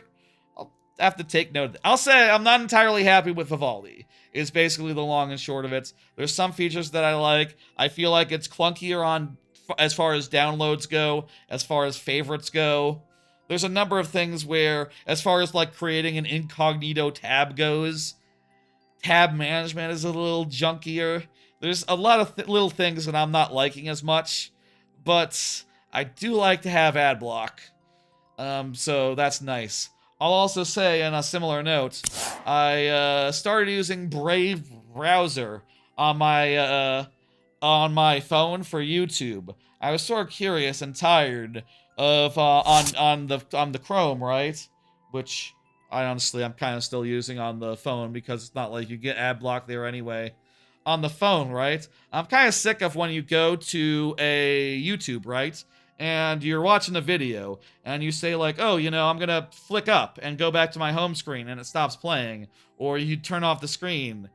And I was kind of like, you know, I bet there's other fucking browsers that actually let it play in the background without making you pay a subscription service to Google YouTube to make that happen. And sure enough, Brave browser is one of those mobile web browsers, and it seems to work pretty well. I like it. I don't know. That's it. That's all I have to say about that one. And as a final web browser related thought, I found something called StyleBot, which allows one to edit, like, you know, in, like, AdBlock, right? You can zap an element and go, like, get rid of that. This StyleBot does that, can do that similarly, except it's permanent. It'll remember that you said zap it. And that's pretty good. If you like to occasionally, like, zap certain things and not see them ever again, StyleBot is a pretty good answer for that, actually. And I'd recommend it so far. I think it's pretty slick. And much better than doing the thing I was doing, which was just, like, go into the HTML, figure out, like, what the HTML tags on the thing I want to block is, and then go into AdBlock and set up a custom filter. This is way easier. You just tap a thing and say, hide it, and it's hidden, and it's done. I'll say, like, I've said before, I like to hide, and on the YouTube, you know how YouTube, right? It got rid of thumbs down a while ago, right? except on the Chrome on the web browser YouTube Studio Manager thing where you manage your videos, it actually still shows thumbs down and you know, your likes to dislike ratio and all that, and I just find that very discouraging to look at. I don't like to see it. I don't like to think about it. It's a deprecated feature. I shouldn't have to know if someone's poo-pooing me. I think that's just bad for the psychology, you know. So I get rid of that using the style bot. It's quite nice. I'd recommend it. Very handy, very handy.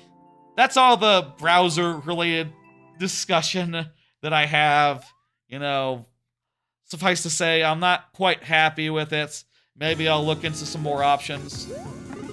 Worse yet, if you're a smaller creator, it just notifies you if someone dislikes. Yeah! Especially if you're a smaller creator, it's bad because, you know, your videos might be getting like 1 like to 0 likes in general, just because people don't like all the time all the stuff that they watch, you know? And it's just like, oh, if the one you get is the one dislike, it's like, oh, I don't feel good about that. You know, that feels extra bad. I just like to see the nice things, you know? Feel like that's better for my mental health. The montage of bosses from New Super Mario Switch 2 Super World. Nice. I don't see notifications for dislikes. I've never seen that before, Lee Berman, but you know, it's very obvious when, you know, you don't have that much you know, it's one thing if it's a ratio, right? Like, oh, you know, 10% this, 20% that, but like at smaller numbers, it's just like, yeah, a couple of people disliked you and a couple of people liked you, and it's like, ugh. Oh man, that's so sad. What's up with those couple people? You know, I'm sure, like, if you have like hundreds and thousands of either one, you're like, okay, I get it. I have haters, I have likers. You know, I understand this, but at a small scale, it's just like variable, random, and unpleasant. I think they should just get rid of the counting altogether. I feel like, you know, I feel like people are pretty like, they like it, you know? People like the dislike feature and say like, oh, you know, bad videos have to get brigaded and have to get like, you know, when someone does an unpopular announcement, we have to know that their ad is the most unpopular thing of all time. It's like, okay, but like, for Joe Schmo, does Joe Schmo need to feel like shit seeing like a couple of dislikes come in on the smaller scale videos that they're doing? Kinda just discouraging.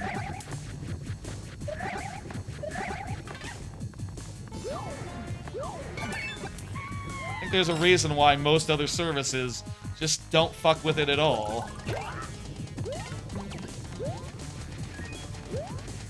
Anyway, you can still be weird in comments, I guess. If, you know, you wanted to be weird. Better to be chill. It's better to just, you know, not be a dick, you know? Everyone's got stuff going on. Doesn't have to be a big thing. Random coffee topic thing. Yoo-hoo comes in a can. You didn't know that until today? I don't drink coffee, so I don't know nothing about none of them brands, personally.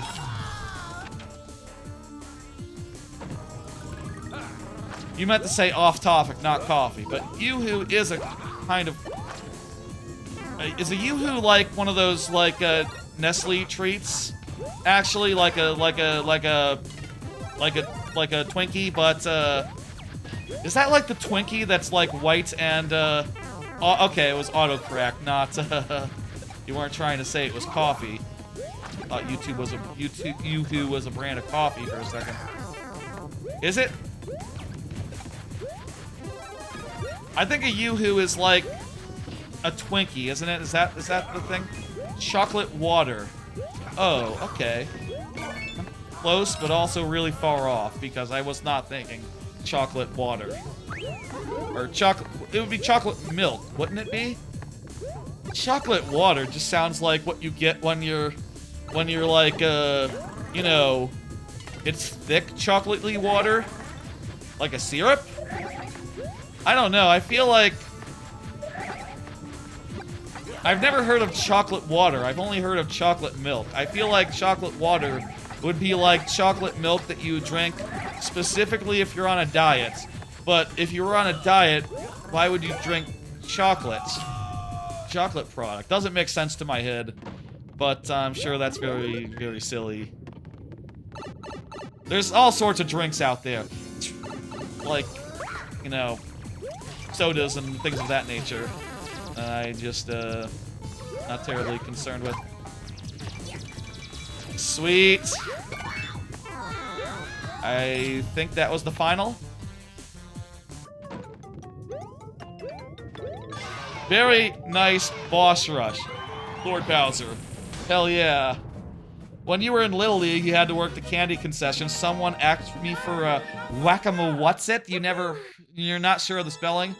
Never heard of it? Took a couple minutes of meat to point at candy bars, asking them, this one? This one? What the fuck? That's weird. Yeah, I've never heard of a whatchamacallit. It's got an ingredient called an enzyme in caps? An enzyme in all caps? What? That seems like something that the government would go like, no, you can't make up an ingredient. You have to put the actual ingredients on there. What the hell is enzyme? I know what an enzyme is. Yeah, it's like a thing that facilitates a chemical reaction in the human body or in biology or in chemistry. But what the hell is it in the context of all caps and chocolate water? I don't get it. That's questionable. I'm hitting dismiss. Thank you for the level. Or, no, actually, that was complete. That was complete. We did that one. I think the miss is above the complete there. It's fine. It's cool. Mushy Kirby is up next. You're gonna go to sleep now, Lord Bowser. Enjoy your trip to Epic Universe. I will. Thank you for the happy wishes. Hey, there's Musty Curry. Perfect. That said, before we play this level, folks, it is time now for last call for levels, during which I will play some of my own levels and, you know, give y'all some time to get in any last levels you want to submit. And this will also be a time to give y'all the opportunity to see what kind of levels I make. In this case, what should I play? What should the theme be? What's like a... You know, we haven't talked about how ice sucks in a bit, but we did start the stream by saying fuck ice. So why don't we do some ice levels? Ice levels as in levels with slippery physics and slippery surfaces, or ice levels as in just like snow theme? I don't think I have that many levels with ice blocks to make for the slippery type of ice level, other than the one time I used the ice theme, which was this one. But how about just any level that uses ice blocks in particular a good amount of the time, of which I can only think of a couple. Ice has a bigger budget than Marines, makes it the 6th largest military in the world by budget. Wow, that sucks. That really sucks, and they do too. That sucks that they have to exist. I say they have to exist. It sucks that they exist. Period, full stop. God damn. Let's play a level that has ice in it. And if we can, let's break the ice. Because fuck ice. One time you submitted a level to another one of these streamers and the maker called it an actual trash fire. So you burnt out, you got a little shattered by that. Yeah, that's mean. I feel like it is you know, it's rude to insult the viewer. You know, that's you don't do that. What are you doing? That's just common sense. You don't be a dick to the folk that came and give you levels. You know, you can make clear if it's like, oh, this level is killing me. You know, fuck this ice! Fuck this ice! Fuck ice! Oh, that's all the fuck ice we can do right now because I lost my my power up. But we'll get another. That's uncalled for. I think that you know, if you're playing levels that you got randomly from no one, like, yeah, I think it is fair to start, like, you know, being like, oh, this 100 Mario's level is dog shit, whatever. But talking about the levels you got from people in chat, people, real chat, that's shit. Don't do that. It's also, you know what, it's also kind of relevant because I'm digging through the ground like some sort of large gorilla. That's topical. I could soft lock myself if I'm not careful. Or, well, no, I can't. I can definitely always use these springs to get up, but... Man, fuck all this ice, huh? You gotta think that the people who are willing to separate their families for money are probably not the best of the best, and these people are just profiling. It's a very sad world we live in. I agree. Fuck ice. Fuck them all the way.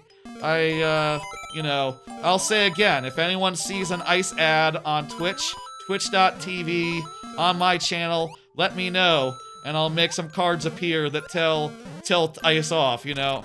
I don't want anyone watching the stream to get the idea that, like, oh, you know, I should go work for ice, and, you know, do some Gestapo-type bullshit. You know, find some round people and send them somewhere else. I don't know. Where exactly? That's a question for another time. That's, above my pay grade. No! When you're working for ice, it is your pay grade. You gotta think about that. They are offering a null 5,000 on bonus and increased retirement than the federal government's retirement. That's nasty. That's fucked up. I feel like, you know, first off, ICE is a regulatory government. It's a regulatory agency that's running around, rounding up Mexicans and sending Mexicans and other Latin Americans and sending them down south or to other countries, deporting en masse without just cause. They're not a nice organization, basically. I'll say, I do think it is worth noting for anyone thinking about working at ICE that, you know, after the fact, that just following orders is not an excuse in a, like, a military tribunal or like a war crime tribunal. You don't get that out. So think about that, maybe. You know, maybe the time will come one day where the tables will turn and, like, ICE should not be just shut down, I'll say. You know, I'll say more than fuck ICE. I'll say they should not just be shut down. They should be fucking capsized. They should be... Oh, this one has ice in it. A little bit of ice. You can see a couple ice blocks there. They should not just be shut down. They should be, you know, prosecuted. They should be... The ice in here looks quite nice, I'll say. With the whole, like, you know, the gimmick of this level is that you do like a, whatchamacallit? You know this sort of minigame where we're in Super Mario World, you do a Switch Palace? You do one of those, and then you, come and do the thing. Yeah, and they're not being forced for the sake of like, you know, like, gun to their head. It's for money, to be clear. Like, people join ICE, voluntarily. It's not good.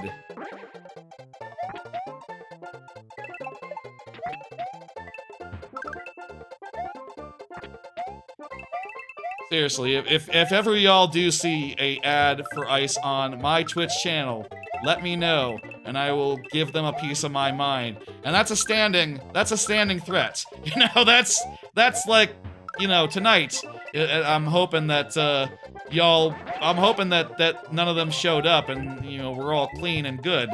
But, like, if anything happens, like, 2 weeks from now, let me know again. If anything happens, like, a month from now, let me know. And I'll always be ready to say, fuck them. Fuck them royally. Terrible. Terrible. I definitely think it is a huge weakness. It is a huge, like, in retrospect, blemish on the previous Democratic presidents that they didn't abolish ice when they had the chance, you know? Like, seriously, like, ice was founded under George Bush, right? Basically in the midst of, like, you know, very unpopular Iraq war, right? Was that when it happened, or was it under, it was under Bush, right?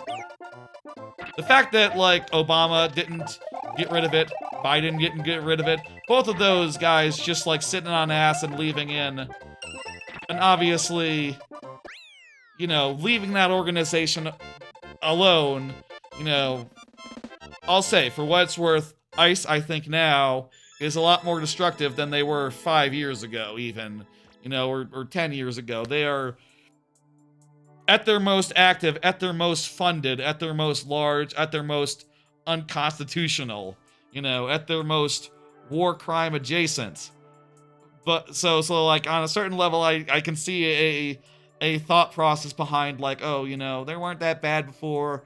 Maybe now they would have, you know, these Democrats would have objected to the organization existing.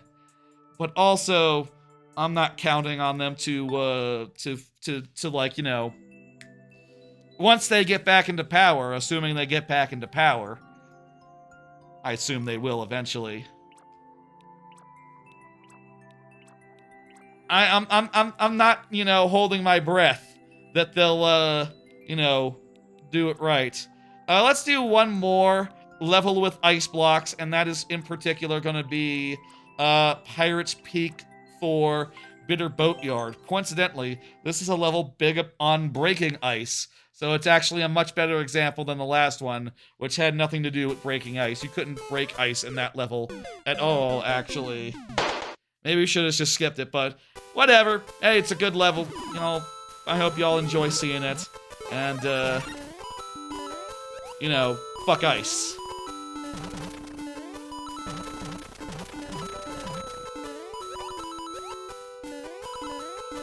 I think everyone seems like most people are upset that, you know, ice is out there doing their bullshit and doing it, you know, advertising primarily to young people through social media apps. Many people on there, you know, vehemently disagree and vehemently, like, you know, consider them the next best thing to like, you know, what were they called in World War II? The brown shirts? I don't know. Certainly they're out there marching around doing terrible things and rounding up people en masse, not using good, you know, doing things. You thought I hated frozen water? Let me be clear, I'm talking about the government organization ICE, which sucks. You know, if you see an ad for them and you don't know what they are, please Google them first. You know, I ask you that much, you know, don't go like, oh, you know, oh, you get good retirement? Wow. Like, that is true. But mostly because they think that, you know, they think that, you'll deport some Mexicans for them and just round them up in mass without really doing the legwork. You know, not good. It's not good at all. And, yeah, this level's really built around destruction as a main theme. You know, similar to, like, Bananza, for instance. Where, like, yep, you know, you can destroy all these blocks, and you're supposed to feel a little bit encouraged and rewarded by it. You once got an ad from them, and it went, You once got an ad from them, and it went, hey, wait, these people are against my people, though, and skipped it. Good. If you can, if it's on a service where you can skip the ad, skip it. Please, like, you know, you don't want to see that shit. Nasty. That's a good level, I'll say. But the ice as a general, nasty. I think that's, good enough for levels based around ice, breaking ice, and things of that nature. Really, only two of them were such that you could break the ice, but Whatever, it's fine. I should really have done more levels with the ice block with the coin in it. It's a fun gimmick. Don't think... You know what, actually, there is one other level that had breakable ice in it, come to think of it. We should do that one, and then we'll call it for the thing. I understand. Bomb Bomb Boonies. You know what? Bomb Bomb Boonies also has ice that gets broken, so it's actually another good example of it. Look at that. Look at all that ice down there. Guess what's gonna happen to that when that bomb goes up? Oh, that ice got fucking broken. That's right, fuck ice. Fuck this ice. The thing that's great about this level is that where the bomb gets, like, stopped, that determines which ice gets fucked up. Where the hole in the ice gets made. So, you can end up with them walking farther and a different hole getting made, or, whatever. And I think that's an interesting, dynamic. I forgot, this level is also built around these, ice coin situations and these, bombs busting holes in them.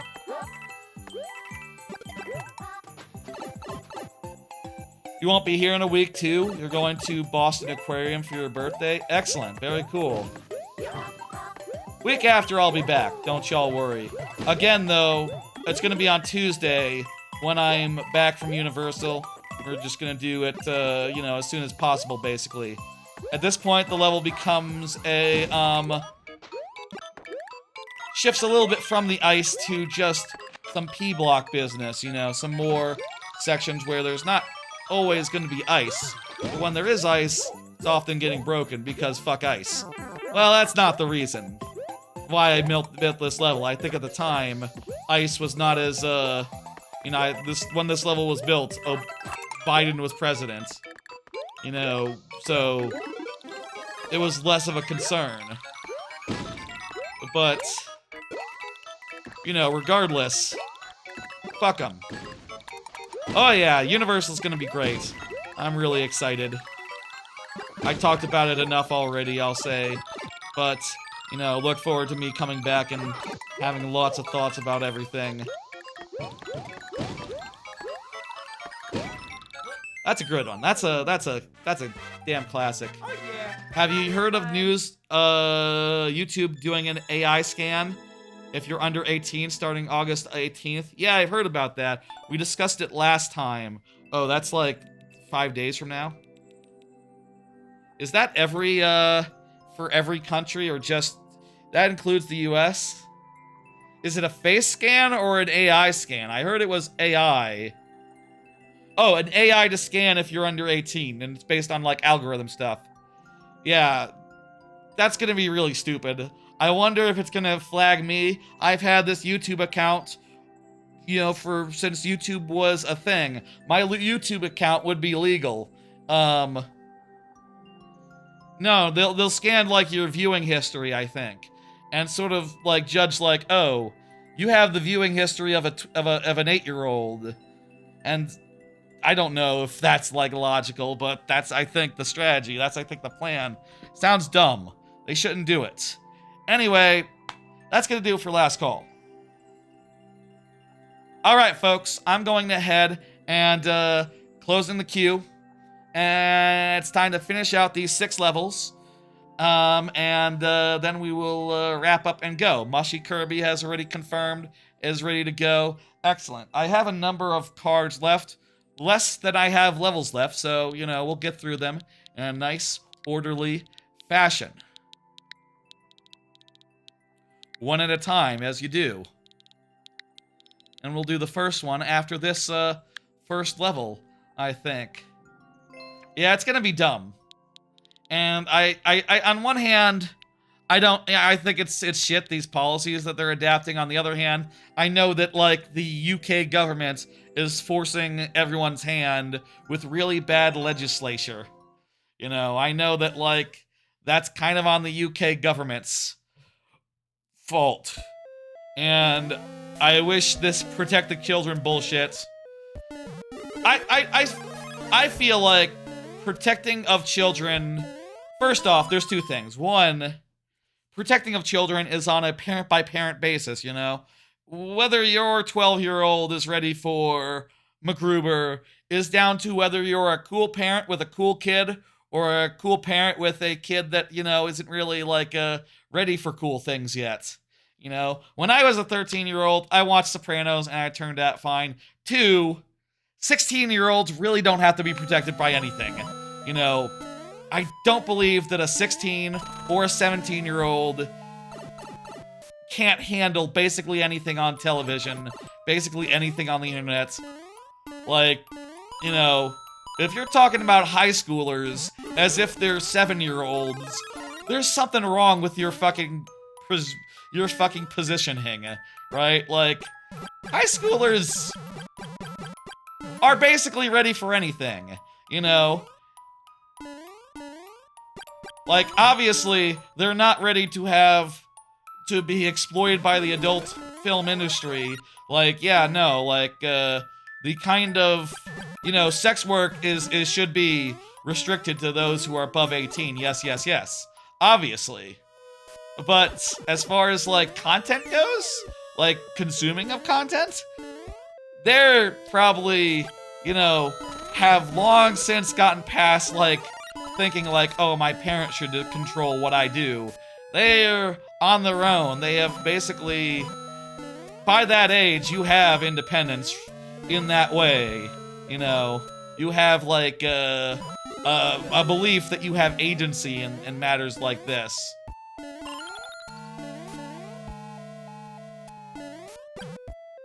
This is a cool level, by the way. I don't want it to be not to be said that this isn't a cool level. Yeah, the UK government recently passed a law being oh, protect the children. All websites need age validation or some shit. And now all websites are gonna have to be fucking, okay. We'll do it. What the fuck, right? The UK also says, I believe this is true, UK now has a law saying that, trans women can't be in any sort of women-only, association. Any club that's women-only, over 20 members, has to have a cisgender-only policy, including things like book clubs. Not just sports clubs. It's insane. It's fucked up. The UK kind of has some dog shit laws and some dog shit legislatures. What the fuck's wrong with the UK these days? Honestly. Y'all are really fucked up. We're only a little bit less fucked up than you, though, sadly. Just a little bit less fucked up. I mean, on the social issues, we're kind of actually more fucked up as far as fascism goes. But, we have more fucked up stuff coming from our chief guy, and you guys got more fucked up stuff coming from your law writing guys. Our chief guy doesn't really write laws. He just does, whatever he wants. He doesn't really care for laws or legislation or anything of the sort. Britain, put down your Twitter Blue subscription for power tripping. You shouldn't have. Twitter is dead to me, honestly. I mean, Blue Sky isn't the best replacement, and honestly, I don't know if I really need a replacement, but that was a good level. Thank you. Let me hit complete. I'll say I don't think 16-year-olds need protection from R-rated movies or shows, or hell, I think that as far as inappropriate business goes, I think laws protecting people under the age of 18 should basically be about making sure that adults can't sexually abuse minors. Minors should be able to do whatever sexual stuff they want with each other, I think. And they do. That's statistically proven. It's not even controversial. It's statistically, if you're out there trying to be I gotta protect 17-year-olds from the knowledge of what sex is, it's buddy, good fucking luck. They already know. They know it better than most. Actually. They're on top of it. Buddy. And they always have been, That's always been the case since time immemorial. So fucking get your fucking head checked, I think. I don't know. What the fuck? The crusaders out there crusading for child safety. If we're talking about 12-year-olds, that's one thing. If we're talking about 16, 17-year-olds, fuck off. They're good. High schoolers are like the deep end as far as like those. That's where like the most inappropriate thoughts come from. You know, high schoolers, the teenagers who are like at the top of that age bracket as far as teens go. They are the nastiest and the most inappropriate. So like, it is wild saying like, oh, you know, 17-year-old Johnny, he's not ready for The Sopranos yet. Like, man, I mean, the only risk there is like, will he be interested because it's 40 minutes long? That might be a little long for TikTok Johnny. You know, they're not babies. You're not a baby at 16. You're basically good to go. Hell, even 15. You're probably good to go then too.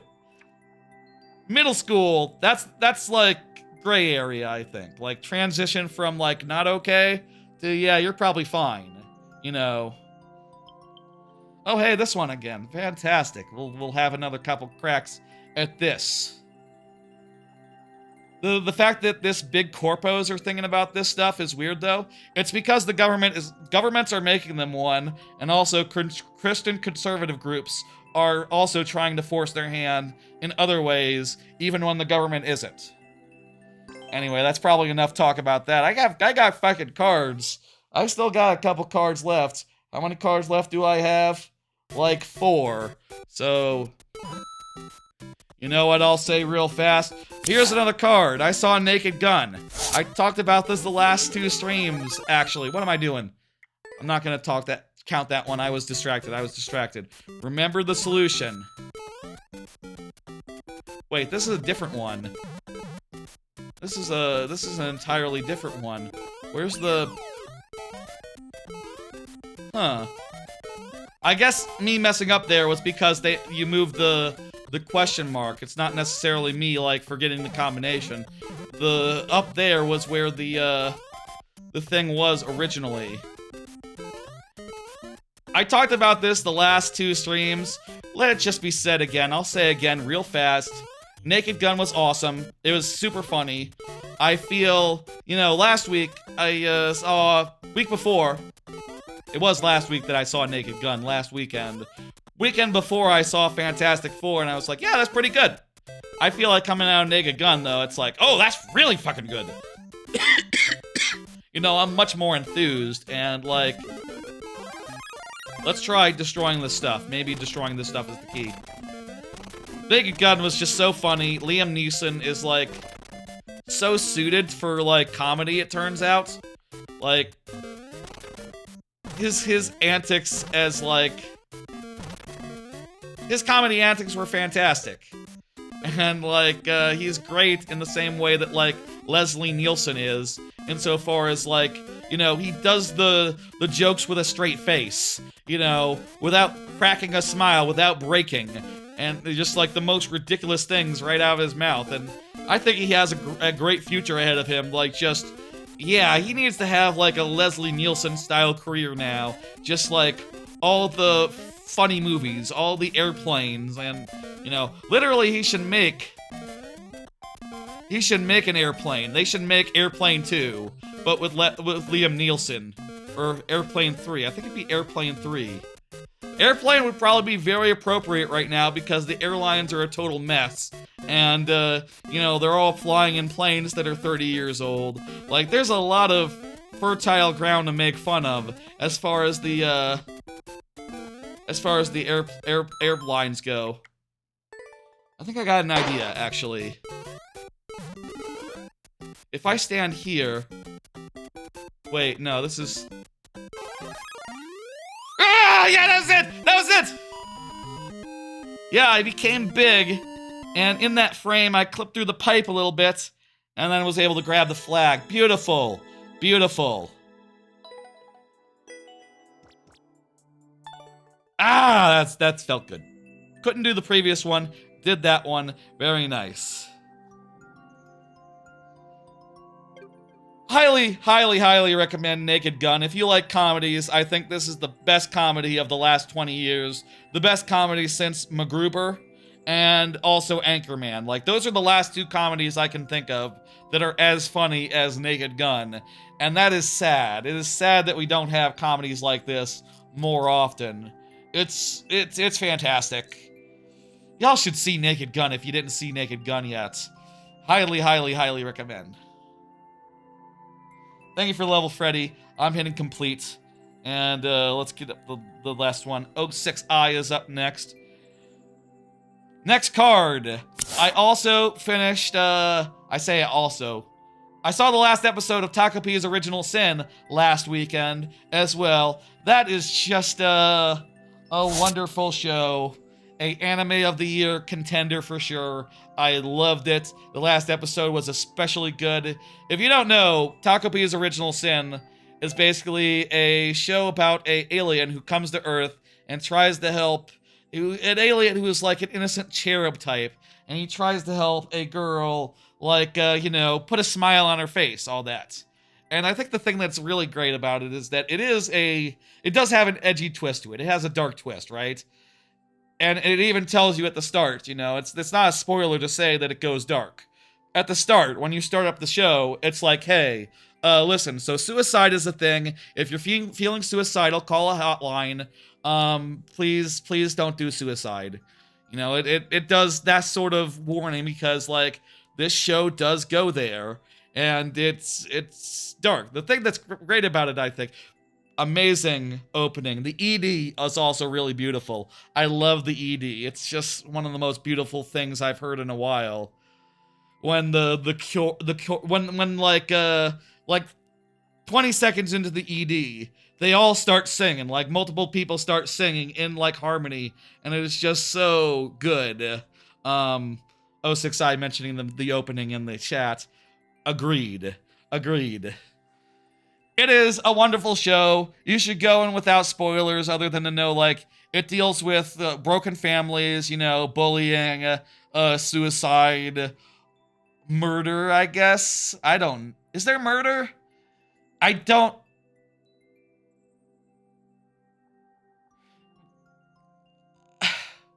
Took me a second to remember if there was or not, and take that as, like, maybe. I don't want to spoil or nothing either way, but, like, so much happens, it's hard to remember even, like, everything that happens in the 6-hour span, or in the 6-episode span.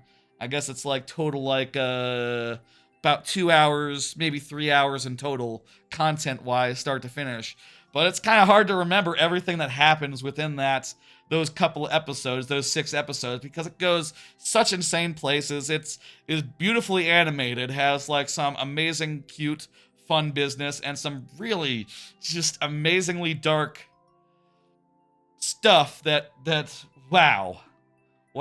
It's definitely my front runner right now for anime of the year, I'll say. It's definitely my front runner, like, for sure, with a bullet. I'll be surprised if there's something that beats it by the end of the year. And it did that with 6 episodes, not a full 12, and not even 24. It is what it is. 06I, you want us to go to the next one now and skip the one that we were on because difficult? Let's do that. Let's see Ludwig's Life Force. That sounds good to you. Definitely we could come back and finish it another time, for sure. Let me get the bonus heads up and randomize them accordingly. Skip vexing. Okay, you got it. Takopi comes with my highest recommendation.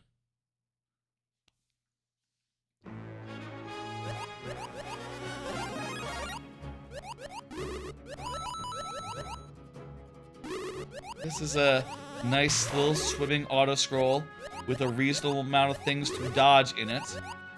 Nice. We'll get through this one nice and quick. Man, it was so good. I coming off that last episode, I was kind of glowing. Do y'all ever get, like, when you watch the last episode or you watch a movie that's really good, right? Y'all ever get a feeling of, like, I don't want to watch something else right now? You know, you ever have that feeling of, like, oh man, that was so good. I just want to sit and stew on that show that I just finished. I don't want to, like, start something else that's, you know, going to be lower tier, you know? I don't want to start something else that'll be, like, you know, more mid. I just want to savor this moment and think about, like, all the good times that were had in the last, such and such. Y'all ever feel that way while watching a show? That's how I felt coming out of Takopi, and, you know, that's just... I feel like that's high praise. I feel like that's just... You don't always get that feeling, you know? You don't always be like, I gotta just sit here and just, you know, think about what I just saw. Loved the ending. The last scene in that show, I'll say without saying any spoilers or nothing. That last scene of Takopi just had the... You know what, I shouldn't be specific in case anyone's wondering, like, is it a happy ending or a sad ending? Or, like, a fucked up ending? Or what? No detail, but yeah, that ending was just one of the best endings I've seen in a minute as far as, like, you know, wrapping everything up with a bow, you know, in such a...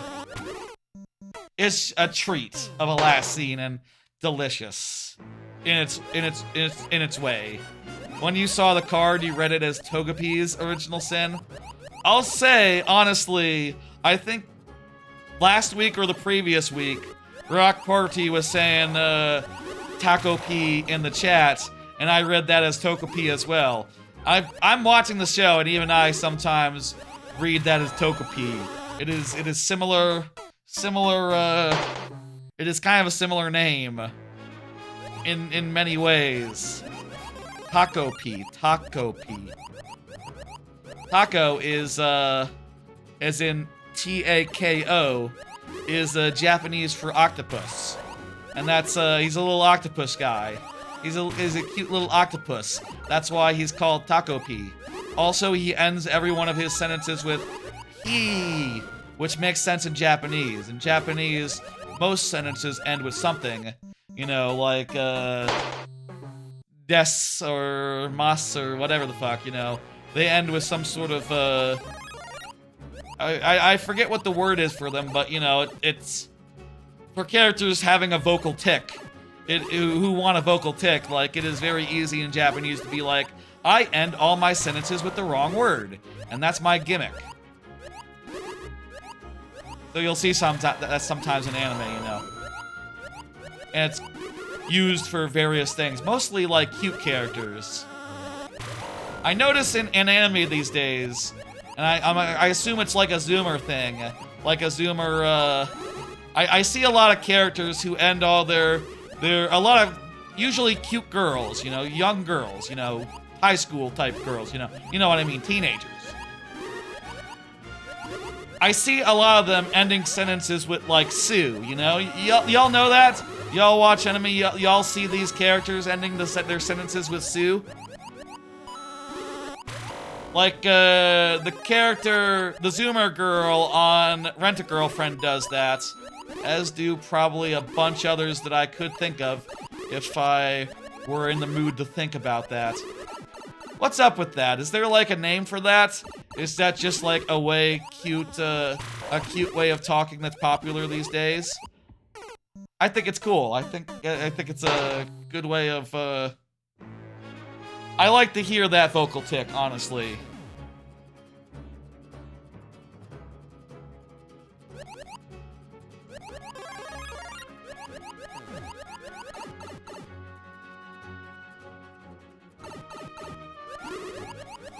I don't speak Japanese, so all I can say is, like, you know, it sounds like,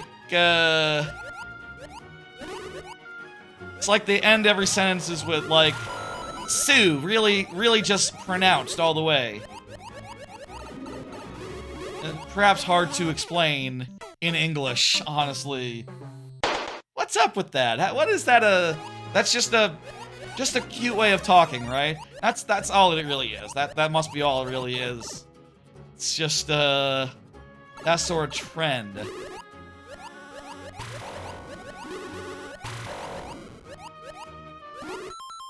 Oh yeah, because in Splatoon the Octolings are octopus Amazons, which is funny because they're shorter than a counter.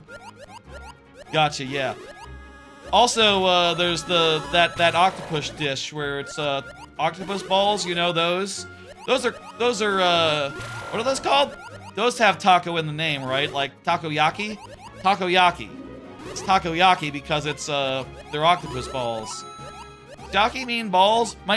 No, yaki means grilled. It means grilled octopus, I think, right? That is like there's takoyaki and then there's yakitori?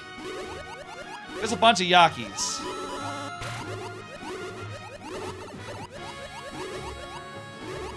Man, this is hard. We're on our last Jesus. Our last life. Dang.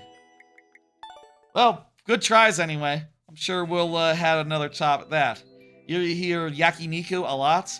Right, that's like grilled meat is what that means. Yeah. Hey, Bowser fan, you're not in queue. If you want to get in queue, let me know.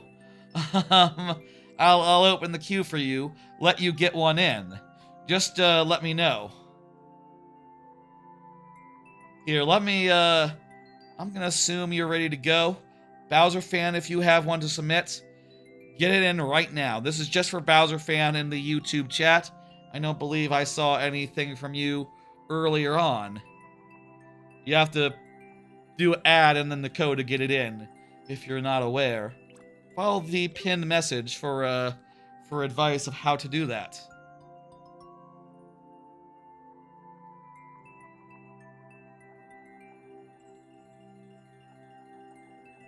Lee Bennett is up next. Lee Bennett, go ahead and confirm. I'm going to put next in chat so that you know. I believe you are in the YouTube chat. I mean, I know you're in the YouTube chat because there's a space in the name. Room ID is that. You're going to need a level code and then do exclamation point add and then your level. Here, let me help you out. You do like that. Look at the message, Lee Bennett. Oh, you are Lee Bennett. That is your level. Bowser Field. Bowser fan, you want to submit yours, this is how you do it. Perfect. We got that all straightened out. While I'm typing this code, let me do another code. Actually, this one is maybe more of a more elaborate one. Mid-season anime check-in. Figured it'd be a good time for a quick anime check-in. We're like halfway through the season. So the other day, I went through all the shows that I'm watching, and I watched a fuck ton, by the way. And I sorted them into, various tiers. There you go, Bowser fan. Perfect. See if the bot picks it up. It did. And I will reclose it. Perfect. Thank you, thank you. Let me show you what I got on my phone here. Switch to anime, not anime of the year, to anime power ranking. Here we go. The last episode of Dr. Stone was really good. Yeah, totally. Here's what I'm thinking right now. Let me just run through, and we're not going to talk about what these shows are. I'm just going to tell you where they are on my list. And you can see there's a fuck ton in S tier. This is a really packed season as far as the best of the best shows go. Takopi's Original Sin. City the Animation is like the second coming. The City the Animation is like the second coming of Nichijou. Witch Watch has been delightful. Seventh Prince has been, up to what I was expecting. Very, very fun. Cleavitus has been a really fun fantasy grim type show with a lot of cool setting stuff going on and intrigue and things of that nature. Rory Rocks is a very cute show about hunting for gemstones. I think apparently this has some pedigree in terms of Onimai, I'm your sister now. I hear that there's some connection there between Onimai and this show, and I can see it. This show is like looks about as good as Onimai did, and I think also like Mushoku Tensei, that show as well. Maybe I'm not clear about that, but it's a extremely good show. Apocalypse Bringer, My Grora or whatever.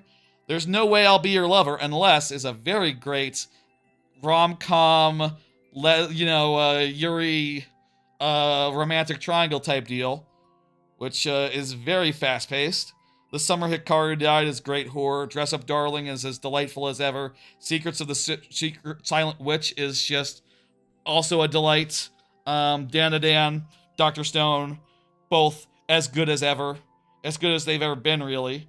Water Magician, I feel like I really like that show's deal, and I was sad that it didn't have an episode today, or yesterday. And Bad Girl is the last one I have in S tier. In A+, I have Mika Dona Sisters, Nuki Tashi, Betrothed to My Sister's Ex, Call of the Night Season 2, Cuckoos Season 2, New Saga, and Watari-kun.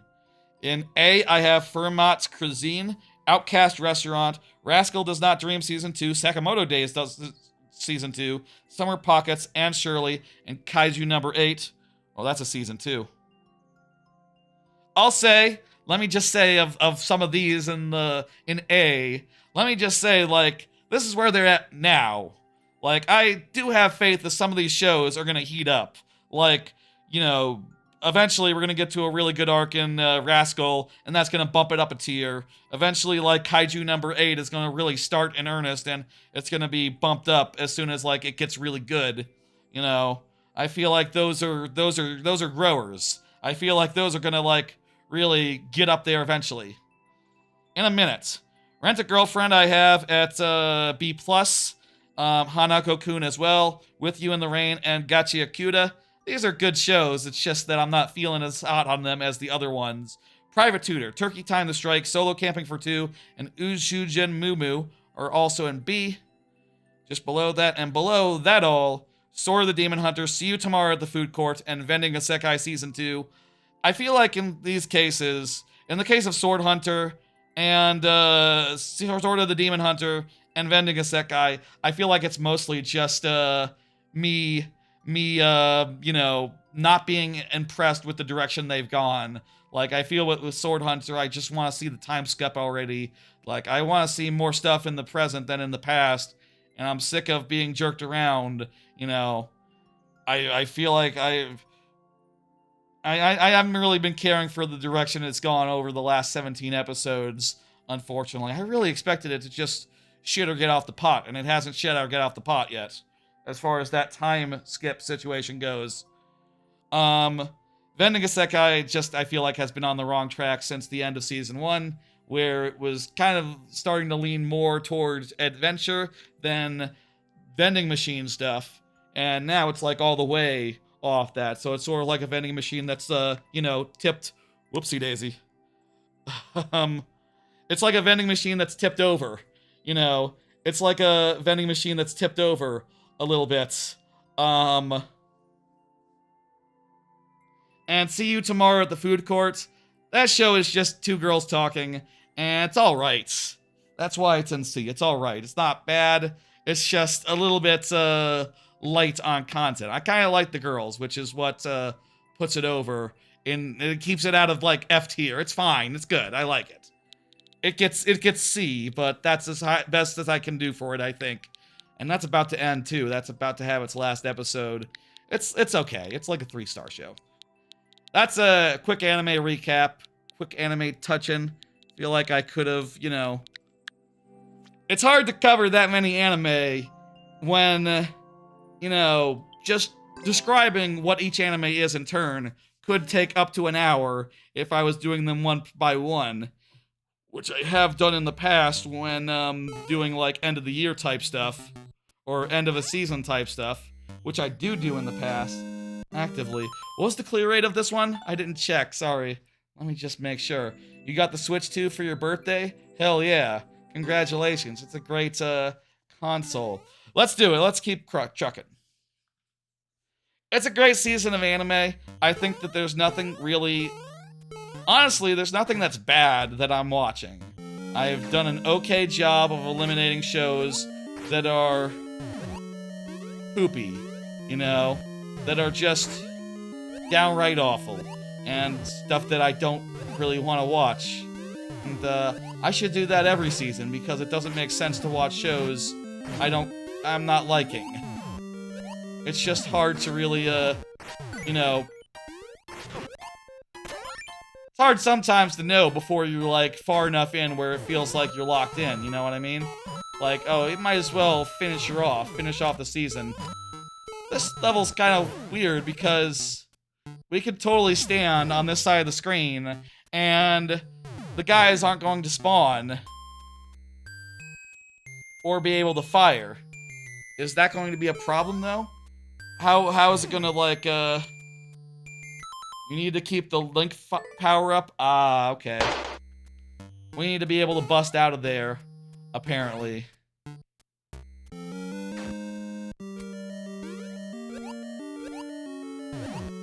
I wonder if we can cheese it by, like, if we hold to the left, after getting the link, I feel like we could probably, get away with,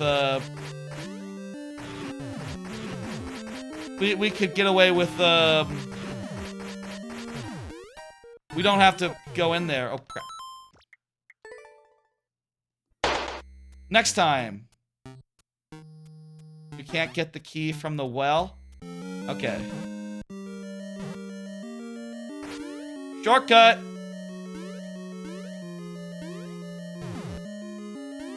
What's over here?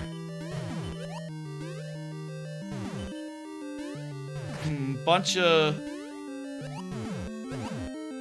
I don't see anything off in the direction to the left, so... feel like... Oh, crap. Probably want a sword.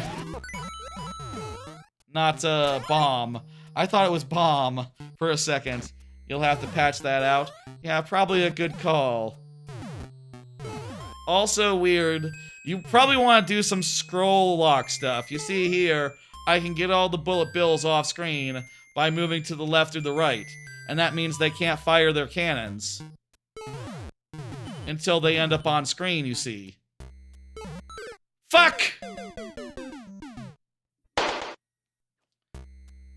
It wasn't survival there, it was, waiting for a hidden block. It was a hidden block situation, and that, hidden block screwed me up while I was trying to demonstrate how easy this level was, how abusable it was. I was the one that got abused there. But it's no big deal, and, we're already done. It's not a big loss, all things considered. Nice! Good luck on your revisions. I recommend doing a, let me show you. You can make it so that the camera can't scroll left or right by having solid walls at either side of the screen, right? Have solid walls at either side of the screen, and then the bullet bills will always be on, screen. You know, you do something like this. You put walls on either side of the play space, and suddenly... No, solid walls like this. Suddenly... Bad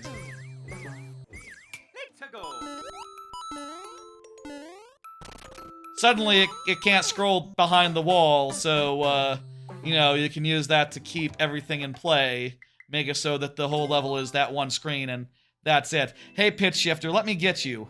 Let me get you. I didn't notice you there. There you go, Pitch Shifter. Go ahead and, get that one in. Get that one in. Please, please, please. I don't think I've seen you tonight, right? If you have been here tonight, you know, do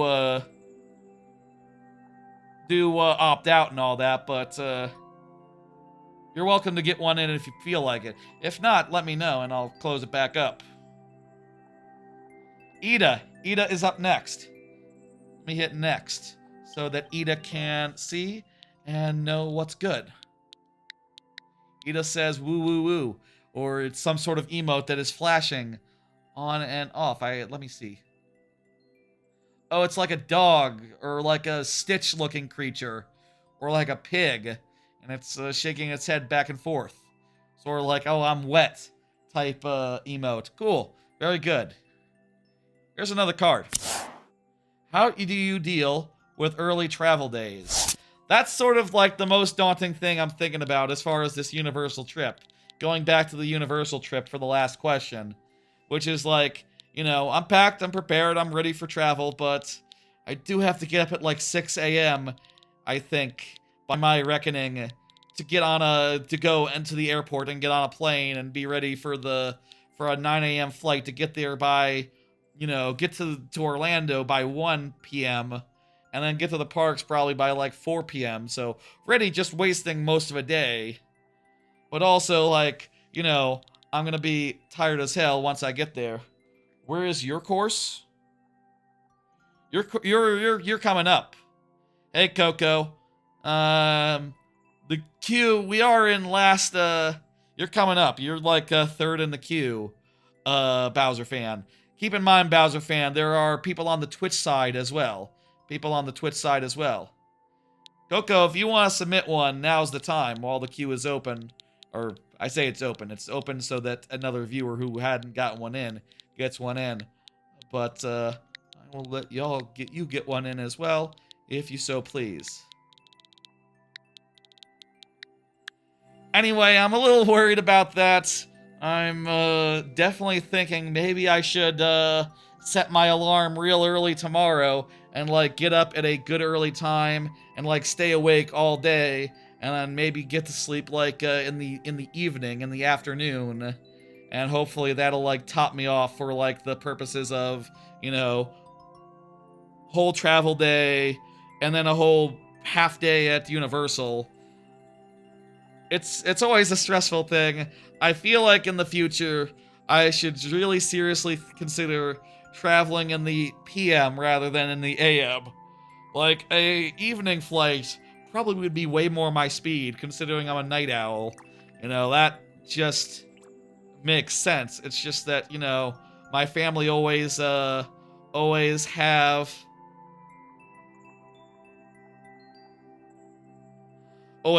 thing. Another level by you will be in the queue? No, Bowser fan, that's not how it works. You only get one. And, I'll say, you can... Look, when I'm back a week and a half from now, there will be another stream of this, and you can absolutely submit another one next time, but we're winding down right now. I'm gonna get the queue closed again. What are we playing, by the way, Ida? Any preference? Let's see. Let's do, deliberately bad level. Spike's pipe. Any level. Very cool. Sparing the Alabama, what the hell? Sparing the Alabama beach mouse. You know, Mickey Mouse is a mouse, so why don't we play, this one? I'm having a day at Disney. One of my days is at Disney, so it's topical. It's a little topical. Let's spare the Alabama beach mouse. Oh, I see what we have to do here. We fucked it up already by killing one of these mice.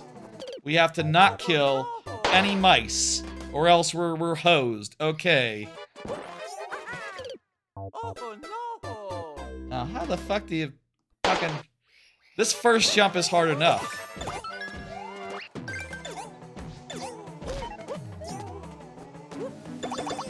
Let's just go to the end and confirm we're super boned.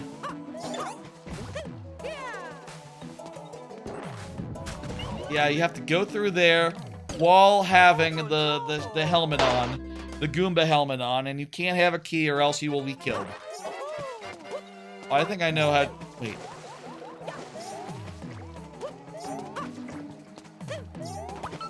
There we go.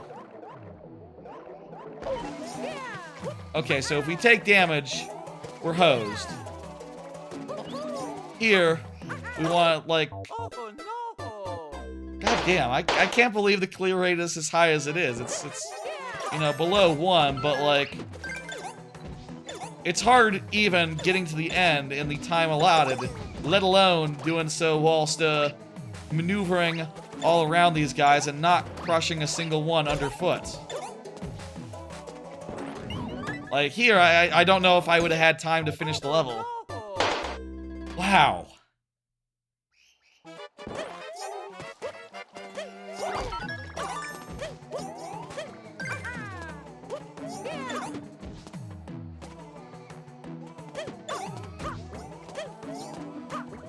Like here, you gotta go over maybe? How the hell do you do this one without... Oh, it's like that. Exactly like that. You barely had time to clear check it, lol. Wow. That's an... I guess every week we see levels that are impressive that got cleared, you know? Levels that are so hard, or it's like, god damn, someone cleared this? I don't usually think about it that much, but that is commendable. Only one person has ever cleared it. That explains the clear rate. One person was really good. Just one, though. Just one. God damn, that's a hell of a thing.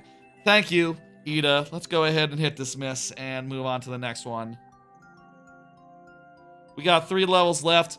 Almond Shear just said you got this in regards to the last one. And while incorrect, clearly, while incorrect, we will do this one, and I think we do have it. Why not? NLP 5KG. Excellent, excellent, excellent. Let's do this. Bowser Jr.'s first ever airship. He's had several throughout the series, but maybe this is like his first that he had back in the day. You're after this, Bowser fan, then Coco. That's the order of it.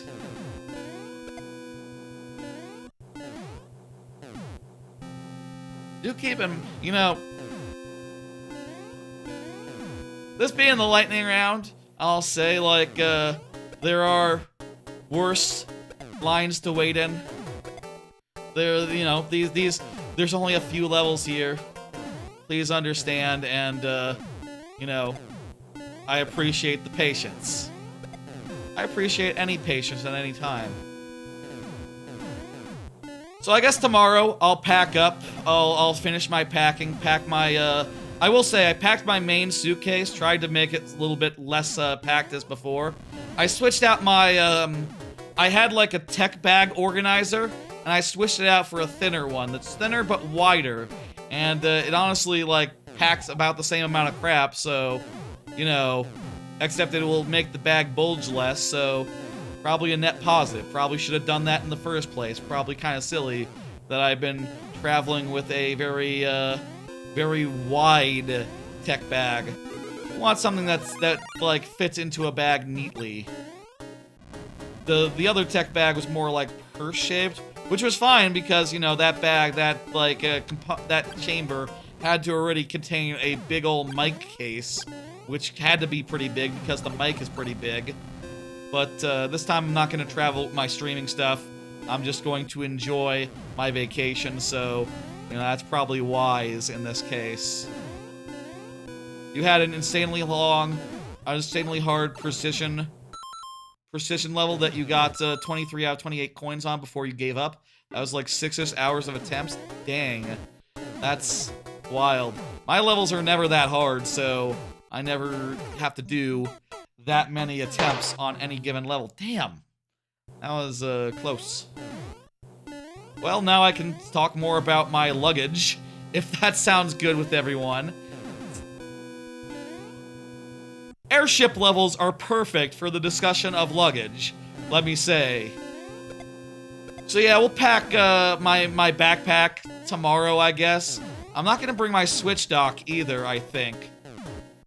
I don't think there's any need for it, and also, like, I'll just play off the Switch 2 screen if I want to play off the Switch 2. You know, I kind of prefer it handheld style anyway. So, like, yeah, that's not gonna be a concern. That's gonna be 100% fine. You know. And with those two things, I'll maybe have a little more space for crap. And I don't know, like, if I'm gonna bring anything more, but basically I already have most of what I have in mind. I need to bring my Retroid, I need to bring my Switch 2, I need to bring like a airplane pillow, maybe. Headphones.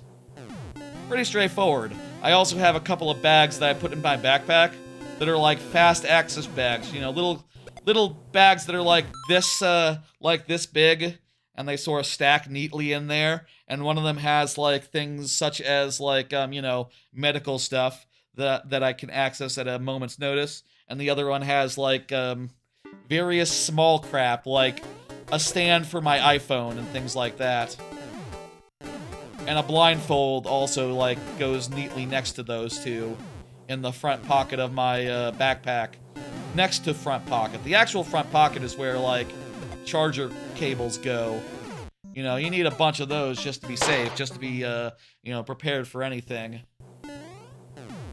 But with all that in mind, like, you know, I didn't have to pack that much.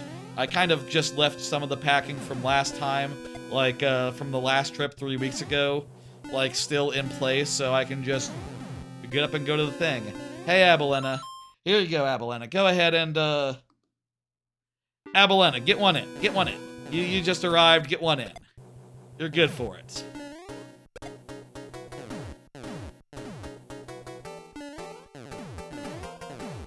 Once you can, you know, I know that, Twitch doesn't like the same message twice in a row sometimes. God damn, that's... Are you gonna be right back? You don't want to submit it? If you don't want to submit it, let me know. If you don't want to submit, that's fine. Just like... I'm gonna reclose the queue. You let me know if you're up for submitting it. Let's keep it closed. Abelena, you say the word and I'll get you in. Okay? We're just about done, though. We're just about done.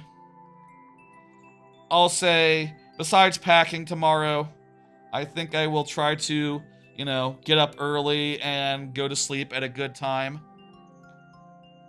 Can you add it here or through forum? You have to add it here, but only when it's open. Here, I'll reopen it for you. There you go. It's open just for you, really quick. Get it in. Perfect. Beautiful. And let me close it back up. Just for, since this is your first of the stream, you just got here. Bowser fan, you're up. Bowser fan has been waiting, has been really excited to see their level get in. And I'm curious as well what kind of level Bowser fan has. Other than that, I think I will spend some time grabbing some other ROM hacks. I feel like getting some ROM hacks on my Retroid would be really nice. Again, if anyone has suggestions for ROM hacks, I'm open to the idea. I'm open to them. I'm gonna Google, I guess, but you know, I honestly don't know. Like, I guess Reddit. I guess you go to Reddit these days if you want a good straight answer from like people.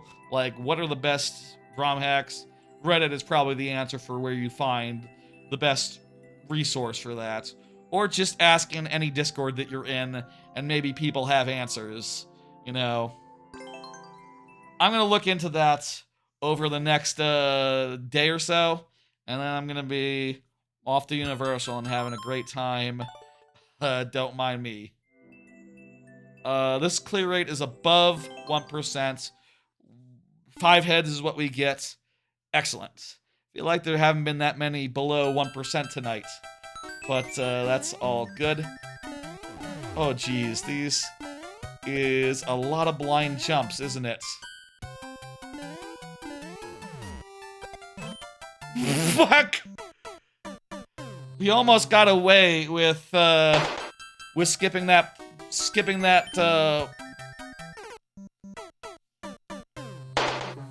we almost got away with skipping that block, but, we didn't. Also, you know, maybe the skipping of it might actually be easier than the alternative, which is, I don't know if you can tell, very precise.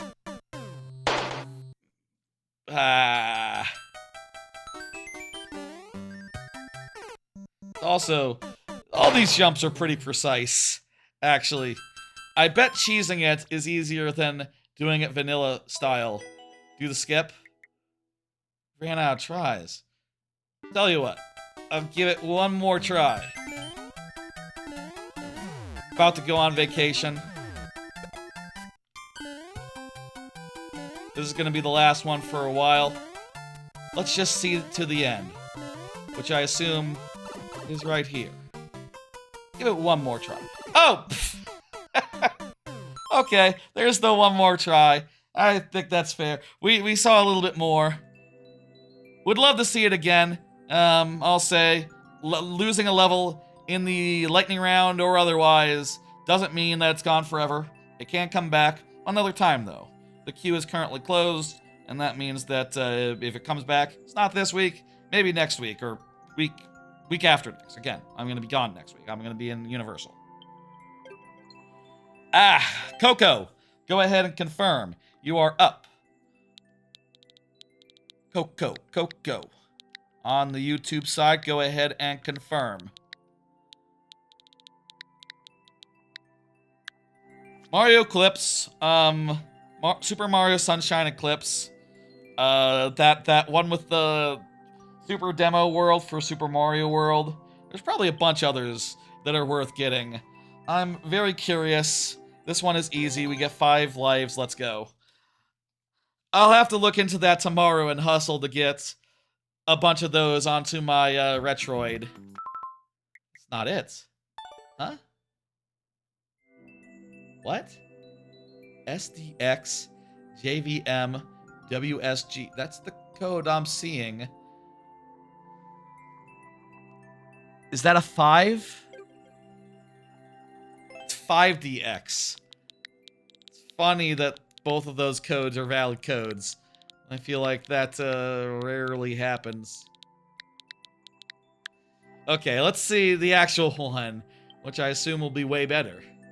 Well, this one is a lot harder, but also it's above 1%, so we get 5 tries. I will say, I have considered maybe it should be 2%, like above 2% or below 2% extra tries. But this is going really well. I feel like we won't need it. You know what? We're gonna do it. We're gonna do it first try. First try. Second try. That first try went so well. The second try is gonna go even better. Hold down jump maybe. When in doubt, hold down jump.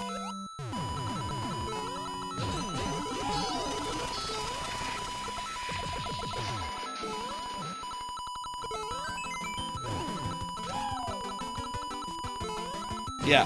When in doubt, hold down jump and keep it. Oh my god! Keeping jump held down is definitely the right move. I don't know what happened there.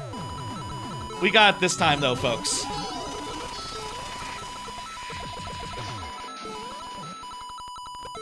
I'm holding it even after I land, which feels weird, but seems like the safest option for this one. And indeed, got it. Thank you, Coco. Great level.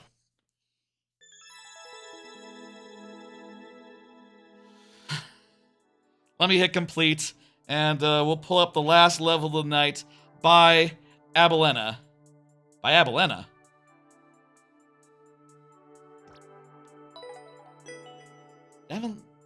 Okay. Didn't we have some Abelena levels earlier? I feel like we had Abelena levels earlier, so I'm kind of confused about that. Did I get confused and let Abelena have some an extra submission? That's not correct. If so, you know what? I'm maybe thinking about Almancheer, who also starts with A. I think Abelena just arrived. Okay, you know what? I think we're good.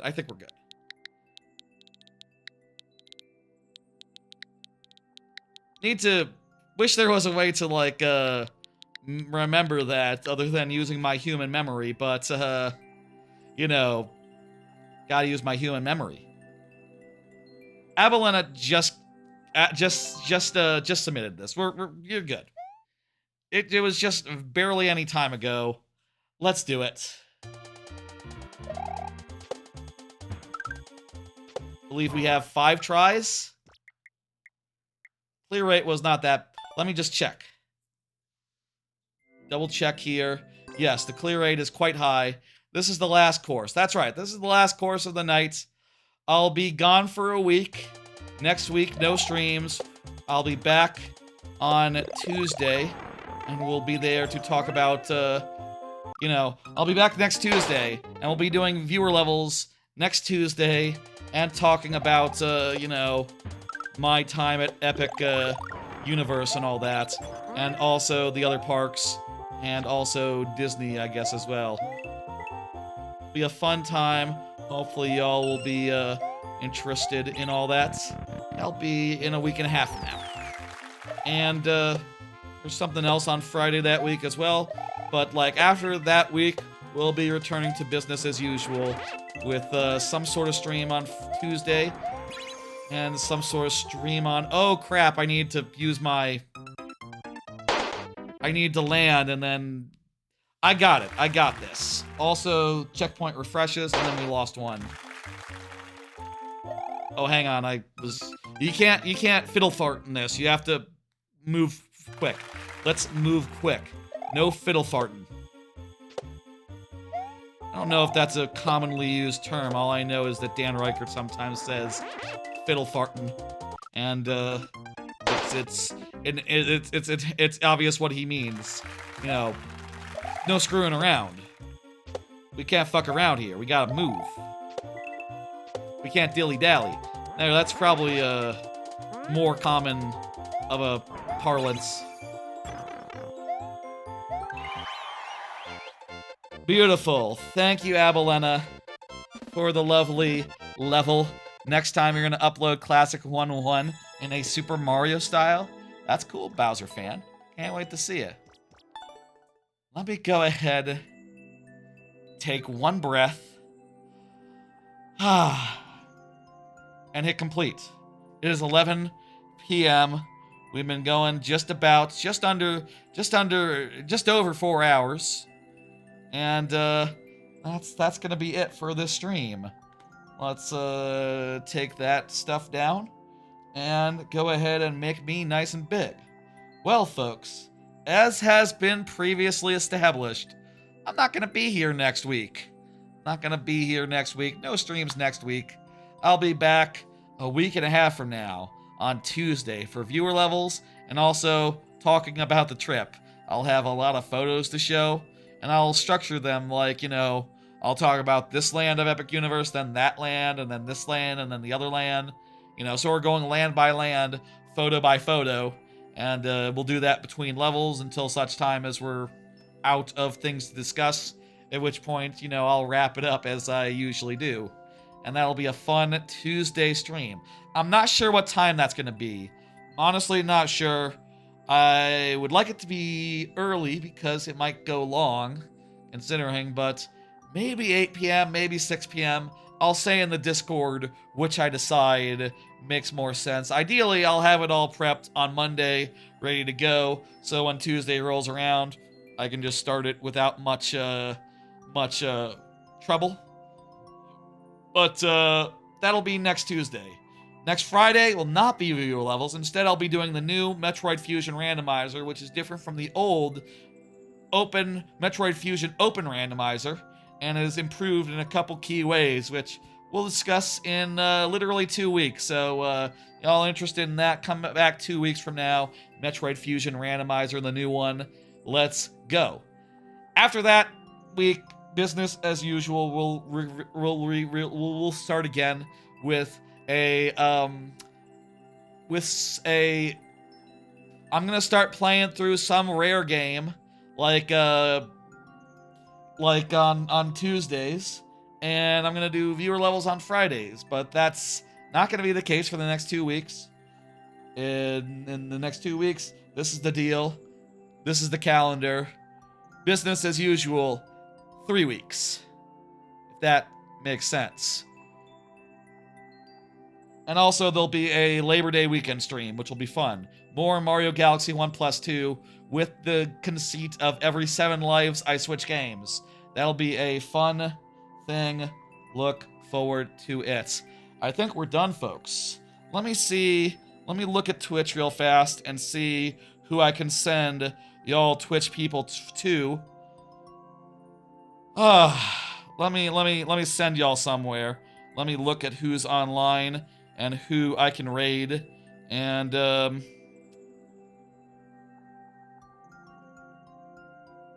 let's see what's good. I sent people to Linkus last time.